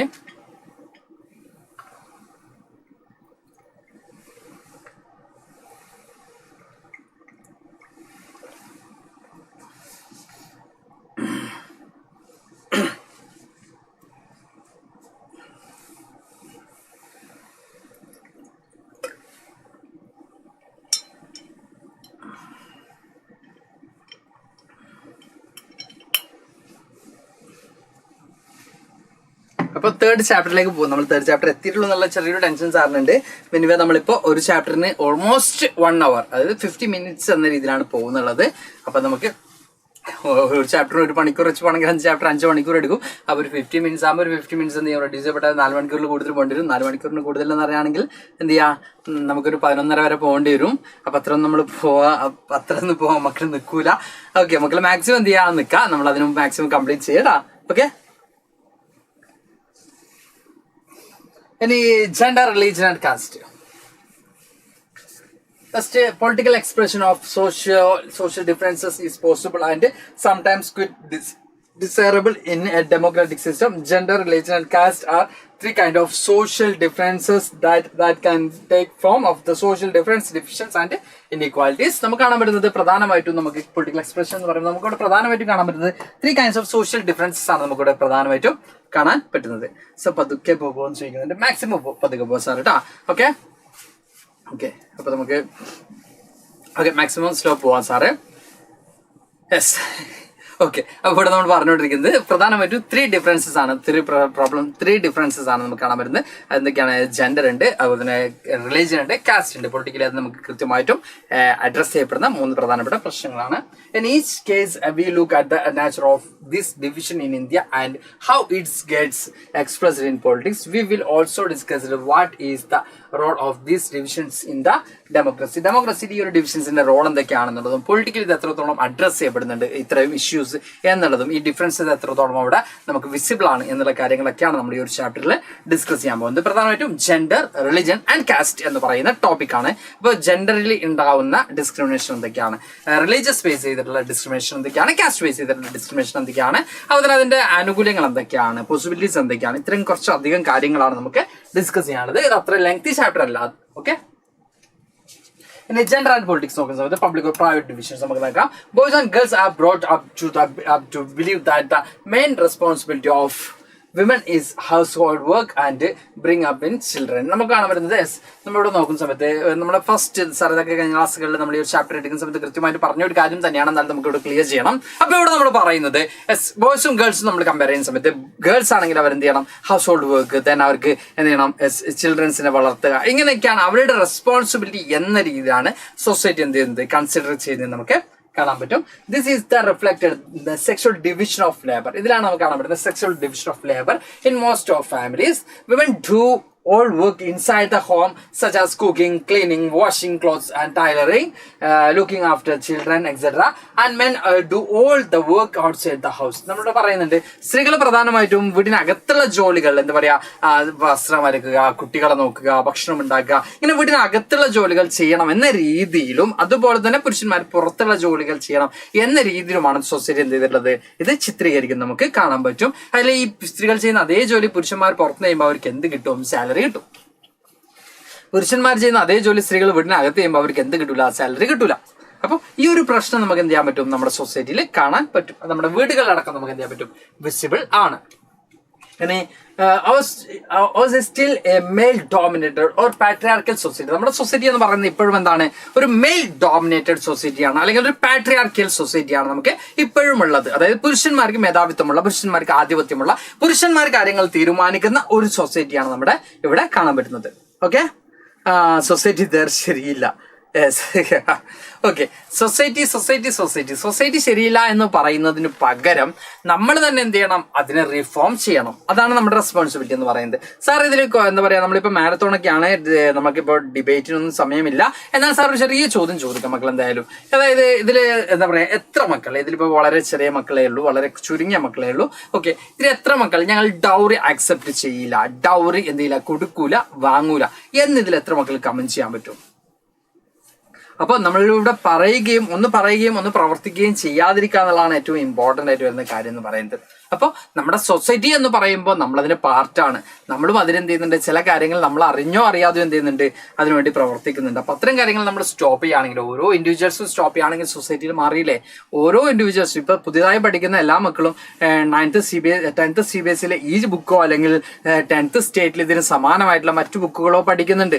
അപ്പൊ ഇത്തരത്തിലുള്ള വിമൻസ് നേരിടുന്ന പ്രോബ്ലംസ് അവർ കാണുന്നുണ്ട്. അപ്പൊ ജെൻഡർ ഇൻഈക്വാലിറ്റീസ് അവരും കാണുന്നുണ്ട്, നിങ്ങളും കാണുന്നുണ്ട്. ഇപ്പൊ നമ്മുടെ ന്യൂ ജനറേഷൻ എന്ന് പറയുന്നത് എല്ലാ മക്കളും പഠിച്ചു എല്ലാ മക്കളും അറ്റ്ലീസ്റ്റ് 10ാം ക്ലാസ് വരെയെങ്കിലും പഠിക്കുന്നുണ്ട്. ഈ 10ാം ക്ലാസ് വരെയൊക്കെ പഠിക്കുന്ന എല്ലാ മക്കൾക്കും 10ാം ക്ലാസ് കഴിഞ്ഞാൽ ഇങ്ങനൊരു ഡിസിഷൻ എടുക്കുകയാണെങ്കിൽ ഇനി ഒരു 10 വർഷം കഴിഞ്ഞാൽ ഇവിടെ ഡൗറി ആരും വാങ്ങൂല, കൊടുക്കൂല. പക്ഷെ അത് സംഭവിക്കുന്നുണ്ടോ? ഇല്ല. ഈ 10ാം ക്ലാസ്സിലേക്ക് ബുക്ക് പഠിക്കുന്നു, കാര്യങ്ങൾ പഠിക്കുന്നു, തന്നെ അവർ വീണ്ടും എന്ത് ചെയ്യുന്നു, ഇത്തരത്തിലുള്ള ആക്ടിവിറ്റീസിലേക്ക് അവരും എൻഗേജ്ഡ് ആവുന്നു. അതാണ് റിയാലിറ്റി. അപ്പൊ ഈ പഠിച്ചു പോകുന്ന മക്കളൊക്കെ തീരുമാനിക്കുകയാണ്, ഇത് ഞാനിനി വാങ്ങൂല, ഇത് ഞാനിനി കൊടുക്കൂല എന്ന് തീരുമാനിക്കുകയാണെങ്കിൽ, സ്ത്രീകളെ ഈക്വലായിട്ട് എന്ത് ചെയ്യാം, ഞാനും ട്രീറ്റ് ചെയ്യും എന്ന് ഡിസൈഡ് ചെയ്യുകയാണെങ്കിൽ അവിടെ എന്തുണ്ടാവുന്നില്ല, ഇത്തരത്തിലുള്ള പ്രോബ്ലംസ് ഉണ്ടാവുന്നില്ല. പക്ഷെ അവർ പഠിക്കുന്ന സമയത്ത് മാത്രം അതിൽ കോൺസെൻട്രേറ്റ് ചെയ്യുന്നു. ആഫ്റ്റർ ദാറ്റ് അത് വിട്ടുപോകുന്നു. അതാണ് റിയാലിറ്റി കേട്ടോ. ഓക്കെ, അപ്പൊ നമ്മൾ തിരിച്ചുവരാണ്. ഓക്കെ, നമ്മളോട് പറയുന്നതാണ് ഇപ്പോഴും നമുക്ക് പാട്രിയാർക്കൽ സൊസൈറ്റിയാണ് നമുക്ക് കാണാൻ പറ്റുന്നത്, അല്ലെങ്കിൽ മെയിൽ ഡോമിനേറ്റഡ് സൊസൈറ്റിയാണ് നമ്മുടെ സൊസൈറ്റി എന്ന് നമുക്ക് കാണാൻ പറ്റും. Okay, women raise a disadvantage, discrimination and oppression in various ways.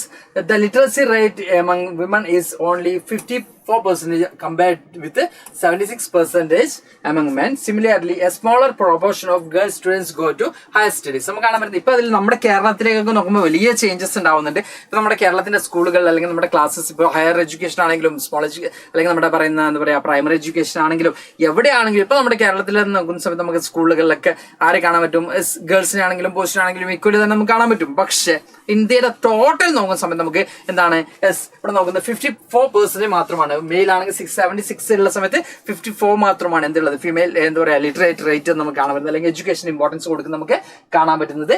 Then അതിൽ തന്നെ സ്മോളർ പോർഷൻ മാത്രമേ ഹയർ എഡ്യൂക്കേഷൻ കൂടി എന്ത് ചെയ്യുന്നുണ്ട് പോകുന്നു നമുക്ക് എന്ത് ചെയ്യാൻ പറ്റും, കാണാൻ പറ്റും. Then, on an average, an Indian woman works 1 hour more than an average man every day. Much of her work is not paid and is therefore often not valued. അപ്പോൾ സ്ത്രീകൾ എപ്പോഴും പുരുഷന്മാരെക്കാളും എന്ത് ചെയ്യുന്നുണ്ട്, വർക്ക് ചെയ്യുന്നുണ്ട്. ബട്ട് അവരുടെ വർക്കിന് എന്ത് കൊടുക്കുന്നില്ല, പെയ്ഡ് അല്ല, അതുപോലെ തന്നെ വാല്യൂ കൊടുക്കുന്നില്ല. ഇൻസൈഡ് ദ ഹോം ആണ് ഇതിൽ മെയിനിലും നമ്മൾ പറയുന്നത്. അവരുടെ വർക്കിന് അത്രത്തോളം ഇമ്പോർട്ടൻസ് എന്ത് ചെയ്യുന്നില്ല, കൊടുക്കുന്നില്ല, നമുക്ക് എന്ത് ചെയ്യാൻ പറ്റും, കാണാൻ പറ്റും. Then the Equal Wages Act provided that equal wages should be paid to equal work. However, in almost all areas of work, from sports and cinema to factories and field, women are paid less than men, even when both do exactly the same work. ചെയ്താലും സ്ത്രീകളും പുരുഷനും equal wage കൊടുക്കണമെന്നുള്ള act ഉണ്ടായിട്ട് പോലും അതെന്ത് ചെയ്യുന്നില്ല, ensure ചെയ്യപ്പെടുന്നില്ല. പല ഏരിയാസിലും, sports ആണെങ്കിലും ഫിലിം ആണെങ്കിലും അങ്ങനെ പല ഏരിയാസിലും ഈ ഒരു ഈക്വൽ വേജ് എന്നുള്ളത് എന്തല്ല, ഇപ്പോഴും പ്രാക്ടിക്കൽ അല്ല എന്ന് നമുക്ക് എന്ത് ചെയ്യാൻ പറ്റും, കാണാൻ പറ്റും. Okay, then in many parts of India, parents prefer to have sons and find ways to have the girl child aborted before she is born. ഇന്ത്യയിലെ പല ഭാഗത്തും പെൺകുട്ടിയാണ് ജനിക്കാൻ പോകുന്നതെന്ന് അറിഞ്ഞാൽ അവരെ എന്തിയാണ് ഇല്ലാതാക്കുന്ന, അവരെ കൊന്നു കളയുന്ന ഒരു സമ്പ്രദായം അടക്കം ഇന്ത്യയിലെ പല ഭാഗത്തും ഉണ്ടായിരുന്നു നമുക്ക് കാണാൻ പറ്റും.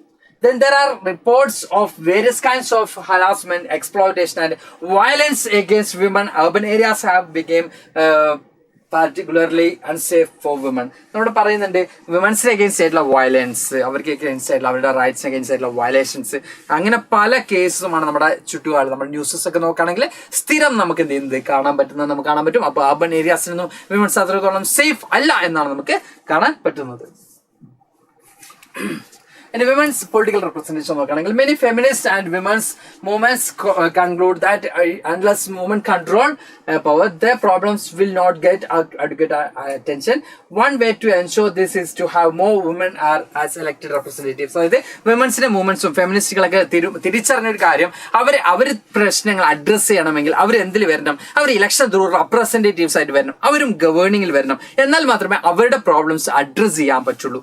അല്ലെങ്കിൽ അവരുടെ പ്രോബ്ലംസിന് അത്രത്തോളം വാല്യൂ കിട്ടുന്നില്ല, അതിനത്രത്തോളം സൊല്യൂഷൻ കിട്ടുന്നില്ല എന്ന് കൃത്യമായിട്ടും ആര് റിയലൈസ് ചെയ്യുന്നുണ്ട്, നമ്മൾ ഈ പറഞ്ഞിട്ടുള്ള പൊളിറ്റിക്കൽ ഓർഗനൈസേഷനും അതുപോലെ തന്നെ ഫെമിനിസ്റ്റ് മൂവ്മെന്റും ഒക്കെ കൃത്യമായിട്ടും എന്ത് ചെയ്യുന്നുണ്ട്, റിയലൈസ് ചെയ്യുന്നതായിട്ട് നമുക്ക് കാണാൻ പറ്റും. ഇനി റിലീജിയൻ, കമ്മ്യൂണലിസം ആൻഡ് പൊളിറ്റിക്സിലേക്ക് നമ്മൾ നോക്കുന്ന സമയത്ത് the division based on religious difference is not universal as gender. Many countries including India have their population followers of different religion. നമുക്ക് കാണാൻ പറ്റുന്നത് ജെൻഡറിന് അത്രയും എന്തല്ല ഈ ഒരു ഡിവിഷൻ. MCQ ഇടുമോ റിപ്ലൈ പ്ലീസ്. MCQ കാര്യങ്ങളൊക്കെ നമ്മൾ നെക്സ്റ്റ് ക്ലാസ്സസ് മുതൽ വരും കേട്ടോ മക്കളെ. ഓക്കെ, നമ്മൾ ഇന്നത്തോടു കൂടി സോഷ്യലിന്റെ എന്ത് ചെയ്തു, നമ്മുടെ മാരത്തോൺ കംപ്ലീറ്റ് ആവാണ്. ഇനി നമ്മൾ മെഗാ മാരത്തോൺ കാര്യങ്ങളൊക്കെ ഉണ്ടാവും. ഇനി നമ്മുടെ ഈ ഒരു മാരത്തോൺ സോഷ്യൽ വീക്ക് എന്ന് പറയുന്ന ഈ ഒരു വീക്ക് നമ്മൾ ഈ ഒരു എന്താ പറയുക ലോഞ്ചിലും നമ്മൾ സ്റ്റാർട്ട് ചെയ്തിട്ടുള്ള ഈ ഒരു മാരത്തോൺ എന്ന് പറയുന്നത് ഇന്നത്തോടു കൂടി കംപ്ലീറ്റ് ആവും. അതായത് നമ്മൾ ഇന്നത്തോടു കൂടി നമ്മുടെ സോഷ്യൽ സയൻസിന്റെ 10ാം ക്ലാസ് CBSE കംപ്ലീറ്റ് ചാപ്റ്റേഴ്സും 4 ലൈവിലൂടെ 4 ദിവസം കൊണ്ട് 2 ടീച്ചേഴ്സ് നിങ്ങൾക്ക് എന്ത് ചെയ്തിട്ടുണ്ട്, എടുത്ത് തന്നിട്ടുണ്ട്. അപ്പൊ എന്തായാലും നമ്മൾ ഇനിയുള്ളത് MCQ, previous CBSE question paper, ഇങ്ങനെയുള്ള കാര്യങ്ങളൊക്കെ നമുക്ക് ഡിസ്കസ് ചെയ്യാനുണ്ട് ഈ ഒരു ലൈവ് കൈൻഡ് ഇഷ്യൂ. ഇനി വരുന്നത് നമ്മുടെ സോഷ്യൽ റിലേറ്റഡ് ആയിട്ടുള്ള ക്ലാസ്സസ് വരുന്നത് ഇത്തരത്തിലുള്ള കാര്യങ്ങൾക്ക് വേണ്ടി മാത്രമായിരിക്കും. ഓക്കെ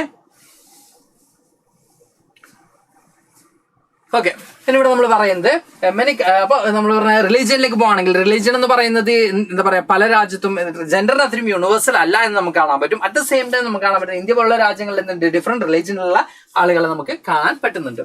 ഇനി കൺസിഡർ ദ ഫോളോയിങ്. ഗാന്ധിജിയുടെ ഐഡിയോളജിയാണ് സാർ. ഇവിടെ ഗാന്ധിജിയുടെ ഫോട്ടോ കൂടി ആഡ് ചെയ്യണം വിചാരിച്ചിരുന്നു, വിട്ടുപോയി. Gandhi is used to say that religion can never be separate from politics. He meant like Hinduism or Islam, moral values that inform all religions. Then he believed that politics must be guided by ethics drawn by from the religion. അതായത് ഒരിക്കലും religion എന്ന് പറയുന്നത് ഒരിക്കലും പൊളിറ്റിക്സും ഒരിക്കലും മാറ്റി നിർത്താൻ പറ്റും എന്നുള്ളതല്ല ഗാന്ധി പറയുന്നത്. കൃത്യമായിട്ടും ഒരു പെർട്ടിക്കുലർ റിലീജിയൻ അല്ല അദ്ദേഹം ഉദ്ദേശിക്കുന്നത്. എല്ലാ റിലീജിയനുള്ള എന്തുണ്ട്, പോസിറ്റീവ് സൈഡ്സ് ഉണ്ട് അല്ലെ. അതെല്ലാം എന്താ പറയാ, പൊളിറ്റിക്കലി കൃത്യമായിട്ട് എന്ത് ചെയ്യാൻ പറ്റും, യൂട്ടിലൈസ് ചെയ്യാൻ പറ്റും എന്നുള്ളതാണ് അദ്ദേഹത്തിന്റെ വാക്കുകൾ നമുക്ക് മനസ്സിലാക്കാൻ പറ്റുന്നത്. And second point, most of the victims of communal riots in our country are people from religious minority. They have demanded that the government take special steps to protect religious minority. അപ്പൊ നമ്മുടെ രാജ്യത്ത് പല രീതിയിൽ communal violence ഉണ്ടായപ്പോഴും അതിന്റെ victims എന്ന് പറയുന്ന ആരായിരിക്കും, religious minority ആയിരിക്കും. അതുകൊണ്ട് തന്നെ അവരെ പ്രൊട്ടക്ട് ചെയ്യാനുള്ള അവരെ എന്താണ് അതിനുവേണ്ടിയുള്ള മെഷേഴ്സും കാര്യങ്ങളൊക്കെ കൊണ്ടുവരേണ്ടതുണ്ട് എന്നാണ് പറയുന്നത് കേട്ടോ. Okay Then women's movements has argued that family laws of all religious discriminate against women. എന്താ പറയാ, എല്ലാ ഫാമിലി ലോസിലും റിലീജിയസ് ആയിട്ടുള്ള എല്ലാ ഫാമിലി ലോസും വിമൻസിന് അഗേൻസ്റ്റ് ആണ്, വിമൻസിന് ഈക്വൽ വാല്യൂ കൊടുക്കുന്നില്ല എന്ന് ആരും കൂടി ആർഗ്യൂ ചെയ്യുന്നുണ്ട്. വിമൻസ് മൂവ്മെന്റ്സും കൃത്യമായിട്ടും ആർഗ്യൂ ചെയ്യുന്നതായിട്ട് നമുക്ക് കാണാൻ പറ്റും. In communalism, the problem begins when religion is seen as the base of nation. നമ്മുടെ നാഷന്റെ ബേസ് ആയിട്ട് റിലീജിയൻ കാണുമ്പോഴാണ് പ്രോബ്ലംസ് ഉണ്ടാവുന്നത്. അതായത് എല്ലാ പൊളിറ്റിക്കൽ പാർട്ടിയും റിലീജിയസ് ബേസ് ഫോം ചെയ്യപ്പെടുന്ന പ്രശ്നമാണ്. പക്ഷെ റിലീജിയസ് ആയിട്ടുള്ള പ്രോബ്ലംസ് പൊളിറ്റിക്കൽ പാർട്ടീസ് അഡ്രസ് ചെയ്യണം. ബട്ട് റിലീജിയസ് ആയിട്ട് പൊളിറ്റിക്കൽ പാർട്ടീസ് ഫോം ചെയ്യപ്പെടുമ്പോൾ, റിലീജിയസ് സപ്പോർട്ടിന് വേണ്ടി, റിലീജിയസ് ആയിട്ടുള്ള കാര്യങ്ങൾക്ക് വേണ്ടി പൊളിറ്റിക്കൽ പാർട്ടീസ് ഫോം ചെയ്യപ്പെടുമ്പോൾ അവിടെ എന്ത് ചെയ്യുന്നുണ്ട്, അവിടെ പ്രോബ്ലംസ് ഉണ്ടാവുന്നുണ്ട്. Then the problem becomes more acute when religion is expressed in politics in exclusive and partisan terms. When one religion and its followers are pitted against another, this happens when beliefs of one religion are presented as superior to the other religion. അതായത് നമ്മൾ പറയുന്നത് ഒരു റിലീജിയനെ മറ്റൊരു റിലീജിയനെ dominate ചെയ്യുമ്പോൾ അല്ലെങ്കിൽ അങ്ങനെ സംഭവിക്കുമ്പോഴാണ് എന്ത് ചെയ്യുന്നത്, പ്രശ്നങ്ങൾ ഉണ്ടാകും. അപ്പോൾ ഒരു റിലീജിയൻ ഞാൻ മറ്റൊരു റിലീജിയനേക്കാളും സുപ്പീരിയർ ആണ് എന്ന് തോന്നുമ്പോഴാണ് എന്തുണ്ടാവുന്നത്, ഈ പറഞ്ഞ കമ്മ്യൂണലിസം. അതായത് ഒരു റിലീജിയന് തോന്നുകയാണ് ഞാനാണ് സുപ്പീരിയർ എന്ന് തോന്നുകയാണെങ്കിൽ മറ്റൊരു റിലീജിയൻ അത് അടിച്ചമർത്താൻ, സപ്രസ് ചെയ്യാൻ തോന്നും. അപ്പൊ അത്തരത്തിലുള്ള തോന്നലുകളാണ് കമ്മ്യൂണലിസം അല്ലെങ്കിൽ നമ്മൾ ഈ പറഞ്ഞത് വർഗീയത എന്ന് പറയുന്ന കൺസെപ്റ്റിലേക്ക് വരുന്നത്. എല്ലാ റിലീജിയനെയും ടോളറേറ്റോട് കൂടി കാണാം എന്നുള്ളതാണ് അവിടെ ഉദ്ദേശിക്കുന്നത്. When the demands of one religious group are formed in opposition to the another, and when state power is used to establish domination of one religion groups over the rest, then this manner of using religion in politics is communal politics. Communal politics is based on the idea that religion is the principal base of social community. Okay, അപ്പോൾ ഇവിടെ നമ്മൾ പറഞ്ഞത് എന്താണ് communal politics എന്ന് പറഞ്ഞാൽ, ഇപ്പൊ politically authority ആയിട്ടുള്ള ആളുകൾ ഒരു റിലീജിയനെ സപ്രസ് ചെയ്യാൻ വേണ്ടി അവരുടെ ഒരു പവർ യൂസ് ചെയ്യുകയാണെങ്കിൽ അത് നമ്മൾ കമ്മ്യൂണൽ പൊളിറ്റിക്സ് എന്ന് തന്നെ നമുക്ക് എന്ത് ചെയ്യാൻ പറ്റും, അതിനെ വിശേഷിപ്പിക്കാൻ പറ്റും. ഇനി ഇവിടെ നമ്മൾ ഒരു കാര്യം കൂടി പറയുന്നുണ്ട്. കമ്മ്യൂണൽ പൊളിറ്റിക്സ് എന്ത് ബേസ് ചെയ്തിട്ടാണ്, religion is the principle of base, എന്താ പറയാ, സോഷ്യൽ കമ്മ്യൂണിറ്റിയുടെ ബേസ് എന്ന് പറയുന്നത് റിലീജിയൻ ആണ് എന്നൊരു തോന്നൽ ഉണ്ടാവുമ്പോഴാണ് എന്ത് വരുന്നത്, ഈ ഒരു കമ്മ്യൂണൽ പൊളിറ്റിക്സ് എന്നൊരു ഐഡിയ വരുന്നത്, അല്ലെങ്കിൽ കമ്മ്യൂണൽ പൊളിറ്റിക്സ് എന്ന പ്രോബ്ലം വരുന്നത്. അതായത് സൊസൈറ്റിയുടെ ബേസിക് പല പ്രോബ്ലംസ് ആണ്, പോവർട്ടി അല്ലെങ്കിൽ നമ്മൾ ഇവിടെയുള്ള എന്ത് ചെയ്യണം, നമ്മളുടെ ഇക്വാലിറ്റി അൻഷുർ ചെയ്യണം, ഇങ്ങനെ പല കാര്യങ്ങളാണ്. അതിന് നമ്മൾ കൂടുതൽ കോൺസെൻട്രേറ്റ് ചെയ്യാതെ റിലീജിയൻ ആണ് ഇതിന്റെ ബേസ് എന്ന് നമ്മൾ തീരുമാനിക്കുകയാണെങ്കിൽ അവിടെ എന്ത് സംഭവിക്കും, നമ്മൾ നേരത്തെ പറഞ്ഞ പോലെ തന്നെ കമ്മ്യൂണൽ പൊളിറ്റിക്സ് അവിടെ എന്ത് ചെയ്യും, സംഭവിക്കും എന്നാണ് കാണാൻ പറ്റുന്നത്. ഇനി secular state. There's no official religion for the Indian state, unlike the status of Buddhism in Sri Lanka, that of Islam in Pakistan, and the Christianity in England. Our constitution does not give a special status of any religion. നമ്മുടെ ഇന്ത്യയിലാണെങ്കിൽ ഒരു particular റിലീജിയനും ഒരു official സ്റ്റാറ്റസും കൊടുക്കുന്നില്ല. Because ഇന്ത്യയിൽ different ആയിട്ടുള്ള റിലീജിയസിൽപ്പെട്ട ആളുകളുണ്ട്. ഇപ്പൊ നമ്മൾ ശ്രീലങ്ക എടുക്കുകയാണെങ്കിൽ ബുദ്ധിസം, അല്ലെങ്കിൽ പാകിസ്ഥാൻ എടുക്കുകയാണെങ്കിൽ ഇസ്ലാം, അല്ലെങ്കിൽ നമ്മളിവിടെ എന്താ പറയാ ഇംഗ്ലണ്ട് എടുക്കുകയാണെങ്കിൽ അവിടെ ക്രിസ്ത്യാനിറ്റി. അങ്ങനെ ഓരോ റിലീജിയനും ഇപ്പൊ മെജോറിറ്റി ഏത് റിലീജിയനാണോ ആ റിലീജിയനെ പ്രൊമോട്ട് ചെയ്യാം, അല്ലെങ്കിൽ ആ ഒരു റിലീജിയനെ ഒഫീഷ്യൽ റിലീജിയൻ ആയിട്ട് റെക്കഗ്നൈസ് ചെയ്യാം എന്ന രീതിയിൽ ഒരിക്കലും ഇന്ത്യ ചെയ്യുന്നില്ല. ഇന്ത്യയിലെ എല്ലാ റിലീജിയനും ഈക്വൽ എന്താ പറയാ ഇമ്പോർട്ടൻസ് ആണ്. ഒരു റിലീജിയനും സ്പെഷ്യൽ കൺസിഡറേഷൻ ഇല്ല, ഒരു റിലീജിയനും എന്ത് ചെയ്യുന്നില്ല, അവോയ്ഡ് ചെയ്യുന്നുമില്ല, ഒരു റിലീജിയനും പ്രൊമോട്ട് ചെയ്യുന്നുമില്ല, ഒരു റിലീജിയനും സ്പെഷ്യൽ കൺസിഡറേഷൻ കൊടുക്കുന്നില്ല. അതുകൊണ്ട് തന്നെ നമുക്ക് എന്ത് ചെയ്യാൻ പറ്റും, ഇന്ത്യ ഫോളോ ചെയ്യുന്നുള്ളത് സെക്യുലറിസം ആണ്. ഇന്ത്യയിൽ എല്ലാ റിലീജിയനും ഈക്വൽ എന്താ പറയാ ഈക്വൽ ഇമ്പോർട്ടൻസ് തന്നെയാണ്. Okay. Then the constitution provides to all individuals and communities freedom to profess, practice and propagate any religious or follow of any. അപ്പൊ നമ്മളോട് പറയുന്നത് ഇന്ത്യയിലാണെങ്കിൽ എല്ലാ മതസ്ഥർക്കും അവരുടേതായിട്ടുള്ള ആചാരങ്ങൾ, അവരുടേതായിട്ടുള്ള അനുഷ്ഠാനങ്ങൾ എല്ലാം എന്ത് ചെയ്യാൻ പറ്റും, ചെയ്യാതിരിക്കാനും എവിടെ പറ്റും, ഇന്ത്യയിൽ പറ്റും. അങ്ങനെ എല്ലാ തരത്തിലുള്ള ഫ്രീഡവും എവിടെ ഉണ്ട്, നമ്മുടെ ഇന്ത്യയിലുണ്ട്. അവിടെ തന്നെ നമുക്ക് എന്ത് പറയാൻ പറ്റും, സെക്യുലർ സ്റ്റേറ്റ് ആണ് നമ്മുടെ ഇന്ത്യ എന്ന് നമുക്ക് പറയാൻ പറ്റും. ഇതൊക്കെ കാണുമ്പോൾ നമ്മൾ ശരിക്കും നമ്മൾ എന്താ പറയാ, നമ്മൾ എപ്പോഴും നമ്മളെ എന്ത് കാര്യം കൊണ്ടാണെങ്കിലും എസ്പെഷ്യലി സെക്യുലർ സ്റ്റേറ്റ് എന്ന രീതിയിലൊക്കെ നമ്മൾ ഏറ്റവും കൂടുതൽ അഭിമാനിക്കേണ്ട, നമ്മൾ ഇന്ത്യക്കാരായതിൽ ഏറ്റവും കൂടുതൽ അഭിമാനിക്കേണ്ട ആളുകൾ തന്നെയാണ്. ബിക്കോസ് പല മതങ്ങൾ, പല രാഷ്ട്രത്തിലും പല മതങ്ങൾക്ക് എന്ത് ചെയ്യുന്നുണ്ട്, ആ ഒരു അല്ലാത്ത ആളുകൾക്ക് അല്ലെങ്കിൽ ആ ഒരു മതത്തിൽ പെടാത്ത ആളുകൾക്ക് പ്രോബ്ലംസ് ഉണ്ടാവുമ്പോഴും നമ്മുടെ ഇന്ത്യയിൽ എല്ലാവരും ഈക്വൽ ആണ്. Okay.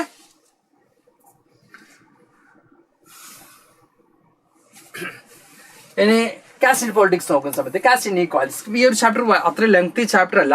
Okay. Caste inequalities unlike gender and religion, caste divisions is special to India. All societies have some kind of social inequalities and some form of division of labor. നമുക്ക് കാണാൻ പറ്റുന്നത് മറ്റെവിടത്തും കാണാൻ പറ്റാത്ത ഒരു കൺസെപ്റ്റ് ആണ് നമ്മൾ ഈ പറഞ്ഞ പോലത്തെ ഇന്ത്യയിൽ നമുക്ക് കാണാൻ പറ്റുന്നത്. മറ്റു പലയിടത്തും നമുക്ക് എന്ത് കാണാൻ പറ്റും, ജെൻഡർ ഓ റിലീജിയൻ അല്ലെങ്കിൽ കളർ, അങ്ങനെ പല കാര്യങ്ങളും കാണാൻ പറ്റും. ഇപ്പൊ കാസ്റ്റ് എന്ന് പറയുന്ന ഡിസ്ക്രിമിനേഷൻ എസ്പെഷ്യലി ഇന്ത്യയിൽ മാത്രം നമുക്ക് കാണാൻ പറ്റുന്നത്. പലയിടത്തും പലതരത്തിലുള്ള ഡിഫറൻസസ് ഉണ്ടാവുന്നുണ്ട്, അവർ തമ്മിൽ ഡിസ്ക്രിമിനേഷനും കാര്യങ്ങളൊക്കെ ഉണ്ടാവുന്നുണ്ട്. ഇന്ത്യയുടെ കേസിലേക്ക് വരുമ്പോൾ നമുക്ക് എന്ത് കാണാൻ പറ്റും, കാസ്റ്റ് ഇൻഇക്വാലിറ്റീസ് എന്ന് പറഞ്ഞ കൺസെപ്റ്റ് നമുക്ക് കാണാൻ പറ്റും. അപ്പൊ കാസ്റ്റ് ഇൻഇക്വാലിറ്റീസ് നമുക്ക് നോക്കുന്ന സമയത്ത് നമുക്ക് കാണാൻ പറ്റുന്നത് casteism is rooted to the belief that the caste is the sole base of social community. According to this way of thinking, people belong to the same caste belong to a natural social community and have to the same interest which they do not share with anyone from another caste. അപ്പൊ നമ്മളോട് പറയുന്നുണ്ട്, ഇപ്പോ cast നമ്മുടെ religion പറഞ്ഞതിന് similar ആയിട്ട് തന്നെയാണ് കാസ്റ്റിലേക്ക് വരുമ്പോൾ. പക്ഷെ കാസ്റ്റിൽ നമുക്ക് കാണാൻ പറ്റുന്നത് സെയിം കാസ്റ്റിൽപ്പെട്ട ആളുകൾ മറ്റുള്ളതായിട്ട് കാര്യങ്ങളൊന്നും ഷെയർ ചെയ്യുന്നില്ല, മറ്റുള്ളതായിട്ട് ഫുഡോ അല്ലെങ്കിൽ മറ്റുള്ളവർ ആ ഒരു രീതിയിൽ അവരുടേതായിട്ടുള്ള കൾച്ചർ ഫോളോ ചെയ്യുന്ന ഒരു സിസ്റ്റമാണ് നമുക്ക് കോമൺലി എന്ത് ചെയ്യാൻ പറ്റുന്നത്, ഇവിടെ കാണാൻ പറ്റുന്നത്. In politics in caste, politics too influence the caste system and caste identities by bringing them into the political arena. Thus, it is not politics that gets caste ridden. It's the caste that gets in politicized. അപ്പൊ നമ്മളോട് പറയുന്നുണ്ട് പൊളിറ്റിക്സിൽ നമുക്ക് എന്ത് visible ആണ്, cast എന്ന് പറഞ്ഞ concept visible ആണ്. Sir നേരത്തെ പറഞ്ഞ പോലെ തന്നെ സാറ് കഴിഞ്ഞ ക്ലാസ്സിലൊക്കെ പറഞ്ഞൊരു കാര്യമായിരുന്നു വോട്ട് ബാങ്കിങ് സിസ്റ്റം എന്ന് പറയുന്നത്. അത് വോട്ട് ബാങ്കിങ് എന്ന് പറയുമ്പോൾ ഒരു പെർട്ടിക്കുലർ കാസ്റ്റിൽ കുറെ ആളുകൾ ഉണ്ടെങ്കിൽ, ഒരു പെർട്ടിക്കുലർ കാസ്റ്റിൽ കുറെ അധികം ആളുകൾ ഉണ്ടെങ്കിൽ ആ ഒരു പെർട്ടിക്കുലർ കാസ്റ്റിന് കൂടുതൽ ഇമ്പോർട്ടൻസ് കൊടുക്കുക, അല്ലെങ്കിൽ ആ ഒരു പെർട്ടിക്കുലർ കാസ്റ്റിൽപ്പെട്ട ആളുകളെ എന്ത് ചെയ്യുക, കാൻഡിഡേറ്റ്സ് ആയിട്ട് മത്സരിപ്പിക്കുക. ഇങ്ങനെയുള്ള കൺസെപ്റ്റുകളൊക്കെ നമുക്ക് എവിടെ കാണാൻ പറ്റും, പൊളിറ്റിക്സിൽ കാണാൻ പറ്റും. അപ്പൊ ഇവിടെ നമ്മൾ പറയുന്നത് തന്നെയാണ് കാസ്റ്റ് എന്തിനെ വലിയ രീതിയിൽ ഇൻഫ്ലുവൻസ് ചെയ്യുന്നുണ്ട്, പൊളിറ്റിക്കൽ അറേനയിൽ വലിയ രീതിയിൽ ഇൻഫ്ലുവൻസ് ചെയ്യുന്നതായിട്ട് നമുക്ക് കാണാൻ പറ്റും. ജാതി എന്താ പറയാ, നമ്മളോട് പറയുന്നത് ജാതി രാഷ്ട്രീയവൽക്കരിക്കപ്പെടുന്ന ഒരു അവസ്ഥയിലേക്ക് കാര്യങ്ങൾ മാറുന്നുണ്ട്. Okay, caste getting politicized. എങ്ങനെയാണ് caste getting politicized നമുക്ക് നോക്കാം. Each caste group tries to become bigger by incorporating within its neighboring caste or subcaste which were earlier excluded from it. ഇപ്പോൾ എല്ലാ കാസ്റ്റും അവരാണ് ഏറ്റവും വലിയ കാസ്റ്റ് എന്ന് തീരുമാനിക്കാൻ വേണ്ടി അല്ലെങ്കിൽ എന്നാവാൻ വേണ്ടി എന്ത് ചെയ്യുന്നുണ്ട്, നെയ്ബറിംഗ് കാസ്റ്റ് അല്ലെങ്കിൽ അതിന് തൊട്ടടുത്തുള്ള കാസ്റ്റുമായിട്ടോ അല്ലെങ്കിൽ സബോർഡിനേറ്റ് കാസ്റ്റുമായിട്ടോ അവരുടെ കീഴിലുള്ള ജാതിയുമായിട്ടോ എന്ത് ചെയ്യുന്നുണ്ട്, കൊലാബറേറ്റ് ചെയ്യുന്നുണ്ട്, ഒന്നിച്ചൊന്ന് പോകാൻ തീരുമാനിക്കുന്നുണ്ട്. ആദ്യം അതെന്തായിരുന്നു, ആ ഒരു കാസ്റ്റിന് മാറി നിന്നിരുന്നു, വിട്ടുനിന്നിരുന്ന ഒരു കാര്യമായിരുന്നു. പക്ഷെ ഇവരുടെ കാസ്റ്റിന് ഏറ്റവും സ്ട്രെങ്ത് അല്ലെങ്കിൽ ഇവരുടെ കാസ്റ്റിന് ഏറ്റവും എന്താ പറയാ സ്ട്രോങ് എന്ന് തോന്നിക്കാൻ വേണ്ടിയാണ് ഇങ്ങനെയുള്ള കാര്യങ്ങൾ ചെയ്യുന്നത്. Then various caste groups are required to enter into a coalition with other caste or communities and thus enter into dialogue and negotiation.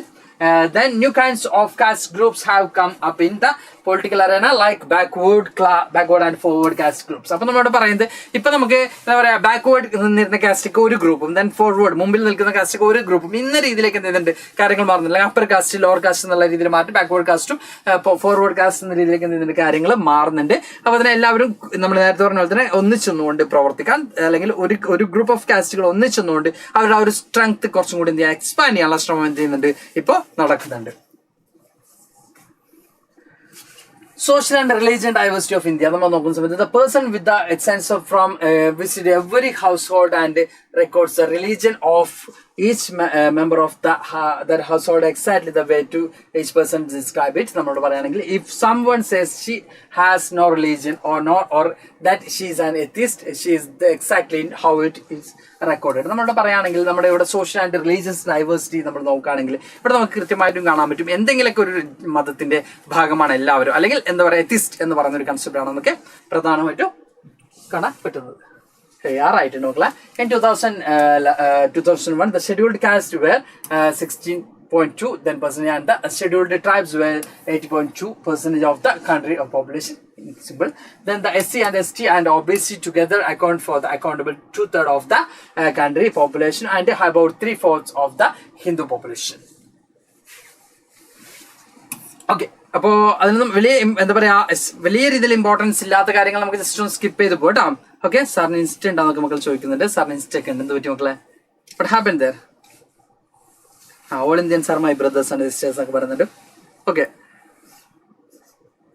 Okay, all Indians are my brothers and sisters 9 o'clock ആയിട്ടുണ്ട് കേട്ടോ. Okay, അപ്പോൾ caste is an important source of economic inequalities because it regulates access to resources of various kinds. Evidence from the National Sample Service shows caste continues to be very strongly linked to the economic status in many important ways. നമുക്ക് കാണാൻ പറ്റും cast ഇപ്പോഴും economic സ്റ്റാറ്റസിനെ ഏറ്റവും കൂടുതൽ influence ചെയ്യുന്ന ഒരു content തന്നെയാണ് cast. നമുക്ക് എന്ത് ചെയ്യാൻ പറ്റും, കാണാൻ പറ്റും. സെൻസസിലും കൃത്യമായിട്ട് ചെയ്യുന്നുണ്ട്, നമുക്കത് സർവേയിൽ നമുക്ക് എന്ത് ചെയ്യാൻ പറ്റുന്നുണ്ട്, കൃത്യമായിട്ട് അത് കാണാൻ പറ്റുന്നുണ്ട്. Then Sir is crying എന്ന് പറയരുത്, but time is going. Okay, yes. Then the average economic status measured by the criteria like monthly consumption and expenditure of that caste group still follows the old hierarchy. The upper caste are best off, that is its advances are worst off, and the backward classes are in between. അപ്പോൾ നമ്മൾ പറയുന്നത് ഇപ്പോഴും നമുക്ക് upper cast ആണെങ്കിൽ എപ്പോഴും എന്താണ് പറയുക, കൺസംഷനിലൊക്കെ മുമ്പിൽ തന്നെയാണ്. ദളിത്സ് അല്ലെങ്കിൽ ആദിവാസീസ് ആണെങ്കിൽ എപ്പോഴും താഴെ തന്നെയാണ്. അപ്പോൾ തന്നെ എന്താ പറയുക, ബാക്ക്വേർഡ് ക്ലാസ്സസ് എന്ന് പറയുമ്പോൾ നമ്മൾ അല്ലെങ്കിൽ OBC എന്ന് പറയുമ്പോൾ അത് ബാക്ക്വേർഡ് ക്ലാസ്സസ് എന്ന് പറയുമ്പോൾ ഒരു ബിറ്റ്വീൻ രണ്ടിനും ഇടയിലായിട്ടാണ് കൺസംഷൻ കാണാൻ പറ്റുന്നത്. അതായത് ഇക്കണോമിക് ഇനീക്വാളിറ്റീസ് ഇപ്പോഴും കാസ്റ്റ് ബേസിൽ എന്ത് ചെയ്യുന്നുണ്ട്, എക്സിസ്റ്റ് ചെയ്യുന്നതായിട്ട് നമുക്ക് കാണാൻ പറ്റും. ഇനി although every caste has some poor members, the proportion living in extreme poverty below the official poverty line is much higher for the lowest caste and much lower for the upper caste, with the backward class and once again in between. നമുക്കിവിടെ കാണാൻ പറ്റും ഇപ്പോഴും നമുക്ക് എന്ത് കാണാൻ പറ്റും, poverty line താഴെയുള്ളതിൽ നോക്കുന്ന സമയത്തും എന്താണ് പറയുക, ഏറ്റവും താഴെ ആര് തന്നെയാണ്, ലോവർ കാസ്റ്റ് തന്നെയാണ്. എല്ലാ കാസ്റ്റിലും എന്തുണ്ടാവും, പോവർട്ടി സഫർ ചെയ്യുന്ന ആളുകളൊക്കെ ഉണ്ടാവും. കാസ്റ്റ് എന്തായാലും ഒരാൾക്ക് കുറെ പൈസ ഒന്നും കൊണ്ടേ കൊടുക്കൂല. എന്നാലും ആ ഒരു കാസ്റ്റ് ഹൈറാർക്കി ഉള്ളത് ഇപ്പോഴും കണ്ടിന്യൂ ചെയ്യുന്നുണ്ട് എന്നാണ് പറയുന്നത് കേട്ടോ. അപ്പോൾ അതുകൊണ്ട് തന്നെ നമ്മളിവിടെ പറയുന്നത് ഇപ്പോഴും നമുക്ക് എന്ത് കാണാൻ പറ്റും, അതർ ബാക്ക്വേർഡ് ക്ലാസ് അല്ലെങ്കിൽ OBC എന്ന് പറഞ്ഞ ബിറ്റ്വീൻ തന്നെയാണ് നമുക്ക് കാണാൻ പറ്റുന്നത്. Then although every caste has some members who are rich, the upper caste are heavily over represented among the rich, while the lower caste are severely and represented. നമുക്ക് already പറഞ്ഞിട്ടുള്ള കാര്യങ്ങൾ തന്നെയാണ് അതിൽ റിപ്പീറ്റ് ചെയ്ത് വന്നിട്ടുള്ളത്. ഓക്കെ, അപ്പോൾ ആ ഒരു ചാപ്റ്റർ അത്ര ലെങ്തി ചാപ്റ്റർ ഒന്നുമല്ല, ആ ഒരു ചാപ്റ്റർ അത്ര കാര്യങ്ങളെ വരുന്നുള്ളൂ. ദെൻ പൊളിറ്റിക്കൽ പാർട്ടീസ് വളരെ സിമ്പിൾ ചാപ്റ്റർ ആണ്. പൊളിറ്റിക്കൽ പാർട്ടീസ് എന്ന് പറയുന്നത് വളരെ ഈസി ചാപ്റ്റർ ആണ്. ഈസി ചാപ്റ്റർ ആണ് പൊളിറ്റിക്കൽ പാർട്ടീസ് എന്ന് പറയുന്നത്. എടുക്കാതെ പോലെ എന്ന് പറയുന്നില്ല സാർ, എടുത്തു പോവാം. എന്തായാലും നമുക്ക് പെട്ടെന്ന് പോകാൻ പറ്റിയ ഒരു ചാപ്റ്ററാണ് പൊളിറ്റിക്കൽ പാർട്ടീസ് എന്ന് പറയുന്നത്. എനിവേ നമ്മൾ ജെൻഡർ കാസ്റ്റ് ആൻഡ് റിലീജിയൻ എന്ന് പറഞ്ഞ ചാപ്റ്റർ നമ്മൾ പറഞ്ഞത് ജെൻഡർ കാസ്റ്റ് റിലീജിയൻ എങ്ങനെയൊക്കെയാണ് പൊളിറ്റിക്കലി എന്ത് ചെയ്തിട്ടുള്ളത്, അഡ്രസ് ചെയ്യപ്പെട്ടിട്ടുള്ളത് എന്നുള്ള കാര്യങ്ങളാണ് നമ്മൾ പറഞ്ഞിട്ടുള്ളത്. ഓക്കെ സാർ, ഇടയ്ക്കിടയ്ക്ക് വെള്ളം കുടിക്കുന്നുണ്ട്, അതുകൊണ്ട് എന്തൊരു പ്രശ്നം, ഇത് നെഞ്ചരിച്ചിലൊക്കെ വരുന്നുണ്ട്. വെള്ളം കുടിക്കുന്നുണ്ടാണെന്ന് അറിയില്ല.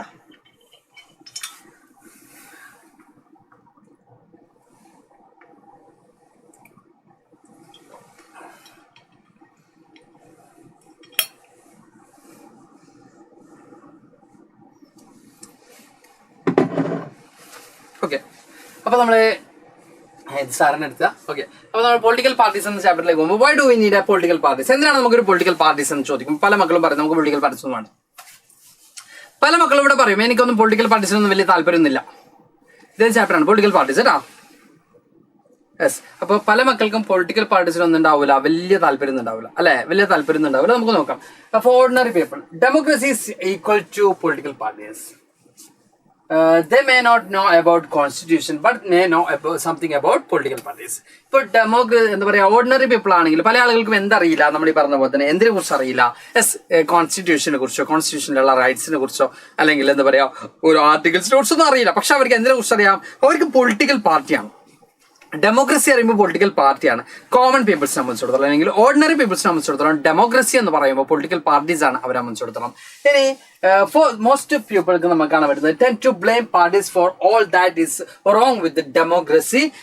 Parties became identified with the social and political divisions. നമുക്കിവിടെ കാണാൻ പറ്റുന്നത് ഇനി മോസ്റ്റ് ഓഫ് പീപ്പിൾ ആണെങ്കിലോ അവരെപ്പോഴും ക്രിറ്റിസൈസ് ചെയ്യും. അവർക്ക് എപ്പോഴും അതിനെ ക്രിറ്റിസൈസ് ചെയ്യാനായിരിക്കും ഒരു താല്പര്യം, അല്ലെങ്കിൽ ബ്ലെയിം ചെയ്യാനായിരിക്കും താല്പര്യം. ഈ പൊളിറ്റിക്കൽ പാർട്ടീസിനെ ബ്ലെയിം ചെയ്യാനായിരിക്കും, കാരണം ഈ സോഷ്യൽ ഡിവിഷൻ ഒക്കെ കാരണം ഈ ഒരു പൊളിറ്റിക്കൽ പാർട്ടീസ് ആണ്. അപ്പോൾ അതിനെ ബ്ലെയിം ചെയ്യാനായിരിക്കും മോസ്റ്റ് ഓഫ് ദ പീപ്പിൾസിന് താല്പര്യം. പക്ഷെ ഓർഡിനറി പീപ്പിൾസിന്റെ കാര്യം നോക്കുകയാണെങ്കിൽ അവർക്ക് ഡെമോക്രസി എന്ന് പറയുന്ന പൊളിറ്റിക്കൽ പാർട്ടീസ് ആണ്.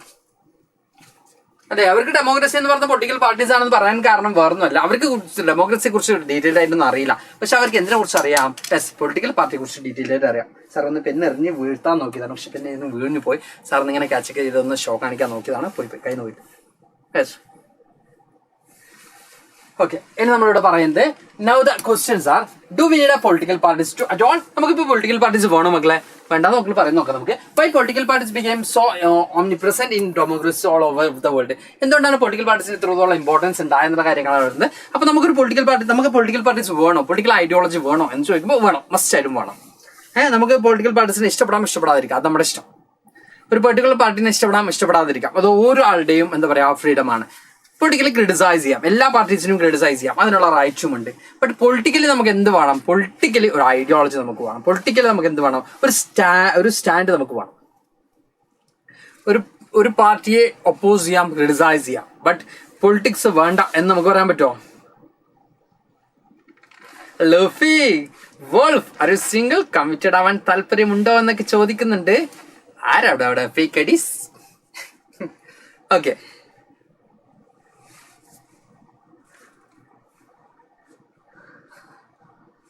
yes.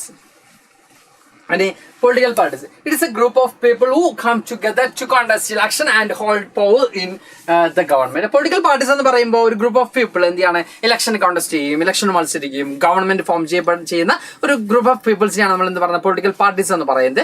ഇനി ഫോം ചെയ്യപ്പെടാതിരിക്കാം, സെക്കൻഡ് പൊസിഷനിലേക്ക് എത്തുമ്പോൾ ഓപ്പോസിറ്റ് റോൾ ആവാം, ഇങ്ങനെ കുറെ കാര്യങ്ങളൊക്കെ വരാം, അതൊക്കെ നമുക്ക് വരാനുണ്ട്. And they agree on some policies and programs for the society with the views to promote the collective good. A political party tries to convince people that its policies are better than others policies. They try to win elections so that they can implement their policies. Political parties ഒക്കെ എന്താണ് ചെയ്യുക? പല പ്രോമിസസും കൊടുക്കും, അല്ലെ, പീപ്പിൾസിന് പല പ്രോമിസസും കൊടുക്കും, അത് ഞങ്ങൾ ചെയ്യും, മറ്റ് പാർട്ടീസിനേക്കാളും ബെറ്റർ ആണ് ഞങ്ങളുടെ പോളിസീസ്, ഞങ്ങളുടെ പ്രോമിസസ് എന്ന് പറഞ്ഞുകൊണ്ട് പല പ്രോമിസസും കൊടുക്കും. അത് അവരെന്ത് ചെയ്യണം? ഇംപ്ലിമെന്റ് ചെയ്യണമെങ്കിൽ അവർക്ക് ഗവൺമെന്റ് ഫോം ചെയ്യണം എന്ന് അവർ ഡിമാൻഡ് ചെയ്യുകയും ചെയ്യും. അപ്പോൾ നമ്മൾ എന്ത് ചെയ്യണം? സപ്പോർട്ട് ചെയ്തിട്ട് അവരെ ജയിപ്പിക്കണം. അപ്പോൾ thus parties reflected fundamental political divisions in a society. Then parties are about a part of the society and thus involved partisanship. Then thus a party is known by which party stand for, which policies is supported and whose interest is upheld. അപ്പോൾ നമ്മൾ പറയുന്നുണ്ട് yes, political parties എപ്പോഴും പബ്ലിക്കിന്റെ interest അനുസരിച്ചായിരിക്കും നിൽക്കാം. May be ആ political parties നമ്മൾ ഈ പാർട്ടിസാൻഷിപ്പ് പോലുള്ള ഒരു പെർട്ടിക്കുലർ ഏരിയയുടെ അവിടുത്തെ പ്രോബ്ലംസ് ഒക്കെ അഡ്രസ് ചെയ്യുന്ന രീതിയിലേക്ക് പൊളിറ്റിക്കൽ പാർട്ടീസ് എന്ത് ചെയ്യാം? ഗ്രോ ചെയ്യാം. അപ്പൊ ആ പൊളിറ്റിക്കൽ പാർട്ടീസ് ഒക്കെ ഇപ്പൊ ഇത്രേ പറയുന്നുള്ളൂ. പൊളിറ്റിക്കൽ പാർട്ടീസ് എന്ന് പറയുന്നത് പബ്ലിക്കും ഗവൺമെന്റും അല്ലെങ്കിൽ പബ്ലിക്കും ഡെമോക്രസിയും തമ്മിലുള്ള ഒരു ബ്രിഡ്ജാണ് പൊളിറ്റിക്കൽ പാർട്ടീസ് എന്ന് പറയുന്നത്. നമ്മളെല്ലാവരും ഡെമോക്രസി വേണമെന്ന് പറയും, ബട്ട് ആ ഒരു ഡെമോക്രസി പോസിബിൾ ആവുന്നത് എന്ത് ത്രൂ ആണ്? പൊളിറ്റിക്കൽ പാർട്ടി ത്രൂ അല്ലേ?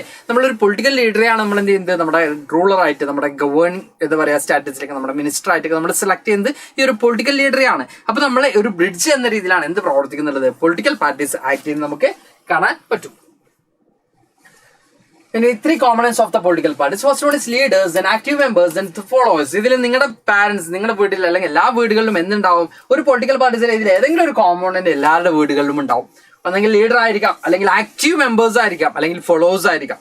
ഫോളോവേഴ്സ് ദാറ്റ് മീൻസ് വോട്ടൊക്കെ കൊടുക്കുന്ന ആളുകൾ. ആക്റ്റീവ് മെമ്പേഴ്സ് മീൻസ് ആ ഒരു പ്രൊപ്പഗൻഡ അല്ലെങ്കിൽ ഇലക്ഷൻ ടൈമിൽ പ്രൊപ്പഗൻഡയിലൊക്കെ വളരെ ആക്റ്റീവ് ആയിട്ട് തന്നെ പാർട്ടിസിപ്പേറ്റ് ചെയ്യുന്ന ആളുകൾ. ലീഡേഴ്സ് എന്ന് പറയുമ്പോൾ അതിന് ഏറ്റവും ലീഡ് ചെയ്യുന്ന കാറ്റഗറി. അപ്പൊ ഈ 3 കാറ്റഗറിയിൽ ആരെങ്കിലും ആയിരിക്കാം നിങ്ങളുടെയൊക്കെ വീടുകളിലുള്ളത്, അല്ലെ?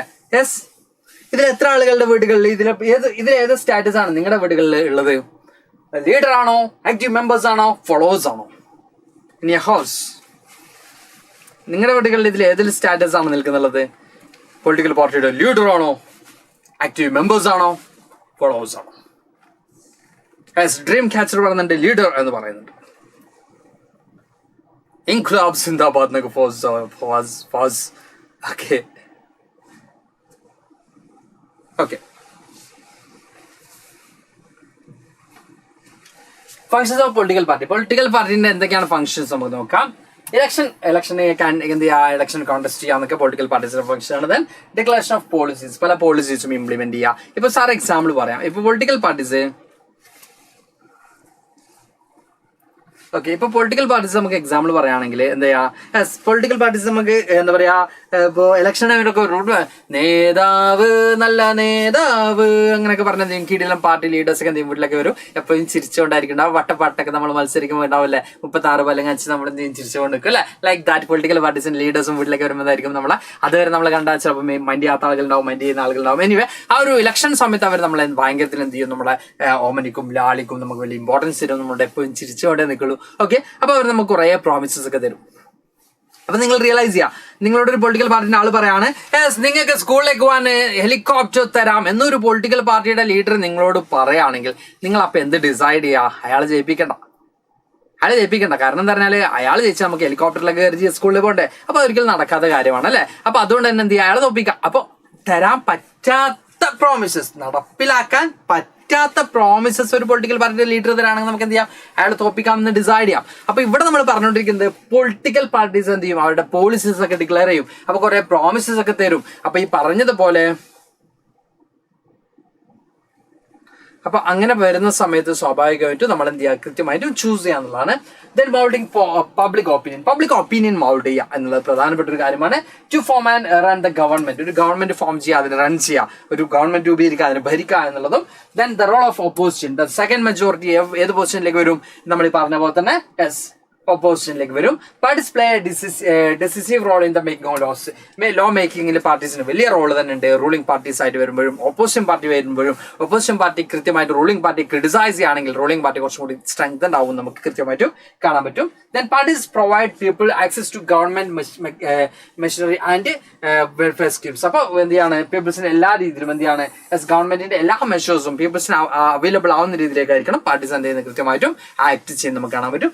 ഇതാണ് ഒരു പൊളിറ്റിക്കൽ പാർട്ടിയുടെ ഫംഗ്ഷൻസ് എന്ന് പറയുന്നത്.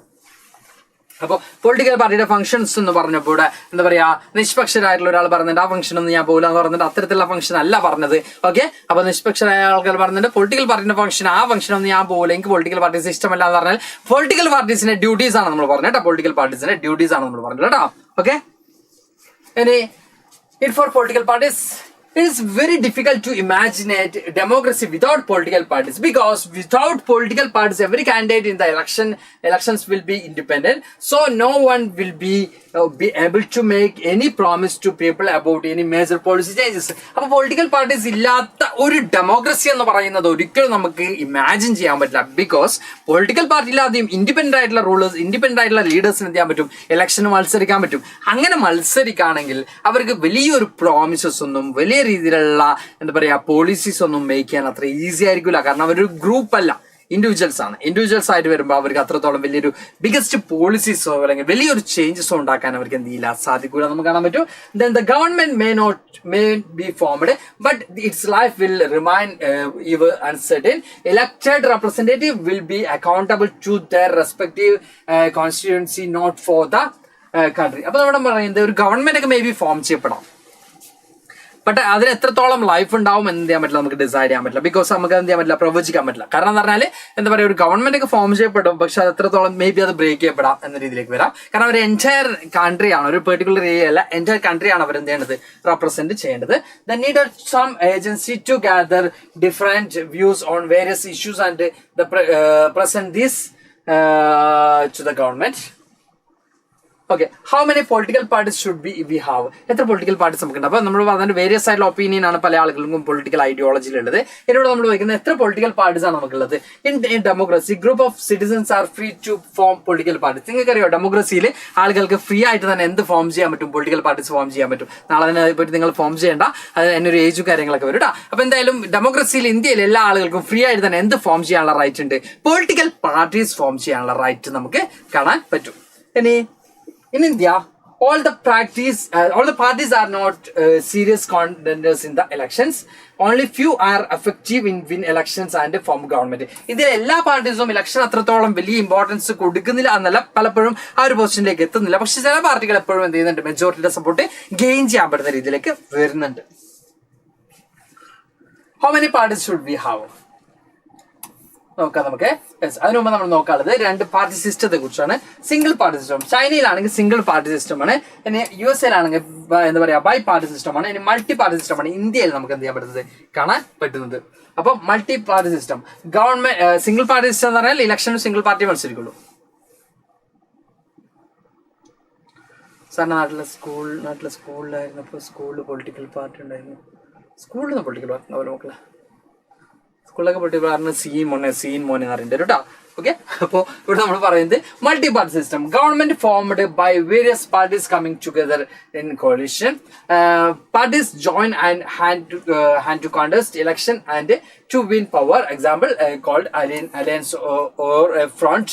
In India has multi-party reason for social and geographical diversity. ഇന്ത്യയിൽ മൾട്ടി പാർട്ടി സിസ്റ്റമാണ്. സെവറൽ പാർട്ടീസ് ജോയിൻ ചെയ്തുകൊണ്ട് കോalition പോലുള്ള ഗവൺമെന്റ്സ് ആണ് ഇന്ത്യയിൽ ഫോം ചെയ്യപ്പെടുന്നത്. അതുകൊണ്ട് തന്നെ ഇന്ത്യയിൽ ജിയോഗ്രഫിക്കൽ ആയിട്ടുള്ള ഡൈവേഴ്സിറ്റി കാരണം ഇന്ത്യയിൽ ഫോം ചെയ്തിട്ടുള്ളത് മൾട്ടി പാർട്ടി സിസ്റ്റമാണ് നമുക്ക് കാണാൻ പറ്റും. The type of political parties tend to have two kinds of political parties: national political parties and regional political parties. Recognized parties, a party which gets registered with the election commission with a unique election symbol and other facilities. അതായത് election commission മുമ്പാകെ register ചെയ്തിട്ടുള്ള unique ആയിട്ടുള്ള സിമ്പിൾസും അതിൽ facilities ഒക്കെ കിട്ടുന്ന പാർട്ടീസിനെയാണ് നമ്മൾ എന്ത് പറയുന്നത്? റിക്കഗ്നൈസ്ഡ് പാർട്ടീസ് എന്ന് പറയുന്നത്. ഇനി മോസ്റ്റ്ലി പാർട്ടീസിന് നമ്മൾ ടു കൈൻഡ്സ് ഓഫ് പാർട്ടിയാണ് നമുക്ക് കാണാൻ പറ്റുന്നത്. First one is national political parties and regional political parties ആണ് നമുക്ക് കാണാൻ പറ്റുന്നത്. ഇനി നാഷണൽ പാർട്ടീസ് നോക്കുകയാണെങ്കിൽ എന്താണ് നാഷണൽ പാർട്ടീസ് എന്ന് നോക്കുന്ന സമയത്ത് country wide exist party national parties. National parties എന്ന് പറഞ്ഞാൽ രാജ്യത്ത് മൊത്തം എന്താ പറയാ ഇൻഫ്ലുവൻസ് ഉള്ള പാർട്ടീസിനെയാണ് നമ്മൾ എന്ത് പറയുന്നത്? നാഷണൽ പാർട്ടീസ് എന്ന് പറയുന്നത്. In India these exist operate and function through out India.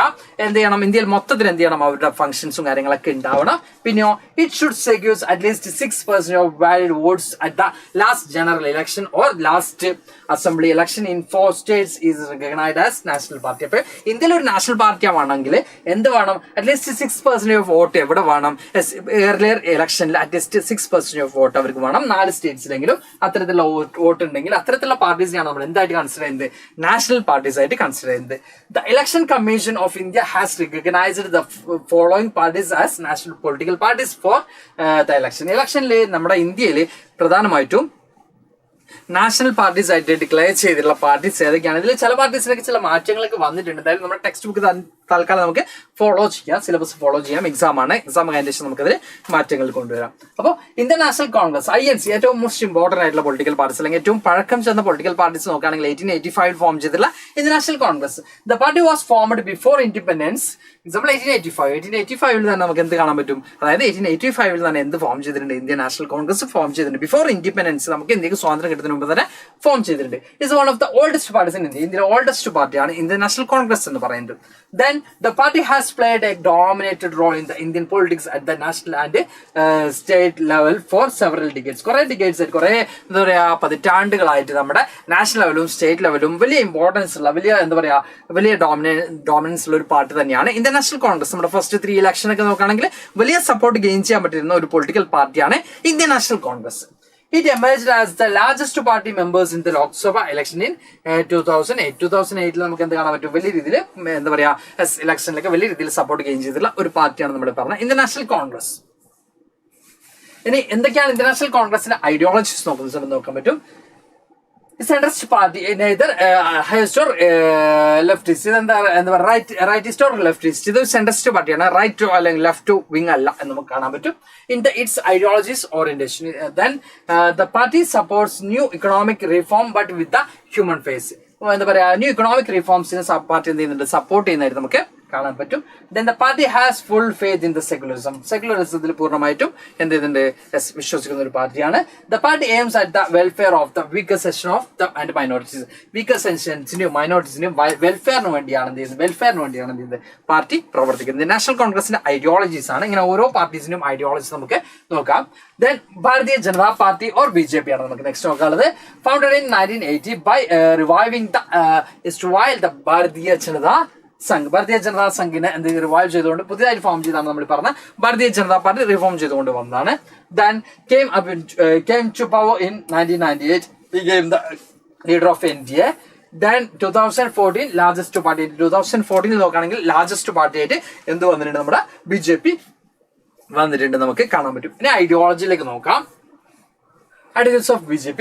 The party wants to build a strong and modern India by drawing inspiration from India's ancient culture and values. Ancient culture and values ഒക്കെ സംരക്ഷിച്ചുകൊണ്ട് തന്നെ എന്ത് ചെയ്യണം, ഒരു എന്താ പറയാ modern India അല്ലെങ്കിൽ form ചെയ്യുക എന്നുള്ളത് തന്നെയാണ് ഈ ഒരു പാർട്ടിയുടെ എയിം എന്ന് പറയുന്നത്.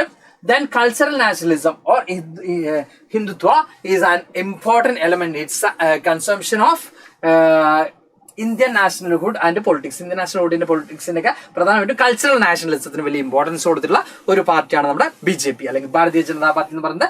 They want full territorial and political integration of Jammu and Kashmir with India. നമ്മൾ എന്താ പറയാ ജമ്മുവും അതുപോലെ തന്നെ കാശ്മീരും ഇന്ത്യയുടെ ഭാഗമാക്കണം, ഫുൾ ആയിട്ടും ഇന്ത്യയുടെ പാർട്ട് ആക്കണം എന്ന് കൃത്യമായിട്ടും ഐഡിയോളജിയുള്ള ഒരു പൊളിറ്റിക്കൽ പാർട്ടിയാണ്. Then uniform civil code for all people living in the country irrespective of religion. എന്താ പറയാ എല്ലാ ആളുകൾക്കും ഈ ഒരു യൂണിഫോം സിവിൽ കോഡ് അപ്ലൈ ചെയ്യണം, അല്ലെങ്കിൽ എന്താ പറയാ എല്ലാ ആളുകളെയും ഒരു സിവിൽ കോഡിന്റെ അണ്ടറിൽ കൊണ്ടുവരണം. റെസ്പെക്റ്റീവ് ഓഫ് റിലീജിയൻ, എല്ലാ റിലീജിയസിൽപ്പെട്ട ആളുകളെയും ഒരു സിവിൽ കോഡിന്റെ അണ്ടറിൽ കൊണ്ടുവരണം എന്നുള്ളതാണ് ഈ ഒരു പാർട്ടിയുടെ ഐഡിയോളജി എന്ന് പറയുന്നത്. Then ban on religious conversion.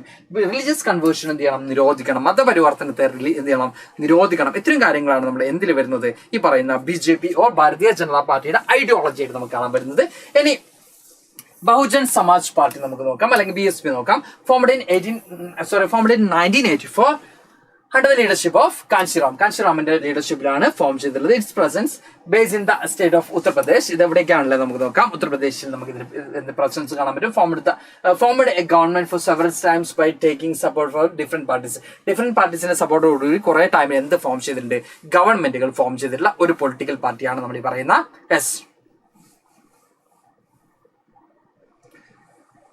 നെപ്പോളിയന്റെ civil code അല്ല മക്കളെ.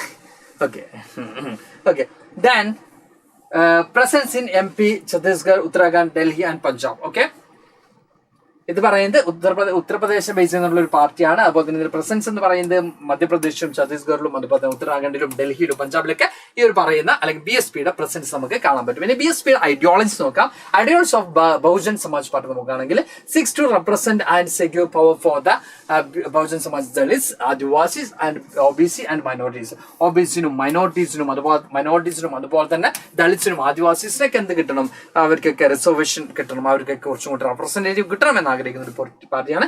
Inspiration draw from the ideas and teaching of Sahu Maharaj, then Mahatma Phule, then നമ്മൾ പറയുന്ന പോലെ തന്നെ രാമസ്വാമി നായ്ക്കർ, അംബേദ്കർ, ഇവരുടെയൊക്കെ ഐഡിയോളജിയിലൂടെയാണ് ഈ ഒരു പാർട്ടി ഫോം ചെയ്യപ്പെട്ടുള്ളത് നമുക്ക് കാണാൻ പറ്റും. എന്നിട്ട് next communist party of India CPIയിലേക്ക് പോകുകയാണെങ്കിൽ ഫോംഡ് ഇൻ 1925 CPI ഫോം ചെയ്യപ്പെട്ടുള്ളത്. നമ്മൾ പൊളിറ്റിക്കൽ പാർട്ടീസിന്റെ കാര്യങ്ങൾ പറയുന്നതുകൊണ്ടാണ് ക്വിക്കായിട്ട് പറയുന്നത്, ബിക്കോസ് അത്രയും ഈസി ആയിട്ട് പഠിച്ചെടുക്കാൻ പറ്റുന്ന രീതിയിലാണ് സാർ സ്ലൈഡ് ചെയ്തിട്ടുള്ളത്. അതുകൊണ്ട് മക്കൾക്ക് വളരെ ഈസി ആയിട്ട് എന്ത് ചെയ്യാൻ പറ്റും, പഠിച്ചെടുക്കാൻ പറ്റും. ക്ലിയർ ആവുന്നുണ്ടോ? അല്ലെങ്കിൽ മക്കളൊന്ന് കമന്റ് ചെയ്തോളൂ കേട്ടോ. നമുക്കിനി ഒരു ലെങ്തി ചാപ്റ്ററും കൂടി പെൻഡിങ്ങിലാണ്, ഔട്ട്കംസ് ഓഫ് ഡെമോക്രസി. ഓക്കെ, അപ്പോൾ ക്ലിയർ ആവുന്നില്ലെങ്കിൽ മക്കൾ എന്ത് ചെയ്യാൻ, കമന്റ് ചെയ്യാം. കുറെ ആളുകളൊക്കെ ഇറങ്ങിപ്പോയിട്ടുണ്ട്, കുറെ ആളുകളൊക്കെ ഉറങ്ങിപ്പോയിട്ടുണ്ടെന്ന് ഡൗട്ടുണ്ട്. Luffy, that phone charge finished. I took on the phone.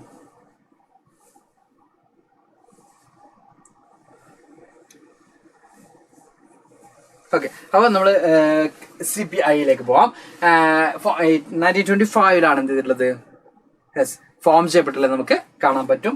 Then accept parliamentary democracy as mean of promoting the interest of working class farmers and പേഴ്സിന്റെയും ഫാമേഴ്സിന്റെയും വർക്കിംഗ് ക്ലാസ്സിനൊക്കെ എന്ത് ചെയ്യണം, അവരൊക്കെ പ്രൊമോട്ട് ചെയ്യുക. അതുപോലെ തന്നെ ഈ പറയുന്നത് പാർലമെന്ററി ഡെമോക്രസിയിലൂടെ എന്ത് ചെയ്യുക, അവർക്ക് പ്രൊമോട്ട് ചെയ്യുക എന്നുള്ളത് തന്നെയാണ് ഈ ഒരു പാർട്ടിയുടെ എയിം എന്ന് പറയുന്നത്. ദെൻ ഈ ഒരു പാർട്ടി സ്പ്ലിറ്റ് ചെയ്തിരുന്നു 1964 പാർട്ടി സ്പ്ലിറ്റ് ചെയ്തിട്ടുണ്ട്. അതിൽ നമ്മൾ പറയുന്ന പോലെ തന്നെ to the formation of CPIM എന്ന രീതിയിലേക്ക് പാർട്ടിയിലേക്ക് എന്ത് ചെയ്യുന്നുണ്ട്, സ്പ്ലിറ്റ് ചെയ്തിട്ടായിട്ട് നമുക്ക് കാണാൻ പറ്റും. അതുകൊണ്ട് തന്നെ ഈ ഒരു പാർട്ടി എന്ത് ചെയ്തിട്ടുണ്ട്, കുറച്ച് വീക്ക് ആയതായിട്ട് നമുക്ക് കാണാൻ പറ്റും.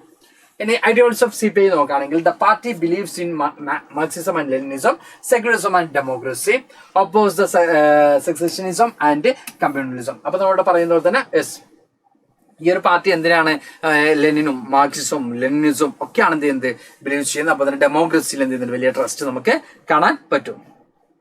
Okay sir, this class was so boring. Boring ആണോ?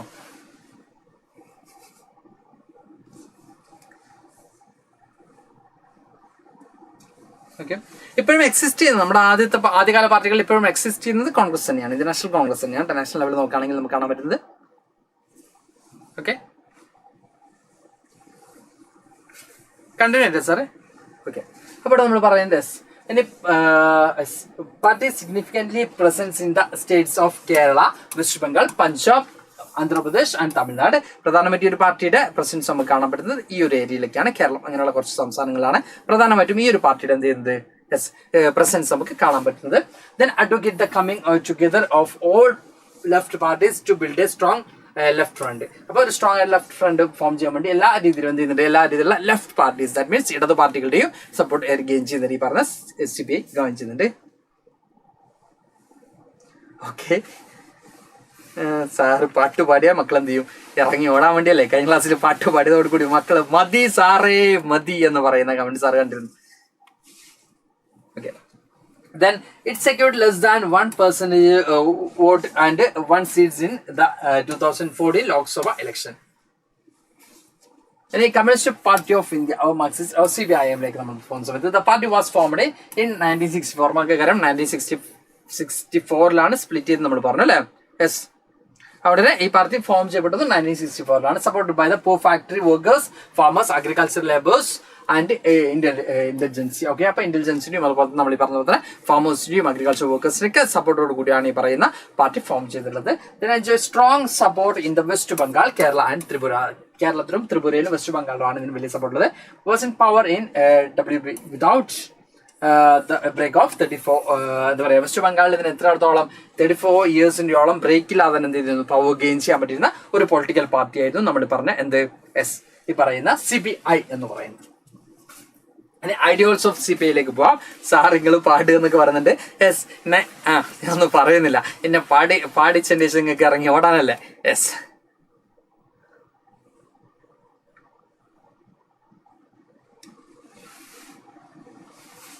Okay.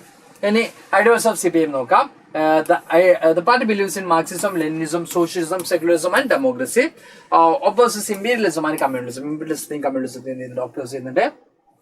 Okay. Accept democratic election as useful and helpful means of securing the objectives of socio-economic justice in India. ഇന്ത്യയിലെ socio-economic justice ensure ചെയ്യാൻ democratic form of government best ആണ് എന്ന് വിശ്വസിക്കുന്ന ഒരു പാർട്ടിയാണ്. Then critical of the new economic policies that allow the free flow of the foreign capital. Foreign capital flow ചെയ്യുന്ന രീതിയിലുള്ള new economic പോളിസിയെ oppose ചെയ്യുന്നുണ്ട് ആര്, ഈ പറയുന്ന CPI എന്ന് പറയുന്ന political party. Then goods into the country, നമ്മൾ പറഞ്ഞ capital and goods into the country. Then support UPA government from outside without joining the government. UPA government outside ഒന്നുകൊണ്ട് സപ്പോർട്ട് ചെയ്യുന്നുണ്ട്, അതിൽ ജോയിൻ ചെയ്യാതെ ഔട്ട്സൈഡ് ഒന്നുകൊണ്ട് എന്ത് സപ്പോർട്ട് ചെയ്യുന്നുണ്ട്, CPI സപ്പോർട്ട് ചെയ്യുന്നതായിട്ട് നമുക്ക് കാണാൻ പറ്റും. ഇനി നാഷണലിസ്റ്റ് കോൺഗ്രസ് പാർട്ടി അല്ലെങ്കിൽ നമുക്ക് എന്ത് കാണാൻ പറ്റും, NCPയിലേക്ക് നമ്മൾ പോകുന്ന സമയത്ത് formed in 1999 following split of the Congress party. Espouses democracy, Gandhian secularism, equity, social justice and federalism. Then presence, എവിടേക്കാണ് presence ഉള്ളത്, മേജർ പാർട്ടി ഇൻ മഹാരാഷ്ട്രയിലെ മേജർ പാർട്ടിയാണ് NCP എന്ന് പറയുന്നത്. Then presence in Meghalaya, Manipur and Assam. ആസാമിലും മേഘാലയയിലും എന്താ പറയാ, അതുപോലെ തന്നെ മണിപ്പൂരിലും ഒക്കെ എന്ത് ചെയ്യുന്നുണ്ട്, ഈ ഒരു പാർട്ടിയുടെ പ്രസൻസ് ഉണ്ട്. Since 2004 a member of United Progress Alliance or UPAയുടെ ഭാഗമാണ് നമ്മൾ ഈ പറയുന്ന 2004 മുതൽ NCP എന്ന് പറയുന്നത്. മക്കൾ ഇവിടെ ആലോചിക്കണം NCP എന്ന് പറഞ്ഞ പാർട്ടി ഇപ്പം സെൻട്രലിൽ നോക്കുകയാണെങ്കിൽ നമുക്ക് എന്ത് കാണാൻ പറ്റും? UP യുടെ ഭാഗമാണ്. ഇനി സ്റ്റേറ്റിൽ നോക്കുകയാണെങ്കിൽ മറ്റു പല പൊളിറ്റിക്കൽ പാർട്ടീസിനും ഭാഗമായിരിക്കും ഈ പൊളിറ്റിക്കൽ പാർട്ടീസ് ഒക്കെ കേട്ടോ. ഓക്കെ, ഇനി നമ്മൾ ഐഡിയോളജി ഓഫ് എന്താ പറയാ, ഓക്കെ അതിൽ ചെറിയ മിസ്റ്റേക്ക് വന്നിട്ട്. ഓക്കെ, once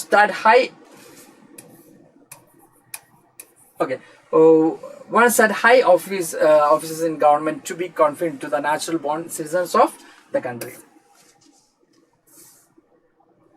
ഓക്കെ, ആ ഐഡിയോളജി സാറൊന്ന് ചേഞ്ച് ചെയ്ത് കേട്ടോ. ആ ഒരു ഐഡിയോളജി നമുക്കൊന്ന് ചെറിയ മാറ്റങ്ങൾ വരുത്തി, അതിൽ ചെറിയ മിസ്റ്റേക്ക് വന്നിട്ടുണ്ട്, അത് ക്ലിയർ ചെയ്തിട്ട് സാറ് അപ്ലൈ ചെയ്യാം. ഓക്കെ, ഇനി regional parties or state parties, മക്കൾ നേരത്തെ കമന്റ് ചോദിച്ചിരുന്നു എന്താണ് റീജിയണൽ പാർട്ടീസ് എന്നുള്ളത്. അത് നമുക്ക് എന്ത് ചെയ്യാം? യെസ്, അവിടെ പറയാം. പാർട്ടിയുടെ ലോഗോ എന്താണെന്ന്, ഓക്കെ എന്താ പറയാ, ഓക്കെ സിമ്പിൾ എന്താണെന്നാണ് ചോദിച്ചത്. ഓക്കെ, അപ്പൊ പാർട്ടിയുടെ സിമ്പിൾ ടെക്സ്റ്റ് ബുക്കിൽ കൃത്യമായിട്ട് തന്നിട്ടുണ്ടെന്നാണ് സാർ വിശ്വസിക്കുന്നത്, ഐ തിങ്ക് അല്ലേ?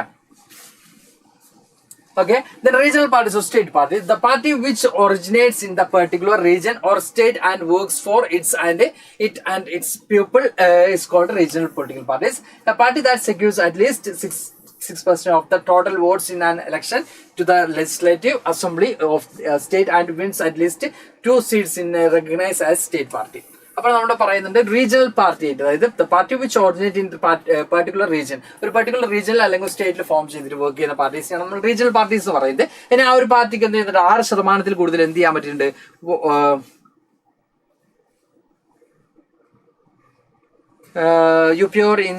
UP and India same alliance ആണോ എന്ന് ചോദിക്കുകയാണെങ്കിൽ അത് പുതിയ ഇന്ത്യൻ എന്ന് പറയുന്നത് പുതിയ ഒരു അലയൻസ് വരുന്നതാണ് മക്കളെ, പുതിയൊരു ഗ്രൂപ്പ് ഓഫ് അലയൻസ് വരുന്നതല്ല. അതിൽ UP ഉണ്ടായിരുന്ന ഗ്രൂപ്പ് മാത്രമാണ് ഉള്ളതെന്ന് ചെക്ക് ചെയ്യേണ്ടി വരും കേട്ടോ. ഓക്കെ, സിദ്ധാർത്ഥ്, ഇന്ത്യ എന്ന് പറഞ്ഞ പുതിയൊരു മുന്നണി അല്ല, അതിപ്പോ അതിന് ചെറിയ പ്രോബ്ലംസ് കാര്യങ്ങളൊക്കെ ഉണ്ട് തോന്നുന്നു. ഓക്കെ, അതെന്തായാലും അത് UP തന്നെയാണോ, UP ഉണ്ടായിരുന്ന അതേ സഖ്യങ്ങളാണോ എന്നുള്ളത് ചെക്ക് ചെയ്യേണ്ടി വരും. Okay, then the election commission has classified some of the major parties of the country as state party.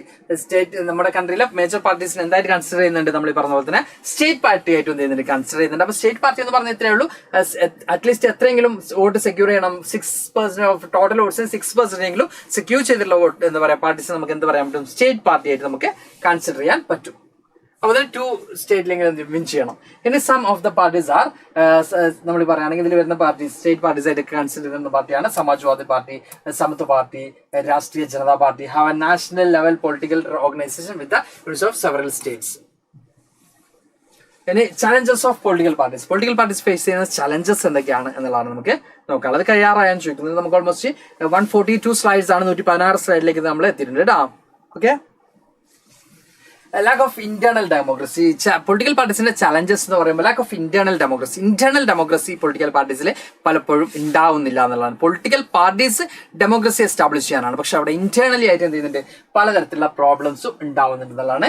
Dynastic succession, money and muscle powers, then lack of meaningful choice of voters. അങ്ങനെ total എന്താ പറയാ internal നമ്മൾ പറഞ്ഞത് democracy ഇല്ല. അതുപോലെ തന്നെ എന്താ പറയാ പാരമ്പര്യമായിട്ട് ഡൈനാമിക് സക്സഷൻ മീൻസ് ഒരാളുടെ മക്കൾ അങ്ങനെ എന്ത് ചെയ്യുന്നു? അവർക്ക് ആ പൊളിറ്റിക്കൽ അതോറിറ്റി അവർക്ക് തന്നെ പാരമ്പര്യമായിട്ട് കൈമാറുന്നു. അല്ലെങ്കിൽ മണി അല്ലെങ്കിൽ മസിൽ പവറുള്ള ആളുകൾക്ക്, മണി പവറുള്ള ആളുകൾക്ക് കൂടുതൽ പൊസിഷൻ കിട്ടുന്നു. അല്ലെങ്കിൽ നമ്മൾ ഈ പറഞ്ഞ പോലെ തന്നെ എന്താ പറയാ വോട്ടേഴ്സിന് കൂടുതൽ ചോയ്സസ് കൊടുക്കാൻ പറ്റുന്നില്ല. ഇങ്ങനെ പലധികം എന്തുണ്ട് പ്രോബ്ലംസ് എന്തിനുണ്ട് പൊളിറ്റിക്കൽ പാർട്ടീസ് ഉള്ളതായിട്ട് നമുക്ക് കാണാൻ പറ്റും. അപ്പോൾ challenges of the political parties ഇത്രയും കാര്യങ്ങളാണ്.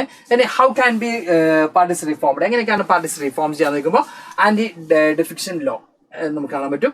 MLA or MP cannot change their parties after the election. പലപ്പോഴും നമുക്ക് കാണാൻ പറ്റുന്നതാണ് ആഫ്റ്റർ ഇലക്ഷൻ എന്ത് ചെയ്യണം? MLA MP ആരൊക്കെ പെട്ടെന്ന് പണത്തിന് വേണ്ടി പാർട്ടി മാറുന്നതായിട്ട് നമുക്ക് കാണാൻ പറ്റും അല്ലെ. അപ്പൊ പബ്ലിക് അവിടെ എന്ത് ചെയ്യാണ്? ഫുൾ ആവണം അല്ലെ. ബിക്കോസ് എന്ത് ചെയ്യുന്നുണ്ട്? പബ്ലിക് ഓപ്പോസിറ്റ് നിന്നാളെ തോപ്പിച്ചുകൊണ്ട് ഒരാളെ ജയിപ്പിക്കുമ്പോൾ അയാളുടെ പാർട്ടിയിലാണ് അവരെന്ത് ചെയ്യുന്നത്? കൂടുതൽ ഇമ്പോർട്ടൻസ് കൊടുക്കുന്നത്. അപ്പൊ അയാൾ എന്ത് ചെയ്യണം? അപ്പുറത്തെ പാർട്ടിയിലേക്ക് പോകുമ്പോൾ പബ്ലിക് ഒപ്പോസ് ചെയ്തിട്ടുള്ള പാർട്ടിക്കാണ് അയാൾ ജോയിൻ ചെയ്യുന്നത്. അപ്പൊ സ്വാഭാവികമായിട്ടും അത്തരത്തിലുള്ള സിറ്റുവേഷൻ വരുന്നതുകൊണ്ട് തന്നെ this was done because many elected representatives were including defection in order to become ministers for class rewards. നമുക്ക് ഇവിടെ കാണാൻ പറ്റും. കാസ്റ്റ് റിവാർഡ്സിനൊക്കെ വേണ്ടി എന്ത് ചെയ്യുക പല ആളുകളും, അല്ലെങ്കിൽ മിനിസ്റ്റർ പൊസിഷനൊക്കെ വേണ്ടി പല ആളുകളും എന്ത് ചെയ്യുക ഇങ്ങനെ സ്ഥാനം മാറുന്ന എന്നൊക്കെ നമുക്ക് കാണാൻ പറ്റും. അത് റെഡ്യൂസ് ചെയ്യാൻ വേണ്ടിയാണ് നമ്മൾ ഈ പറഞ്ഞ പോലെ തന്നെ ആന്റി ഡിഫെക്ഷൻ ലോ കൊണ്ടുവരുന്നത്. ഇനി അഫിഡവിറ്റി നമുക്ക് നോക്കുകയാണെങ്കിൽ the supreme court passed an order to reduce the influence of money and criminals. എന്താ പറയാ, കുറെ വെൽത്തി ആയിട്ടുള്ള പീപ്പിൾസിനും ക്രിമിനൽസിനും ഈ ഒരു പൊളിറ്റിക്കൽ അതോറിറ്റിയെ കൺട്രോൾ ചെയ്യുന്ന രീതിയിലേക്ക് കൊണ്ടുവരുന്നത് എന്ത് ചെയ്തിട്ടുണ്ട്, സുപ്രീം കോടതി കൺട്രോൾ ചെയ്യുന്നുണ്ട്. Mandatory for every candidates to file affidavit giving details on his property and criminal cases pending against him or her.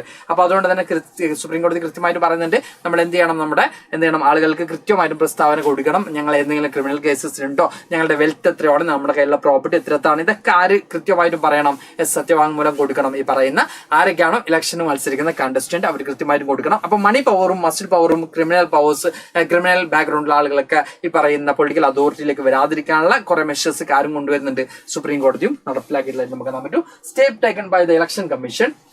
The Election Commission passed an order making it necessary for political parties to halt the organizational elections and file their income tax returns. അപ്പോൾ state election commission election commission കൊണ്ടുവന്നുള്ള steps എന്ന് പറയുന്നത് കൃത്യമായിട്ടും എന്ത് ചെയ്യണം, ഓരോ political പാർട്ടീസും ആരൊക്കെയാണ് election മത്സരിക്കുന്നത് അവരുടെ ഇൻകം എന്താണ്, അവരുടെ എന്താ പറയുക, അവരുടെ ടാക്സ് എത്രത്തോളം ഇൻകം ടാക്സ് അവർ പേ ചെയ്തിട്ടുണ്ട്, ഇതൊക്കെ സർട്ടിഫിക്കറ്റ് കൃത്യമായിട്ട് സബ്മിറ്റ് ചെയ്യണം എന്നാരും പറയുന്നുണ്ട്. ഇലക്ഷൻ കമ്മീഷന്റെയും എന്ത് ചെയ്യുന്നുണ്ട്, ചട്ടത്തിൽ നമുക്ക് കാണാൻ പറ്റും. ഇനി besides these many suggestions are made for reform political parties but not yet been accepted by political parties. ഇത് കൂടാതെ പല സജഷൻസും പൊളിറ്റിക്കൽ പാർട്ടീസിനെ റിഫോം ചെയ്യാൻ വേണ്ടി കൊണ്ടുവന്നിട്ടുണ്ട്. പക്ഷെ അതൊന്നും എന്ത് ചെയ്യുന്നില്ല, പല പൊളിറ്റിക്കൽ പാർട്ടീസും ഇപ്പോഴും അക്സെപ്റ്റ് ചെയ്തിട്ടില്ല നമുക്ക് കാണാൻ പറ്റും. A law should be made to regulate the internal affairs of political parties. It should be made mandatory for political parties to give minimum number of ticket about 1/3 to women candidates. Similarly, there should be a quota for women in the decision making bodies for the party. അപ്പോൾ പാർട്ടിയുടെ decision making ബോഡിയിലാണെങ്കിലും അതുപോലെ തന്നെ political പാർട്ടിയുടെ election candidates ആണെങ്കിലും അവർക്ക് എന്ത് ചെയ്യണം, അവർ കുറച്ചും കൂടി റിസർവേഷൻ വേണം എന്ന രീതിയിൽ എന്ത് കൊണ്ടുവന്നിട്ടുണ്ട്, ചേഞ്ചസും കാര്യങ്ങളൊക്കെ കൊണ്ടുവന്നിട്ടുണ്ട്. പക്ഷെ പല പൊളിറ്റിക്കൽ പാർട്ടീസും ഇപ്പോഴും അത് അക്സെപ്റ്റ് ചെയ്യുന്നില്ല എന്നാണ് പറയുന്നത്. There should be state funding for election. The government should give parties money to support their election expenses. അപ്പോൾ ഗവൺമെന്റ് നമ്മൾ ഈ പറഞ്ഞ പോലെ തന്നെ എന്ത് ചെയ്യണം, പൊളിറ്റിക്കൽ പാർട്ടീസിന് എന്ത് ചെയ്യണം, ഈ ഇലക്ഷന് കൃത്യമായിട്ട് എന്ത് ചെയ്യണം, അവർക്ക് വേണ്ട മാനദണ്ഡങ്ങളും ക്രൈറ്റീരിയ കൃത്യമായിട്ട് കൊടുക്കണം. കുറെ ആളുകളൊക്കെ പോയിട്ടുണ്ട്, നമ്മുടെ ചാപ്റ്റർ കയ്യാറായിട്ടുണ്ട്, ലാസ്റ്റ് ചാപ്റ്ററിലേക്ക് നമ്മൾ പോയിക്കൊണ്ടിരിക്കുകയാണ് കേട്ടോ. ഇനി two other ways to political parties can be reformed. People can put pressure on political parties. This can be done through petitions, publicity and agitations. ജനങ്ങൾക്ക് എന്ത് ചെയ്യാം, പൊളിറ്റിക്കൽ പാർട്ടീസിൽ ചേഞ്ചസ് ഉണ്ടാക്കാൻ പറ്റും. എങ്ങനെയാണ്, കൃത്യമായിട്ടും ജനങ്ങൾ പെറ്റീഷൻ ത്രൂവും അജിറ്റേഷൻ ത്രൂ ഒക്കെ എന്ത് ചെയ്യാം, പൊളിറ്റിക്കൽ പാർട്ടീസിനെ ഒന്ന് ചലഞ്ച് ചെയ്യാൻ ആർക്ക് പറ്റും, ജനങ്ങൾക്ക് പറ്റും. അങ്ങനെ പൊളിറ്റിക്കൽ പാർട്ടീസ് എന്ത് ചെയ്യും, റിഫോം ചെയ്യപ്പെടുന്ന സിറ്റുവേഷൻ വരാം. Then ordinary citizen pressure group movements and media plays an important role. Political parties felt importance of reform and became serious about. കാരണം പൊളിറ്റിക്കൽ പാർട്ടീസ് കൃത്യമായിട്ടും, അതായത് നമ്മൾ ഈ പറഞ്ഞ പോലെ തന്നെ നമ്മളൊരു ചാലഞ്ച് കൊടുക്കുകയാണെങ്കിൽ പൊളിറ്റിക്കൽ പാർട്ടീസ് അത് ചേഞ്ച് ചെയ്യാൻ റെഡി ആവും. ബിക്കോസ് പൊളിറ്റിക്കൽ പാർട്ടീസിന് പബ്ലിക് ഇല്ലെങ്കിൽ പറ്റുമോ, അല്ലെങ്കിൽ എന്താ പറയാ, പോപ്പുലർ സപ്പോർട്ട് ഇല്ലാതെ അവർക്ക് എന്ത് ചെയ്യാൻ പറ്റില്ല, മൂവ് ചെയ്യാൻ പറ്റില്ല. അതുകൊണ്ട് തന്നെ പൊളിറ്റിക്കൽ പാർട്ടീസിന് മാക്സിമം എന്ത് ചെയ്യണം, നമ്മൾ തന്നെ എന്ത് ചെയ്യണം, റിഫോം ചെയ്യാൻ അവരെ പ്രേരിപ്പിക്കണം എന്നാണ് പറയുന്നത്, പ്രൊവോക്ക് ചെയ്യണം എന്നാണ് പറയുന്നത്. Then political parties can improve it's. People who want change can join political parties. It is difficult to reform politics in ordinary citizens do not take part in the and simply criticize it from the outside. നമ്മളോട് പറയുകയാണെങ്കിൽ ഇപ്പോൾ outside ഒന്നുകൊണ്ട് criticise ചെയ്യുന്നതിനേക്കാളും നമ്മളതിന്റെ part ആയിക്കൊണ്ട് നമുക്ക് എന്ത് ചെയ്യാം, അതിൽ reform ചെയ്യാൻ പറ്റും. ഇത്രയും കാര്യങ്ങളാണ് ഈ ഒരു ചാപ്റ്റർ നമുക്ക് പ്രധാനമായിട്ടും പഠിക്കാനുള്ളത്. Then the last chapter outcomes of democracy. ഇതും കൂടി കഴിഞ്ഞ് നമ്മുടെ പൊളിറ്റിക്കൽ സയൻസ് കഴിഞ്ഞു. ഓക്കെ, അപ്പോൾ മേജറായിട്ടും 6 നാഷണൽ ലെവൽ പൊളിറ്റിക്കൽ പാർട്ടീസ് ആണ് പറഞ്ഞത്. അപ്പോൾ തന്നെ സ്റ്റേറ്റ് പാർട്ടീസ് എന്താണ്, അപ്പോൾ തന്നെ പൊളിറ്റിക്കൽ പാർട്ടീസ് ഫേസ് ചെയ്യുന്ന പ്രോബ്ലംസ് എന്താണ്, ഇത്രയും കാര്യങ്ങളാണ് നമ്മൾ ഈ ഒരു ചാപ്റ്ററിൽ ഡിസ്കസ് ചെയ്തിരുന്നത്. ഓക്കെ ആയിട്ടുണ്ടെങ്കിൽ ഒരു ഫയർ ഇട്ടോളി. ദെൻ ദ ലാസ്റ്റ് ചാപ്റ്റർ ആണ് നമ്മൾ പോകാൻ പോകുന്നത്, ഔട്ട്കംസ് ഓഫ് ഡെമോക്രസിയിലേക്കാണ് നമ്മൾ പോകാൻ പോകുന്നത്. അപ്പോൾ ഇതുവരെ എടുത്ത ഭാഗങ്ങൾ ഓക്കെ ആയിട്ടുണ്ടെങ്കിൽ ഒരു ഫയർ ഇട്ടോളി. ഓക്കെ, നമുക്ക് എന്തായാലും 10:15 നമുക്ക് എന്ത് ചെയ്യാം, വൈൻഡപ്പ് ചെയ്യാം.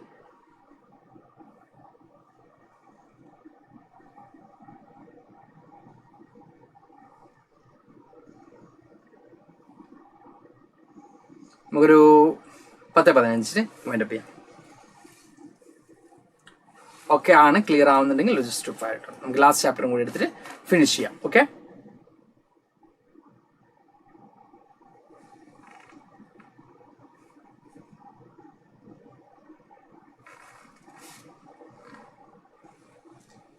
ഓക്കെ. അപ്പോൾ ലാസ്റ്റ് ചാപ്റ്ററിലേക്ക് നമ്മൾ മൂവ് ചെയ്യണം. ഈ ചാപ്റ്ററോട് കൂടി നമ്മൾ കംപ്ലീറ്റ് ചെയ്യാണ്. ഔട്ട്കംസ് ഓഫ് ഡെമോക്രസിയിലേക്ക് നമ്മൾ പോകുന്ന സമയത്ത് നമുക്ക് നോക്കാം. How do we access democracies outcomes of democracy എന്ന് പറയുമ്പോൾ നമ്മൾ എന്തെങ്കിലും കൊടുത്തിട്ടുണ്ടെങ്കിൽ അതിന്റെ റിസൾട്ട് ആണ് നമ്മൾ ഔട്ട്കംസ് കൊണ്ട് ഉദ്ദേശിച്ചത്. അപ്പോൾ ഡെമോക്രസിയിൽ എന്തൊക്കെയാണ് നമ്മൾ കുറെ കാര്യങ്ങൾ എക്സ്പെക്ട് ചെയ്യുന്നുണ്ട്, അത് നടപ്പിലാവുന്നുണ്ടോ എന്നുള്ളതാണ് നമ്മൾ ഈ ഒരു ചാപ്റ്ററിലൂടെ ചെക്ക് ചെയ്യാൻ പോകുന്നത്. ഓക്കെ, ഇവിടെ നമ്മൾ പറയുന്നുണ്ട് democracy is a better form of government when compared with the dictatorship or any other alternative. Because നമ്മൾ കാണാൻ പറ്റുക ഡെമോക്രസി എന്ന് പറയുന്നത് ബെറ്റർ ഫോം ഓഫ് ഗവൺമെന്റ് ആണ്. നമ്മൾ മറ്റ് ടൈപ്പ് ഓഫ് ഗവൺമെന്റിനെ കമ്പയർ ചെയ്യുമ്പോൾ ഡെമോക്രസി നമ്മൾ പറയാം ഡിക്റ്റേറ്റർഷിപ്പ് ആണെങ്കിലും മൊണാർക്കി ആണെങ്കിലും കമ്പാരിറ്റീവ്ലി എന്ത് കുറച്ചും കൂടി ബെറ്റർ ടൈപ്പ് ഓഫ് ഗവൺമെന്റ് ആണ്. ഡെമോക്രസി ബെറ്റർ ആണ് നമുക്ക് കാണാൻ പറ്റും. ഇനി പ്രൊമോട്ട് എന്തുകൊണ്ടാണ് എന്ന് പറയുന്നുണ്ട്. Promote equality among the citizens, ആളുകൾക്കിടയിൽ ഇക്വാലിറ്റി പ്രൊമോട്ട് ചെയ്യുന്നുണ്ട്. പിന്നെയോ enhance the dignity of the individuals.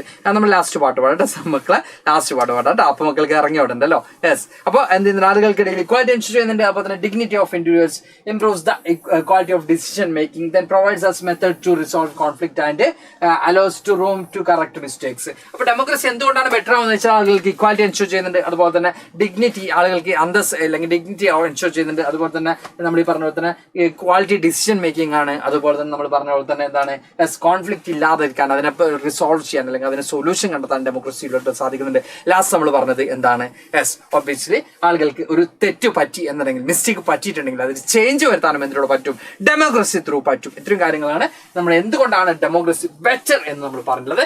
പക്ഷേ ഡെമോക്രസി എപ്പോഴും നമുക്ക് എന്താണ് പോരാ എന്ന് തോന്നുന്നുണ്ട്. ബിക്കോസ് ഡെമോക്രസിയിൽ നമ്മൾക്ക് എപ്പോഴും എന്ത് തോന്നാറുണ്ട്, പ്രതീക്ഷിച്ചത്രയും നമ്മൾ എക്സ്പെക്ട് ചെയ്തതിനനുസരിച്ചും വർക്ക് ചെയ്യാൻ ആർക്കും പറ്റുന്നില്ല, ഗവൺമെന്റിന് പറ്റുന്നില്ല, അല്ലെങ്കിൽ എക്സ്പെക്ട് ചെയ്ത അത്രയും അവരെന്ത് ചെയ്യുന്നില്ല, ആക്റ്റീവായിട്ട് വർക്ക് ചെയ്യുന്നില്ല എന്ന് നമുക്ക് തോന്നാറുണ്ട്. ബിക്കോസ് എന്തുകൊണ്ടാണ്, നമ്മുടെ എക്സ്പെക്ടേഷൻ ഹൈ ആയതുകൊണ്ടാണ്, നമ്മുടെ പ്രതീക്ഷകളെ കൂടിയതുകൊണ്ടാണ്.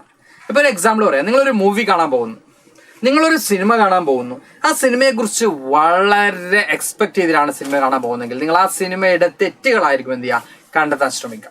ഇനി നിങ്ങളൊരു മൂവി കാണാൻ പോകുന്നു, കുറെ അധികം നെഗറ്റീവ് റിവ്യൂ കൊടുത്താണ് പോയിട്ടുള്ളത്. നിങ്ങൾ ഓൾറെഡി ഒരു എക്സ്പെക്ടേഷൻ കൊടുത്തു, ഇത്രയാണ് ഈ ഒരു സിനിമ ആവറേജ് ആയിരിക്കും എന്ന് കൊടുത്തു. നിങ്ങൾ കാണുന്നു, നിങ്ങൾ എക്സ്പെക്ട് ചെയ്തതിനേക്കാളും ഒരു പൊടിക്ക് മുകളിലാണെങ്കിൽ നിങ്ങൾ പറയും വാവ് വാട്ട് എ മൂവി എന്നൊക്കെ പറയും, എന്തൊരു സിനിമയാണ് എന്നൊക്കെ നിങ്ങൾ പറയും. അപ്പൊ എക്സ്പെക്ടേഷൻ ആണ് നമ്മളെ ഏറ്റവും വലിയ പ്രോബ്ലം എന്ന് പറയുന്നത്. നമ്മളെ പ്രതീക്ഷക്കനുസരിച്ച് ആരും ഉയരുന്നില്ല, ഡെമോക്രസി ഉയരുന്നില്ല നമുക്ക് കാണാൻ പറ്റും. അത് തന്നെയാണ് നമ്മൾ ഈ ഒരു ചാപ്റ്ററിലൂടെ പഠിക്കാൻ പോകുന്നത്. ഓക്കെ, അപ്പോൾ ഇവിടെ പറഞ്ഞത് how do we access democracies outcome. Over 100 countries of the world today claim and practice some kinds of democratic politics. They have formed a formal constitution, they hold elections, they have partisan, they guarantee rights of citizens. ഇപ്പൊ നമുക്ക് കാണാൻ പറ്റും ഇവിടെ നൂറിലധികം രാജ്യങ്ങൾ എന്ത് follow ചെയ്യുന്നുണ്ട്, ഡെമോക്രസിയാണ് follow ചെയ്യുന്നുള്ളത്. ആളുകൾക്ക് അവിടെ എന്ത് എൻഷുർ ചെയ്യുന്നുണ്ട്, ആളുകൾക്ക് റൈറ്റ്സും സിറ്റിസൺസിന്റെ റൈറ്റ്സും കാര്യങ്ങളൊക്കെ എൻഷുർ ചെയ്യുന്നുണ്ട്. പൊളിറ്റിക്കൽ പാർട്ടീസ് ഉണ്ടാവുന്നുണ്ട്, written constitution or unwritten constitution ഉണ്ട്, ഇങ്ങനെ എല്ലാം ഉണ്ട് പല രാജ്യങ്ങളിലും ഇപ്പോൾ നമുക്ക് കാണാൻ പറ്റും. While these features are common to most of them, these democracies are very much different from each other in terms their social situations, the economic conditions, achievements and the cultures. നമുക്ക് കാണാൻ പറ്റും എല്ലാം ഓൾമോസ്റ്റ് ഒരുപോലെയാണ്. Constitution ഉണ്ടാവും, സിറ്റിസൺസിന് rights ഉണ്ടാവും, election ഉണ്ടാവും, democracy ഉണ്ടാവും. പക്ഷെ എല്ലായിടത്തും ഡിഫറെന്റ് ആയിരിക്കും. ഡെമോക്രസി ഇംപ്ലിമെന്റ് ചെയ്യുന്ന രീതി ഡിഫറെന്റ് ആയിരിക്കും. ഓരോ സ്ഥലത്തെയും സോഷ്യൽ ഇക്കണോമിക് ആൻഡ് കൾച്ചറൽ ഡിഫറൻസിനനുസരിച്ച് ഡെമോക്രസി ഇംപ്ലിമെന്റ് ചെയ്യുന്നതിൽ എന്തുവരും ഡിഫറൻസസ് നമുക്ക് കാണാൻ പറ്റും. Our interest in the fascination for democracy often pushes us into taking a position that democracy can address all socio-economic and political problems. Democracyയിലൂടെ നമുക്ക് എല്ലാ socio-economic political problemsഉം എന്ത് ചെയ്യാൻ പറ്റും, അഡ്രസ് ചെയ്യാൻ പറ്റും എന്നുള്ളതാണ് നമ്മുടെ എന്ത് പറയാ ഡെമോക്രസിയിലൂടെ നമ്മൾ എന്ത് ചെയ്യുന്നത്, നമ്മൾ വിചാരിക്കുന്ന ഒരു കാര്യം എന്ന് പറയുന്നത്. ഇനി if some our expectations are not met, we started blaming the idea of democracy. അപ്പൊ നമ്മുടെ എല്ലാ പ്രോബ്ലംസ്, സോഷ്യൽ ഇക്കണോമിക് എല്ലാ പ്രോബ്ലംസും അഡ്രസ് ചെയ്യാൻ നമുക്ക് എന്തിലൂടെ പറ്റും, ഡെമോക്രസിയിലൂടെ പറ്റും എന്നുള്ളതാണ് നമ്മുടെ എക്സ്പെക്ടേഷൻ. ബട്ട് ആ ഒരു എക്സ്പെക്ടേഷൻ മീറ്റ് ചെയ്യാൻ പറ്റിയില്ലെങ്കിൽ സാർ നേരത്തെ പറഞ്ഞൊരു കാര്യം മക്കൾ ആലോചിക്കുക. ഒരു സിനിമ കാണാൻ പോകുമ്പോൾ നമ്മൾ കുറെ എക്സ്പെക്ട് ചെയ്യുന്നു, അതിനനുസരിച്ച് അതിന് മീറ്റ് ചെയ്യാൻ പറ്റുന്നില്ലെങ്കിൽ നമ്മൾ ഭയങ്കര എന്തായിരിക്കും, ആ സിനിമയെ ബ്ലെയിം ചെയ്യും അല്ലെ. അപ്പൊ അത് തന്നെയാണ് ഇവിടെ സംഭവിക്കുന്നത്. ഡെമോക്രസിയിൽ നമ്മൾ കുറെ അധികം എക്സ്പെക്ട് ചെയ്യുന്നു, അതിനെ മീറ്റ് ചെയ്യാൻ ആർക്കും പറ്റുന്നില്ല, ഡെമോക്രസിക്ക് പറ്റുന്നില്ല, അതുകൊണ്ട് നമ്മൾ എന്ത് ചെയ്യുന്നു, അതിനെ ബ്ലെയിം ചെയ്യുന്നു. The first step towards thinking carefully about the outcomes of democracy is to recognize that democracy is just form of government. നമ്മൾ ഫസ്റ്റ് തിരിച്ചറിയേണ്ടത് ഡെമോക്രസി എന്ന് പറഞ്ഞാൽ just A form of government എന്നുള്ളത് നിങ്ങൾ എന്ത് ചെയ്യുക, കൃത്യമായിട്ടും തിരിച്ചറിയാം. ഓക്കെ, ഹൗസം ഇല്ലടാ സാറ് പാടില്ല എന്ന് പറഞ്ഞു. ഓക്കെ, സാറ് പാട്ട് പാടിയാൽ മക്കൾ ഇറങ്ങി ഓടാനൊക്കെ ആണെന്ന് സാറിന് അറിയാം. എന്നാലും സാർ എന്ത് ചെയ്യാം, ക്ലാസ് അതിന്റെ ചെയ്യുന്ന സമയത്ത് പാടാം. അപ്പൊ നമുക്ക് ഇറങ്ങിയോടാം ഉറങ്ങിയോടാം എന്തും ചെയ്യാം. Okay,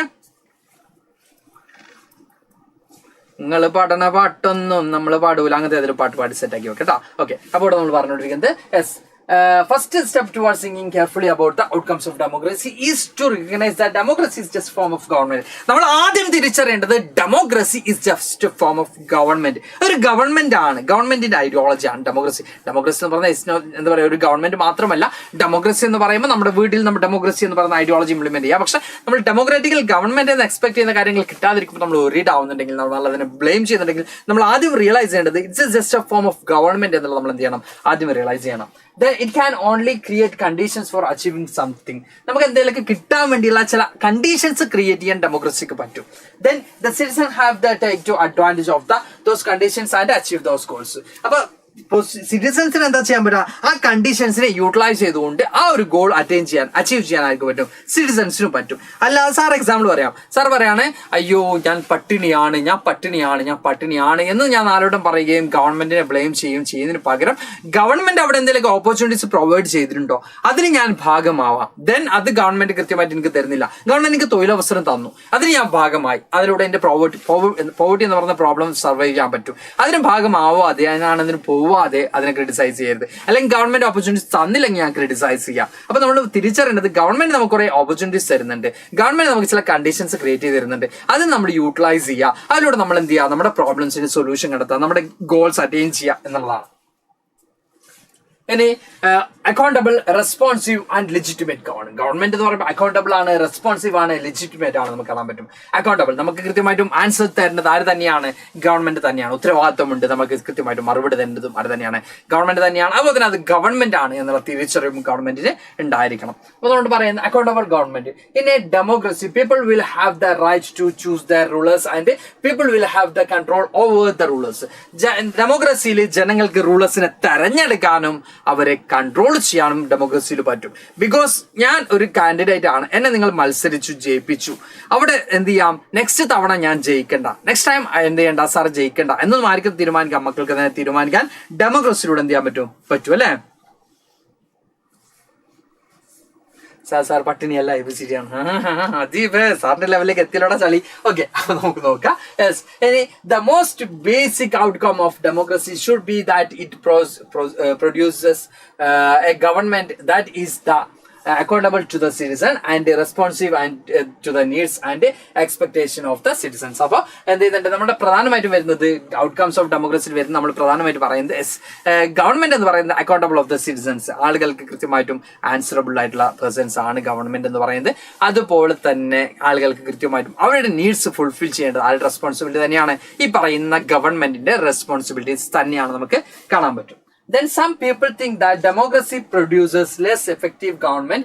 It is of course true that non-democratic rulers do not have to bother about deliberation in assemblies or worry about majority and public opinion. അതായത് പല ആളുകളും വിചാരിക്കുന്നത് ഡെമോക്രസി എഫിഷ്യന്റ് അല്ല എന്നാണ്.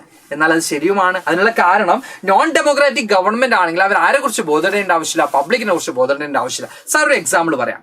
ഇപ്പോ നോൺ ഡെമോക്രസി ആകുമ്പോൾ ഇവിടെ എന്ത് ചെയ്യാണ്, പുതിയതായിട്ടൊരു ഇൻഡസ്ട്രി കൊണ്ടുവരാൻ തീരുമാനിച്ചു. അത് ഏത് സ്ഥലത്തും എന്ത് ചെയ്യാം, അവർക്ക് എസ്റ്റാബ്ലിഷ് ചെയ്യാം. അവരവിടുത്തെ ജനങ്ങളെ കുറിച്ച് ബോധപ്പെടേണ്ട ആവശ്യമുണ്ടോ? ഇല്ല. പക്ഷെ ഡെമോക്രസിയിൽ അവിടെ ഒരു കാറ്റഗറി ഉണ്ട്, അവിടെ കുറച്ച് ആളുകൾ റിസൈഡ് ചെയ്യുന്നുണ്ട്, അവിടെ കുറച്ച് ആളുകൾ താമസിക്കുന്നുണ്ട്. അവരെങ്ങനെ നമുക്ക് അക്കോമഡേറ്റ് ചെയ്യാൻ പറ്റും, അവരെങ്ങനെ മറ്റൊരു സ്ഥലത്തേക്ക് മാറ്റി പാർപ്പിക്കാൻ പറ്റും? ഇത് കൃത്യമായിട്ടും ആലോചിച്ച് കൃത്യമായിട്ട് പ്ലാൻ ചെയ്തിട്ട് ആർക്ക് ചെയ്യാൻ പറ്റുള്ളൂ? ഡെമോക്രാറ്റിക് ഗവൺമെന്റ് ചെയ്യാൻ പറ്റുള്ളൂ. അവിടെ കുറച്ച് സ്ലോ ആയിരിക്കും. നോൺ ഡെമോക്രസി ആണെങ്കിലോ ഇവിടെ ഒരു ബിൽഡിംഗ് കെട്ടാൻ തീരുമാനിച്ചു, അവിടെയുള്ള ആളുകളെ ഒഴിപ്പിച്ച് അവിടെ ബിൽഡിംഗ് കെട്ടും. രാജാക്കന്മാരാണ്, അവർക്ക് ഡിക്ലെയർ ചെയ്യാം. അപ്പോൾ നോൺ ഡെമോക്രസി കുറച്ചും കൂടി സ്പീഡി ആയിരിക്കും, കുറച്ചും കൂടി ക്വിക്ക് ആയിരിക്കും. പക്ഷെ ഡെമോക്രസി എഫിഷ്യന്റ് അല്ല, എഫക്റ്റീവ് അല്ല എന്നുള്ള തോന്നാൻ കാരണം അതിൽ കുറെ പ്രൊസീജിയേഴ്സ് ഉണ്ട്. ബിക്കോസ് അത് ഒറ്റയ്ക്ക് ഒരു ഡിസിഷൻ എടുക്കാൻ ആർക്കും പറ്റില്ല, ഡെമോക്രാറ്റിക്കൽ ഗവൺമെന്റിന് പറ്റില്ല. നോൺ ഡെമോക്രസി ആണെങ്കിൽ അവർക്ക് ഒറ്റയ്ക്ക് തീരുമാനങ്ങൾ എടുക്കാം, രാജാവ് ഒറ്റയ്ക്ക് ഡിക്ലെയർ ചെയ്യാം. അല്ലേ മക്കളെ? അങ്ങനെയല്ലേ? ആണോ അല്ലേ? നോൺ ഡെമോക്രസി ആണെങ്കിൽ രാജാവിന് ഒറ്റയ്ക്ക് തീരുമാനിക്കാം, അവിടെ ഒരു ബിൽഡിംഗ് കെട്ടാം, അവിടെ ഒരു ഫ്ലാറ്റ് കെട്ടാം, അവിടെ ഒരു റെയിൽവേ കൊണ്ടുവരാം. പക്ഷെ ഡെമോക്രസിയിലാണെങ്കിൽ അതിന് കുറെ പ്രൊസീജിയർ ഉണ്ട്. അവിടെയുള്ള ആളുകളെ എങ്ങനെ മാറ്റി പാർപ്പിക്കാം, ഇങ്ങനെ കൃത്യമായിട്ട് കുറെ പ്രൊസീജിയേഴ്സും കാര്യങ്ങളുണ്ട്. അതുകൊണ്ട് തന്നെയാണ് ഡെമോക്രസി സ്ലോ ആവുന്നതും നോൺ ഡെമോക്രസി ക്വിക്ക് ആവുന്നതും. Is that clear? അല്ലേ? അങ്ങനെ അല്ലേ? ഇനി So they can very quick and efficient in decision making and implementation. അതുകൊണ്ട് തന്നെയാണ് നമ്മൾ ഈ പറയുന്നത് നോൺ ഡെമോക്രസി ആണെങ്കിൽ കുറച്ചും കൂടി ക്വിക്ക് ആയിരിക്കും, അതുപോലെ തന്നെ കുറച്ചും കൂടി എന്തായിരിക്കും, യെസ്, കുറച്ചും കൂടി പെട്ടെന്ന് തന്നെ എന്ത് ചെയ്യും, കാര്യങ്ങൾ ചെയ്യൂട്ടാ. ഉണക്കുകളോ എന്താണ് ഉണക്കുൽ അങ്ങനത്തെ ഒരു പാട്ടൊന്നും അറിയില്ല മക്കളെ. ഇത് 7ാം ക്ലാസ്സിലെ മക്കളും ഇങ്ങനത്തെ ഒരു പാട്ട് പറഞ്ഞത്, പക്ഷെ സാറിന് അറിയില്ല, അതുകൊണ്ട് സാർ പാടിയില്ല കേട്ടാ. உனக்குள் என்ன பாட்டது, என்ன சொன்னிட்டு இருக்குதுங்க, எனக்கு ஒண்ணுமே புரியல, என்ன பேசிட்டு இருக்குதுங்க. S. Then accountable. Okay, democracy is based on the idea of deliberation and negotiation. So some delay in bound to take place. നമുക്ക് കാണാൻ പറ്റും ഡെമോക്രസി എന്ന് പറയുന്നത് കുറച്ച് പ്രൊസീജിയേഴ്സും കാര്യങ്ങളുണ്ട്, അതുകൊണ്ട് കുറച്ച് ടൈം എടുക്കും, സഹിക്കാം, കുറച്ച് സമയം എടുക്കുമെന്ന് നമ്മൾ റിയലൈസ് ചെയ്യാം. But because it has followed procedures, it's decision made be both more acceptable to the people and more effective. അപ്പോൾ എന്താണ് പറയുന്നത്, കുറച്ച് പ്രൊസീജിയറിലുണ്ടെങ്കിൽ കുറച്ച് സമയം എടുക്കുന്നുണ്ട്. Then so the cost of time that democracy pays in perhaps worth it. Democracy ensures that the decision making will be based on the norms and procedures. So a citizen who wants to know if a decision was taken through the correct procedure can find this out. This is known as transparency. അപ്പൊ നമുക്ക് കാണാൻ പറ്റും procedure ഒക്കെ കൃത്യമായിട്ടാണോ follow ചെയ്തിട്ടുള്ളത്. ഇത് നോക്കാനും എന്തുണ്ട്, കൃത്യമായിട്ട് നമ്മൾ ട്രാൻസ്പെറന്റ് ആണ്. ഇവിടെ എന്ത് ചെയ്യാം, ഡെമോക്രസിയിൽ എന്ത് ചെയ്താലും കൃത്യമായിട്ട് എന്ത് ചെയ്യും, റെക്കോർഡാണ്. നമുക്ക് റൈറ്റ് ടു ഇൻഫോർമേഷൻ ആക്ട് പ്രകാരം നമുക്ക് എന്ത് ചെയ്യാൻ പറ്റും, മനസ്സിലാക്കാൻ പറ്റും. നമ്മൾ വെറുതെ ക്രിട്ടിസൈസ് ചെയ്യും, ആ കറപ്ഷൻ ആണ്, അതാണ് ഇതാണെന്ന് പറഞ്ഞു. പക്ഷെ നമ്മൾ കൃത്യമായിട്ടും മനസ്സിലാക്കി ക്രിട്ടിസൈസ് ചെയ്യാം. കറപ്റ്റഡ് ആണ്, നമ്മുടെ കുറെ റൂളേഴ്സ് കറപ്റ്റഡ് ആണ്, അത് കൃത്യമായി നമ്മൾ എന്ത് ചെയ്യാം, മനസ്സിലാക്കുക. അതിനുള്ള റൈറ്റും കാര്യങ്ങളൊക്കെ നമുക്കുണ്ട്. റൈറ്റ് ടു ഇൻഫർമേഷൻ ആക്ട് പ്രകാരം ഒരു കാര്യത്തിന് പാസ്സാക്കിയിട്ടുള്ള ബില്ല് എത്രയാണ്, ഒരു കാര്യത്തിനും എത്രയാണ് ഫണ്ട് വന്നിട്ടുള്ളത്, ഇതൊക്കെ നമുക്ക് അറിയാൻ പറ്റും. ഇതൊന്നും നമ്മൾ ഉപയോഗിക്കില്ല, ഇതൊന്നും നമ്മൾ യൂട്ടിലൈസ് ചെയ്യില്ല. ലൈക്ക് കേടായ CCTV ഉണ്ടായ കാര്യമില്ലല്ലോ. ലൈക്ക് അതുപോലെയാണ് നമ്മൾ റൈറ്റ് ടു ഇൻഫർമേഷൻ ആക്ട് നമ്മൾ ചെയ്തിട്ടുള്ളത്. അത് നമ്മൾ കൃത്യമായിട്ട് യൂട്ടിലൈസ് ചെയ്യുകയാണെങ്കിൽ നമുക്ക് എന്ത് ചെയ്യാം, കറപ്റ്റഡ് ആയിട്ടുള്ള പേഴ്സൺസ് നമുക്ക് കൃത്യമായിട്ട് തിരിച്ചറിയാൻ പറ്റും. ഓക്കെ, പോയി എന്ത് പറ്റി. Okay, and the democratic government develops mechanisms for citizens to hold the government accountable and mechanisms for citizens to take part of decision making whenever they think fit. To measure democracies on the basis of this expected outcome, we need to follow regular free and fair elections, open public debate on major policies and legislations, then and citizens right to information about the government and its functions. So അപ്പോൾ നമ്മളോട് പറയുന്നത് നമ്മൾ കൃത്യത്തോളം ഗവൺമെന്റിന്റെ ഭാഗത്ത് നമ്മൾ കിട്ടുന്നില്ല, അല്ലെങ്കിൽ government കൃത്യമായിട്ടും എന്താ എഫക്റ്റീവ് അല്ല എന്നൊക്കെ നമ്മൾ പറയുമ്പോൾ നമുക്ക് കൃത്യമായിട്ട് ഡെമോക്രസി കൃത്യമായിട്ട് നമുക്ക് മനസ്സിലാക്കാനും അതുപോലെ തന്നെ നമ്മുടേതായിട്ടുള്ള ഒപ്പീനിയൻ പറയാനും നമുക്ക് എന്തുണ്ട്, അവസരങ്ങളുണ്ട്. അല്ലെങ്കിൽ നമ്മൾ കൃത്യമായിട്ടും ഇലക്ഷൻ റൈറ്റ് ടു വോട്ടിലൂടെ നമുക്ക് എന്ത് ചെയ്യാം, കാൻഡിഡേറ്റ്സിന് അല്ലെങ്കിൽ നമുക്ക് ഇഷ്ടപ്പെടാത്ത അല്ലെങ്കിൽ നമുക്ക് കൂടുതൽ പ്രോമിസസ് തരുന്നു നടപ്പിലാക്കാത്ത പാർട്ടീസിന് നമുക്ക് എന്ത് ചെയ്യാം, റിജക്ട് ചെയ്യാം. അങ്ങനെ എല്ലാം കുറെ അധികം ഓപ്പർച്യൂണിറ്റീസ് ആയിരിക്കും നമുക്ക് ഉണ്ട്. Then the actual performance of the democracy is shown in mixed records on this. Democracies have had greater success in setting up a regular and free elections and setting up conditions for open public debates. Okay, നമ്മൾ പറയുന്നുണ്ട് കുറച്ചൊക്കെ problems ഒക്കെ ഉണ്ടെങ്കിലും കൃത്യമായിട്ട് എന്ത് ചെയ്യുന്നുണ്ട്, ഡെമോക്രസിയിൽ കൃത്യമായിട്ടും എന്താ പറയുക ഫ്രീ ആൻഡ് ഫെയർ ആയിട്ടുള്ള ഇലക്ഷനും അതുപോലെ ഓപ്പൺ പബ്ലിക് ഡിബേറ്റും കാര്യങ്ങളൊക്കെ ഡെമോക്രസി കൃത്യമായിട്ട് എന്ത് ചെയ്യുന്നുണ്ട്, എൻഷുർ ചെയ്യുന്നുണ്ടായിട്ട് നമുക്ക് കാണാൻ പറ്റും. Then most of democracy falls short of elections that provide a fair chance to everyone and in subjecting every decision to public debate and sharing informations. Democratic regimes are much better than any non-democratic regime in the respects. നമുക്ക് കാണാൻ പറ്റുന്നത് ഡെമോക്രസിയിൽ അപ്പോഴും എന്ത് ചെയ്യുന്നുണ്ട്, ചിലപ്പോഴെങ്കിലും ചില പ്രശ്നങ്ങളൊക്കെ ഉണ്ടാവാറുണ്ടെങ്കിലും മറ്റ് ഗവൺമെന്റുകളെ കമ്പയർ ചെയ്യുമ്പോൾ ഡെമോക്രസി തന്നെയാണ് better. The record of democracy is not impressive on two aspects such as attentive on the needs and demands of the people and largely free of corruption. നമ്മളോട് പറയുന്നത് പ്രധാനമായിട്ടും ഡെമോക്രസിയിലുള്ള പ്രശ്നം എന്ന് പറയുന്നത് ആളുകളുടെ നീഡ്സ് എന്താണോ അത് അറ്റൻഡ് ചെയ്യാൻ കംപ്ലീറ്റ് ആയിട്ടും ഡെമോക്രസിക്ക് പലപ്പോഴും സാധിക്കാറില്ല. അതുപോലെ തന്നെ പലപ്പോഴും കറപ്ഷനിലും ആണ് ഡെമോക്രസി നമുക്ക് കാണാൻ പറ്റും. ഡെമോക്രാറ്റിക്കൽ ലീഡേഴ്സ് ഒക്കെ കറപ്റ്റഡ് ആണ് നമുക്ക് എന്ത് ചെയ്യാൻ പറ്റും, കാണാൻ പറ്റും. Then at the same time there is nothing to show that the non-democracies are less corrupt or nor sensitive of the people. നമുക്ക് കാണാൻ പറ്റും. At the same time എന്തല്ല, there's nothing to show that non-democracies are less corrupt. എന്താ പറയാ, non democracy എന്ന് പറഞ്ഞാൽ അത്ര എന്താ കറപ്റ്റഡ് അല്ല എന്ന് നമുക്ക് കാണാൻ പറ്റും. അതേസമയം തന്നെ ഡെമോക്രസി ആണെങ്കിൽ കറപ്ഷൻ ഒന്നും ഒരിക്കലും നമുക്ക് എന്ത് ചെയ്യാൻ പറ്റില്ല, മാറ്റി നിർത്താൻ പറ്റില്ല, നമുക്ക് എന്ത് ചെയ്യാൻ പറ്റും, കാണാൻ പറ്റും.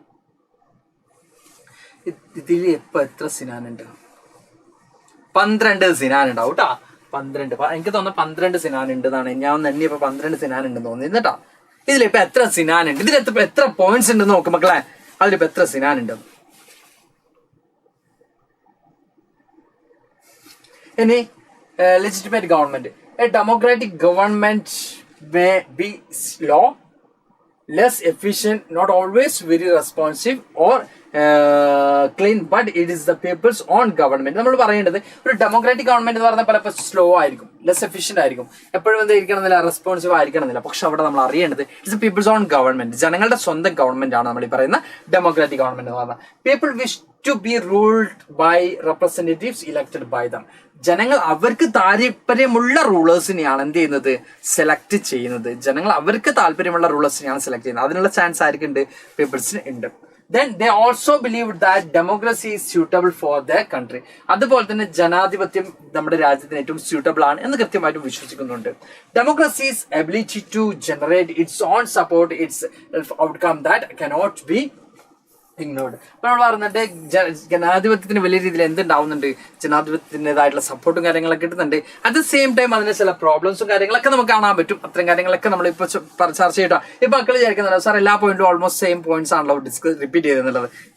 ക്ലിയർ, എല്ലാം സെയിം തന്നെയാണ്, എല്ലാ പോയിന്റ്സും സെയിം തന്നെയാണ്. അതായത് ഈ ചാപ്റ്റർ മൊത്തം നിങ്ങൾക്ക് പറഞ്ഞു തരുന്ന ഒറ്റ കാര്യമുള്ളൂ, ഡെമോക്രസി എന്ന് പറയുന്നത് അക്കൗണ്ടബിൾ ആണ്, റെസ്പോൺസീവ് ആണ്. അതുപോലെ തന്നെ നമ്മൾ നേരത്തെ പറഞ്ഞ പോലെ തന്നെ അക്കൗണ്ടബിൾ ആണ്, റെസ്പോൺസീവ് ആണ്, നമുക്ക് എന്ത് ചെയ്യാൻ പറ്റും, കാണാൻ പറ്റും. അതുപോലെ തന്നെ ട്രാൻസ്പെറൻസി ആണ്, ഡെമോക്രസി നമുക്ക് കാണാൻ പറ്റും. ഇത്തരം കാര്യങ്ങൾ തന്നെയാണ് ഈ ഒരു ചാപ്റ്ററിൽ നമുക്ക് മൊത്തത്തിൽ ഡിസ്കസ് ചെയ്യുന്നത്. അതായത് compare to non democratic government democracy better ആണ് എന്ന് നമ്മൾ എസ്റ്റാബ്ലിഷ് ചെയ്യുമ്പോൾ തന്നെ അവിടെ കുറെ അധികം പ്രോബ്ലംസ് ഉണ്ട് എന്നുള്ളതും ഈ ഒരു ചാപ്റ്ററിൽ എന്ത് ചെയ്യുന്നുണ്ട്, പറയുന്നുണ്ട്. അതുപോലെ തന്നെ എന്തുകൊണ്ടാണ് എഫക്റ്റീവ് ആവാത്തത് എന്നുള്ള കാര്യം കൂടി അവിടെ കൃത്യമായിട്ടും തന്നിട്ടുണ്ട്. ഇനി നമ്മൾ ഡെമോക്രസിയിൽ എക്സ്പെക്ട് ചെയ്യുന്ന ഇക്കണോമിക് ഗ്രോത്ത് ആൻഡ് ഡെവലപ്മെന്റ് ആണ്. If we consider all democracies and all dictatorships of for the 50 years between 1950 and 2000, dictatorship have slightly higher rate of the economic growth. അപ്പോൾ നമ്മൾ ഡെമോക്രസിയും ഡിക്റ്റേറ്റർഷിപ്പും കമ്പയർ ചെയ്യുമ്പോൾ ഡിക്റ്റേറ്റർഷിപ്പിനാണ് ഹയർ ഇക്കണോമിക് ഗ്രോത്ത് ഉള്ളത്. 50 വർഷത്തോളം എടുത്ത് നമ്മൾ നോക്കുകയാണെങ്കിൽ, അതും നമ്മൾ നേരത്തെ പറഞ്ഞ റീസൺ തന്നെയാണ്. Okay, but economic development depends on several factors, country's population size, then a global situation, cooperation from other countries, then economic priorities adopted by the country. Okay, അപ്പൊ ഇക്കണോമിക് ഡെവലപ്മെന്റ് എന്ന് പറയുന്നതിൽ കുറെ അധികം കുറെ ഫാക്ടേഴ്സ് ഉണ്ട്. Economic development എന്ന് പറയുമ്പോൾ രാജ്യത്തിന് ഇക്കണോമിക് ഡെവലപ്മെന്റ് മാത്രം ഇമ്പോർട്ടൻസ് കൊടുക്കാൻ പറ്റില്ല. പക്ഷെ ഒരു രാജ്യം ഇക്കണോമിക് ഡെവലപ്മെന്റിന് ഇമ്പോർട്ടൻസ് കൊടുത്തില്ലെങ്കിൽ ആ രാജ്യത്ത് എന്തുണ്ടാവും, നമ്മൾ ഈ പറയുന്നത് പോലെ പോവർട്ടി സിറ്റുവേഷൻ ഒക്കെ ഹയർ ലെവലിലേക്ക് പോവാം. ബട്ട് ഇവിടെ നമ്മൾ പറയുന്നത് ഇക്കണോമിക് ഡെവലപ്മെന്റിനെ ഇൻഫ്ലുവൻസ് ചെയ്യുന്ന ചില ഫാക്ടേഴ്സ് ഉണ്ട്. ആ ഫാക്ടേഴ്സ് ഏതൊക്കെയാണെന്ന് നോക്കുകയാണെങ്കിൽ നമുക്ക് കാണാൻ പറ്റുന്നത് country's population size of population important ആണ്.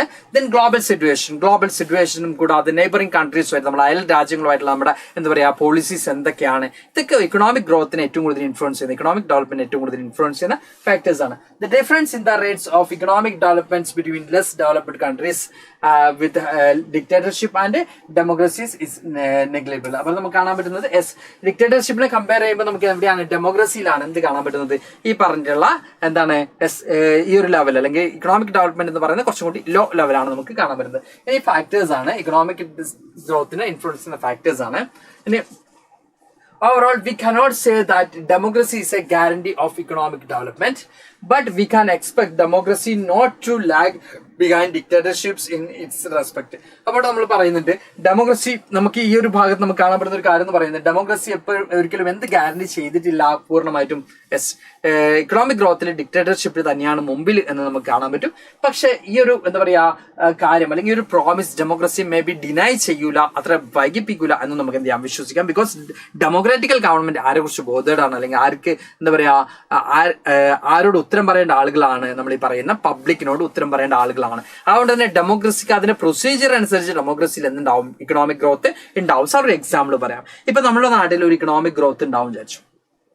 അപ്പോൾ പുതിയതായിട്ട് എന്തെങ്കിലുമൊക്കെ ഐഡിയോളജി, പുതിയതായിട്ട് എന്തെങ്കിലുമൊക്കെ പോളിസി മേക്ക് ചെയ്യുമ്പോൾ ഒബ്വിയസ്ലി അത് ഒരു ഗ്രൂപ്പിന് എന്തായിരിക്കാം, ഒരു ഗ്രൂപ്പിന് അത് പോസിറ്റീവ് ആയിരിക്കാം, ഒരു ഗ്രൂപ്പിന് അത് നെഗറ്റീവ് ആയിട്ടായിരിക്കും ഇൻഫ്ലുവൻസ് ചെയ്യുക. ലൈക്ക് ഇപ്പൊ നമ്മുടെ നാട്ടിലൊരു മെഡിക്കൽ കോളേജ് വരുന്നു എന്ന് വിചാരിക്കാം, നമ്മുടെ നാട്ടിലൊരു ഇൻഡസ്ട്രി വരുന്നു, അല്ലെങ്കിൽ ഒരു മെഡിക്കൽ കോളേജ് വരുന്നു വിചാരിക്കാം. കുറച്ചും കൂടി ലോങ് ഉള്ള ആൾക്കാർക്ക് അല്ലെങ്കിൽ ആ ഒരു നാട്ടിൽ നിന്ന് കുറച്ചും കൂടി ഡിസ്റ്റൻസിലുള്ള ആളുകൾക്ക് അത് ഭയങ്കര പ്രൊമോട്ട് ചെയ്യും. ബിക്കോസ് നമുക്ക് കുറച്ചും കൂടി എന്താ പറയുക അടുത്തായി ആ കാര്യം എന്ന് പറയാം. പക്ഷെ അതിന് നിയറസ്റ്റ് ആയിട്ടുള്ള ആളുകൾക്ക് അതിന്റെ വലിയ പ്രോബ്ലംസ് ഉണ്ടാവും. അല്ലെ? ഒരു ഫാക്ടറി വരാണെങ്കിൽ അതിന്റെ പൊല്യൂഷൻസും കാര്യങ്ങളും, അല്ലെങ്കിൽ ഒരു മെഡിക്കൽ ഇൻസ്റ്റിറ്റ്യൂഷൻസ് വരാണെങ്കിൽ അതിൻ്റെതായിട്ടുള്ള പ്രോബ്ലംസ്, അവരുടെ സ്ഥലം പോവും, അങ്ങനെ പലധികം പ്രശ്നങ്ങളുണ്ടാവും. അപ്പൊ ഡെമോക്രസി ആകുമ്പോൾ ഇത് രണ്ടും എന്ത് ചെയ്യേണ്ടി വരും? ബാലൻസ് ചെയ്യേണ്ടി വരും. ഡെമോക്രസി ആകുമ്പോൾ ഇത് രണ്ടും ബാലൻസ് ചെയ്യേണ്ടി വരും. അതായത് അവിടുത്തെ ആളുകളുടെ പ്രോബ്ലംസ് എന്താണെന്ന് കൃത്യമായി നോക്കിയിട്ട് ഡെമോക്രസിയിൽ ഇക്കണോമിക് ഡെവലപ്മെന്റിന് കൂടുതൽ ഇമ്പോർട്ടൻസ് കൊടുക്കാൻ പറ്റുള്ളൂ. അവിടുത്തെ ആളുകളുടെ എന്ത് ചെയ്യണം? അവിടുത്തെ ആളുകൾ എന്താ പറയുക, അവരെ വലിയ ഇമ്പോർട്ടൻസ് കൊടുക്കുന്നില്ലെങ്കിൽ അവരെ വോട്ട് കിട്ടൂല അടുത്ത പ്രാവശ്യം. അപ്പൊ ഇവർക്ക് ഗവൺമെന്റ് ഫോം ചെയ്യാൻ പറ്റില്ല. അതുകൊണ്ട് ഡെമോക്രസിയിൽ അവർ കൃത്യമായിട്ടും രണ്ട് കാറ്റഗറിയും ഒരുപോലെ തന്നെ ബാലൻസ് ചെയ്തിട്ട് ഡെമോക്രസിയിൽ മുമ്പോട്ട് പോകാൻ പറ്റുള്ളൂ. അവിടെ ഇക്കണോമിക് ഡെവലപ്മെന്റ് എന്തായിരിക്കാം? മേ ബി സ്ലോ ആയിരിക്കാം. When we find such significant difference in the rates of economic growth between countries under dictatorship and democracy, it is better to prefer democracy as it has several other positive outcomes. അപ്പോൾ നമ്മൾ ഈ economic ഗ്രോത്തിനെ compare ചെയ്യുമ്പോൾ democracy slow ആണ്. But at the same time നമ്മൾ പല അധികം എന്തുണ്ട് positive ആയിട്ടുള്ള സൈഡ്സ് ഡെമോക്രസിക്ക് ഉള്ളതുകൊണ്ട് തന്നെ നമുക്ക് എന്ത് പറയേണ്ടി വരും? ഡെമോക്രസി ഇസ് ദ ബെറ്റർ എന്ന് നമുക്ക് പറയേണ്ടി വരും. പിന്നെ economic growth and income distribution gains നമുക്ക് ഇവിടെ നോക്കുകയാണെങ്കിൽ ഇക്കണോമിക് ഗ്രോത്ത് നമ്മൾ നോക്കുന്ന സമയത്ത് ഇവിടെ ഇക്കണോമിക് ഇൻഇക്വാലിറ്റീസ് എക്സിസ്റ്റ് ചെയ്യുന്നുള്ളത് ഇതിന്റെ ചില എക്സാമ്പിൾ ആണ് പറയുന്നത്. ഇപ്പോൾ ടെക്സ്റ്റ് ബുക്കിൽ ഇതുപോലെ തന്നെയാണ് നിങ്ങൾക്ക് തന്നിട്ടുണ്ടാവുക. ഏറ്റവും എന്താ പറയുക, ചില ആളുകളിലേക്ക് ആയാലും മാത്രം വെൽത്ത് എന്ത് ചെയ്യുന്നുണ്ട്? കോൺസെൻട്രേറ്റ് ചെയ്യുന്നതായിട്ട് നമുക്ക് കാണാൻ പറ്റും. റിച്ച് കണ്ടില്ലേ, മോർ വെൽത്തി ആണെന്ന് നമുക്ക് കാണാൻ പറ്റും. ഇനി പുവർ ആണെങ്കിലോ വളരെ നിങ്ങൾക്ക് വീക്ക് ആണെന്ന് നമുക്ക് കാണാൻ പറ്റും. ദെൻ മിഡിൽ, ഇങ്ങനെ നമ്മൾ മൂന്നായിട്ട് കാറ്റഗറൈസ് സമയത്ത് ലൈക്ക് ഇതുപോലെ തന്നെയാണ് നമ്മുടെ എന്ത് പറയുന്നത്, വെൽത്ത് ഇതുപോലെ തന്നെയാണ് കോൺസെൻട്രേറ്റ് ചെയ്തിട്ടുള്ളത് നമുക്ക് കാണാൻ പറ്റും. അപ്പൊ reduction of inequality and poverty. Next നമ്മുടെ എയിം അല്ലെങ്കിൽ എക്സ്പെക്ട് എന്ന് പറയുന്നത് ഡെമോക്രസിയിൽ എന്ത് റിഡ്യൂസ് ചെയ്യും? ഈ പറയുന്ന കറപ്ഷൻ, എന്താ പറയാ, ഇൻഇക്വാലിറ്റി റിഡ്യൂസ് ചെയ്യും, പോവർട്ടി അബോളിഷ് ചെയ്യും എന്നൊക്കെയാണ് നമ്മുടെ ലക്ഷ്യം അല്ലെങ്കിൽ നമ്മുടെ ആഗ്രഹം എന്ന് പറയുന്നത്, നമ്മുടെ ഡിസയർ എന്ന് പറയുന്നത്. അപ്പൊ ഇവിടെ പറയുന്നത് even when a country achieves economic growth, the wealth will not be distributed in such a way that all citizens of the country will have share and had a better life. അതായത് നമ്മൾ ഈ നേരത്തെ കണ്ട ആ ഒരു വേയിലായിരിക്കരുത് ഒരു country developed ആയി കഴിഞ്ഞാൽ ഒരിക്കലും ആ ഒരു വേ ഓഫ് സ്റ്റൈലിലായിരിക്കരുത് എന്ത് ചെയ്യേണ്ടത്? വെൽത്ത് ഡിസ്ട്രിബ്യൂട്ട് ചെയ്യേണ്ടത്. Democracies are based on political equality. All individuals have equal weight in electing representatives, but we can find growing economic inequalities. അപ്പോൾ നമ്മളോട് പറയുന്നുണ്ട് ഡെമോക്രസി എൻഷുർ ചെയ്യുന്നത് പൊളിറ്റിക്കൽ ഈക്വാലിറ്റി ആണ്. അവിടെ എല്ലാ ആളുകൾക്കും റൈറ്റ് ടു വോട്ടാണ് എൻഷുർ ചെയ്യുന്നത്. അവിടെ ഒരിക്കലും ഇക്കണോമിക് ഈക്വാലിറ്റി എൻഷുർ ചെയ്യാൻ ആർക്കും പറ്റിയിട്ടില്ല, ഡെമോക്രസിക്ക് സാധിക്കുന്നില്ല. A small number of ultra rich enjoy a highly disproportionate share of wealth and incomes, and their share in the total income of the country has been increasing. Those at the bottom of the society have very little of to depend upon. അപ്പൊ നമ്മളോട് പറയുന്നത് വളരെ ചെറിയ ഒരു കാറ്റഗറിയുടെ കയ്യിലാണ് വലിയൊരു wealth നമുക്ക് എന്ത് ചെയ്യാൻ പറ്റുന്നത്. ഇന്ന് തന്നെ ഇടാൻ പറയട്ടോ. ഓക്കെ, അപ്പൊ ചെറിയൊരു കാറ്റഗറിയുടെ കയ്യിലാണ് വലിയൊരു വെൽത്ത് എന്ത് ചെയ്യുന്നത്, കോൺസെൻട്രേറ്റ് ചെയ്യുന്നത് നമുക്ക് കാണാൻ പറ്റും. അറ്റ് ദ സെയിം ടൈം നമ്മൾ ഈ പറയുന്ന പോലെ തന്നെ വലിയൊരു വിഭാഗം എന്ത് സഫർ ചെയ്യുന്നുണ്ട്? ഈ പറയുന്ന ഇക്കണോമിക് ഇൻഇക്വാലിറ്റി സഫർ ചെയ്യുന്നതായിട്ട് നമുക്ക് കാണാൻ പറ്റും. ഇനി sometimes the poor find it difficult to meet their basic needs to life, such as food, clothing, household, education and health. ചിലപ്പോഴെങ്കിലും ഈ poor ആയിട്ടുള്ള ആളുകൾ അവരുടെ ബേസിക് നീഡ്സ് പോലും കൺസംഷൻ ചെയ്യാൻ പറ്റാത്ത അല്ലെങ്കിൽ അവരുടെ എസെൻഷ്യൽ കമ്മോഡിറ്റീസ് പോലും ബൈ ചെയ്യാൻ പറ്റാത്ത സിറ്റുവേഷനിലേക്ക് അവർ വരാറുണ്ട്. In actual life, democracies do not appear to be very successful in reducing economic inequalities. ശരിക്കും നമ്മൾ നോക്കുകയാണെങ്കിൽ ഡെമോക്രസിക്ക് എന്ത് ചെയ്യാൻ പറ്റിയിട്ടില്ല? ഇക്കണോമിക് ഇൻഇക്വാലിറ്റീസ് റെഡ്യൂസ് ചെയ്യാൻ പറ്റിയിട്ടില്ല എന്ന് നമുക്ക് കാണാൻ പറ്റും. The poor constitute a large proportion of our voters, and no party will like to lose their votes. Yet democratically elected government do not appear to be as keen to address the problems of the poor. In Bangladesh, more than half of its population lives in poverty. Okay, അപ്പോൾ നമ്മുടെ പറയുന്നത് ഡെമോക്രസിയിൽ complete ആയിട്ടും അവരുടെ ഈ ഒരു poverty അല്ലെങ്കിൽ poor പീപ്പിൾസിന്റെ problems address ചെയ്യാൻ പറ്റുന്നില്ല. അറ്റ് ദ സെയിം ടൈം വോട്ടേഴ്സിന്റെ വോട്ട് അവർക്ക് വേണം. എല്ലാ കാറ്റഗറിയും, അത് റിച്ച് ആണെങ്കിലും പുവർ ആണെങ്കിലും അവരുടെയൊക്കെ വോട്ട് ആർക്ക് വേണം? ഈ പറയുന്ന ഇലക്ഷൻ പൊളിറ്റിക്കൽ പാർട്ടീസിന് വേണം. അറ്റ് ദ സെയിം ടൈം അവർക്ക് എന്ത് ചെയ്യാൻ പറ്റും? ഡെമോക്രസിയിൽ ഗവൺമെന്റിന് വേണം. അറ്റ് ദ സെയിം ടൈം നമ്മൾ ഈ പറഞ്ഞ പോലെ എന്ത് ചെയ്യാൻ പറ്റിയിട്ടില്ല? ഈ പറയുന്ന പുവേഴ്സിന്റെ എല്ലാ പ്രോബ്ലംസും അഡ്രസ് ചെയ്യാനും അല്ലെങ്കിൽ എല്ലാ പ്രോബ്ലംസിനും സൊല്യൂഷൻ കണ്ടെത്താനും ഇക്കണോമിക് ഇക്വാലിറ്റി ഇല്ലാതാക്കാനും അല്ലെങ്കിൽ ഇക്കണോമിക് ഇക്വാലിറ്റി എൻഷുർ ചെയ്യാനും ആർക്ക് പറ്റിയിട്ടില്ല? ഗവൺമെന്റിന് സാധിച്ചിട്ടില്ല. Accommodation of social diversity നോക്കുന്ന സമയത്ത് no society can fully and permanently resolve conflicts among the different groups. നമുക്കറിയാം ഒരു സൊസൈറ്റിയിലും കംപ്ലീറ്റ് ആയിട്ട് ഈ പറഞ്ഞ സോഷ്യൽ ഗ്രൂപ്പ്സ് തമ്മിലുള്ള അല്ലെങ്കിൽ ഡിഫറെന്റ് കമ്മ്യൂണിറ്റീസ് തമ്മിലുള്ള പ്രോബ്ലംസ് കംപ്ലീറ്റ് ആയിട്ട് എന്ത് ചെയ്യാൻ പറ്റില്ല, റിസോൾവ് ചെയ്യാൻ പറ്റൂല. Democracy is best suited to produce these outcomes. Non-democratic regimes often turn a blind eye to or suppress internal social differences. അപ്പോൾ ഇവിടെ പറയുന്നത് നോൺ ഡെമോക്രാറ്റിക് ഗവൺമെന്റ് ആണെങ്കിൽ അവർ സപ്രസ് ചെയ്യുക അല്ലെങ്കിൽ അത് കണ്ടില്ലെന്ന് വെക്കുകയേ ചെയ്യുള്ളൂ ഈ പറയുന്ന റിലീജിയസ് ആണെങ്കിലും അല്ലെങ്കിൽ കമ്മ്യൂണൽ ആണെങ്കിലും ഉള്ള ഇന്റേണൽ ആയിട്ടുള്ള പ്രശ്നങ്ങൾ. ബട്ട് ഡെമോക്രസി എപ്പോഴും അത് അഡ്രസ്സ് ചെയ്തിരിക്കും, അതിന് സൊല്യൂഷൻ കണ്ടെത്തിയിരിക്കും എന്നാണ് നമ്മൾ പറയുന്നത്. അതായത് പറഞ്ഞ പോലെ തന്നെ സോഷ്യൽ ഡൈവേഴ്സിറ്റി അക്കോമഡേറ്റ് ചെയ്യാൻ ഡിക്റ്റേറ്റർഷിപ്പിനേക്കാളും ആയിരിക്കാൻ പറ്റുന്നത് ഈ പറയുന്ന ഡെമോക്രസിക്ക് മാത്രമേ പറ്റൂ എന്നാണ് നമ്മൾ പറയുന്നത്.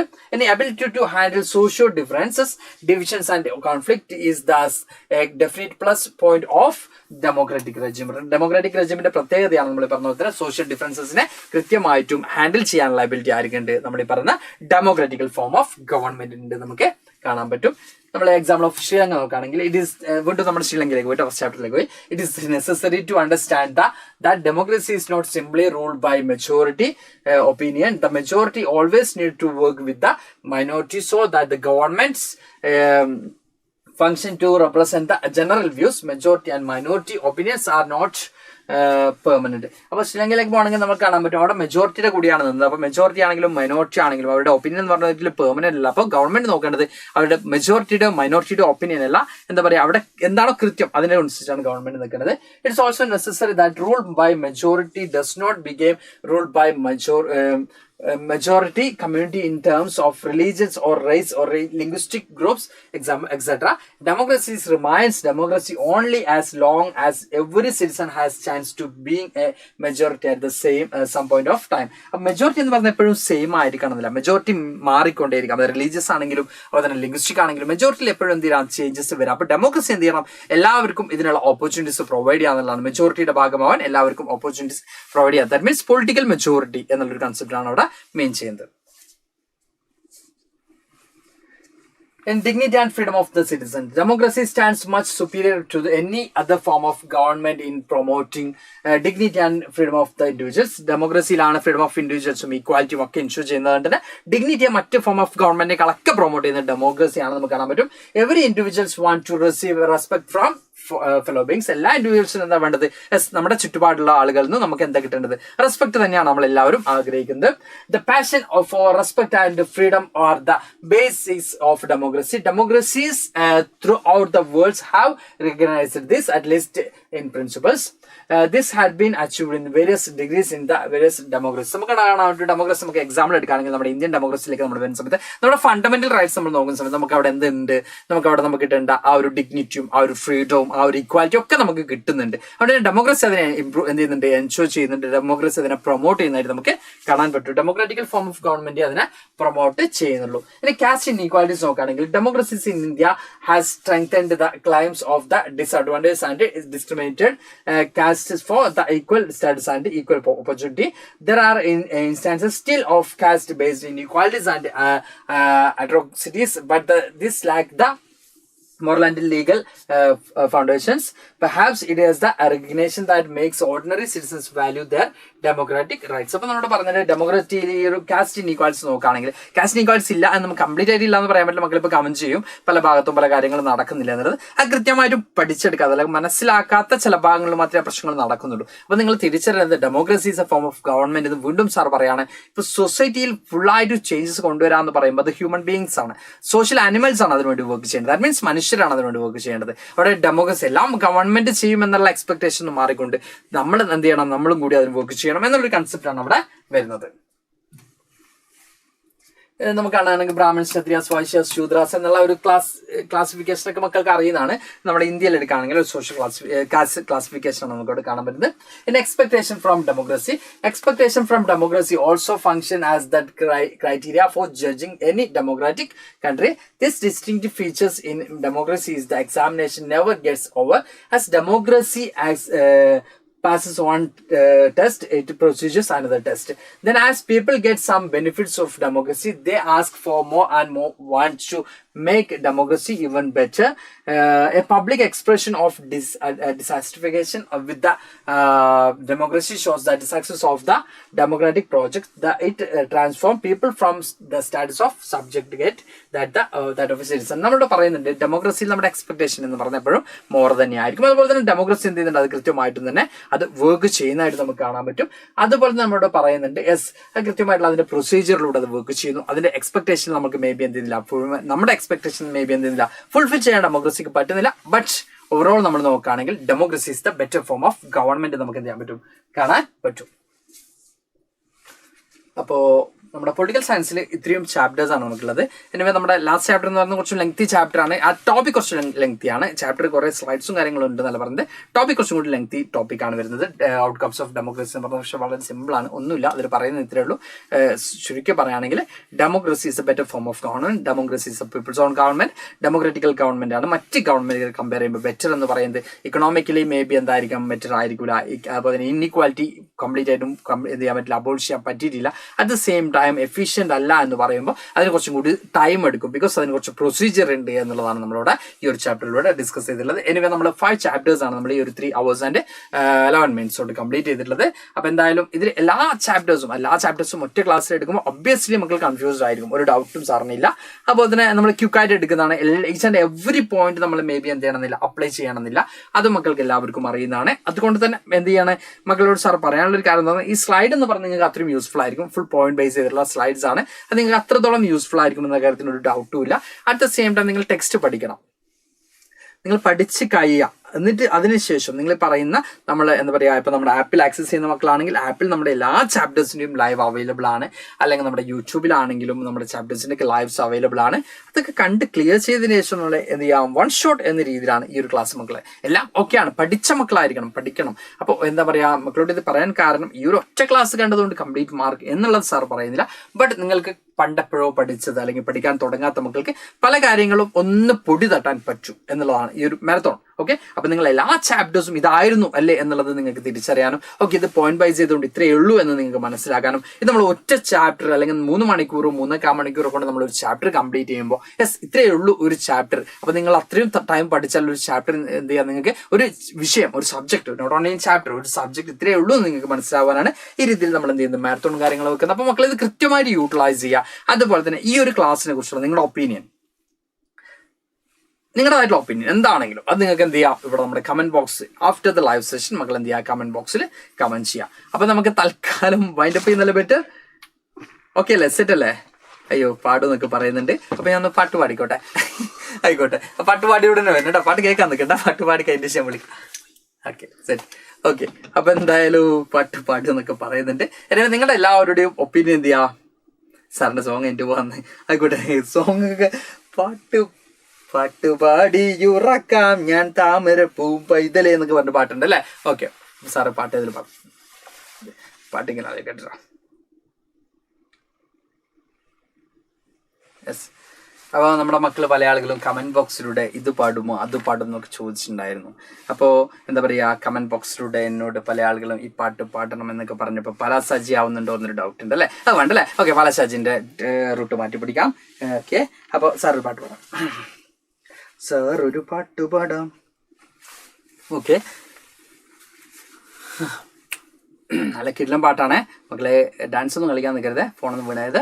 ഓക്കെ, അരിപ്പോ തിരിപ്പോ കോതള മദ്ദള പരിപ്പോ 12 ആനയും കുതിരയും ഇറക്കിട്ട് വടുക്കിട്ട് വൈനാം വള്ളിക്കെന്തിനു പോയി അമോളെ അരക്കല്ല ചരക്കല്ല നന്നായി വെള്ളം കാച്ചി കുടിച്ചവളെ തുമ്പപ്പൂവിൻ ചോറും വെച്ച് കുമ്പള മാസം കറിയുണ്ടാക്കി ഉമ്മാക്ക് പകുതി ഉപ്പാക്ക് പകുതി എന്നു പറഞ്ഞ് അമോളെ പൊട്ടിയ ചിരട്ടയിൽ ചോറ് വിളമ്പി തിരിച്ചോളെ വടകര വളവിൽ 60 തെങ്ങ് 60 തെങ്ങിൽ 60 പൊത്ത് 60 പൊത്തിൽ 60 നത്ത് നത്തിന് കണ്ണെത്ര ഇങ്ങനെ മനുഷ്യനെ കുഴക്കണ ചോദ്യങ്ങൾ ചോദിച്ചെന്നെ നട്ടപ്പിരാന്താക്കി അപ്പൊ ഇത്രയും മനോഹരമായിട്ടുള്ള ഒരു പാട്ട് പാടാൻ സാർ കുറച്ചധികം സമയമെടുത്തു, കുറച്ചധികം സ്ട്രെയിൻ എടുത്തു. എന്തായാലും മക്കൾക്ക് വേണ്ടിയല്ലേ, അതുകൊണ്ട് തന്നെ സാർ എന്ത് ചെയ്യുന്നില്ല, വലിയ പ്രശ്നമാക്കുന്നില്ല. എന്തായാലും സാർ ഇങ്ങനെ ഒരു പാട്ടൊക്കെ പാടാൻ പോകുമ്പോൾ വലിയ രീതിയിലുള്ള കയ്യടികളും ആവശ്യപരമായിട്ടുള്ള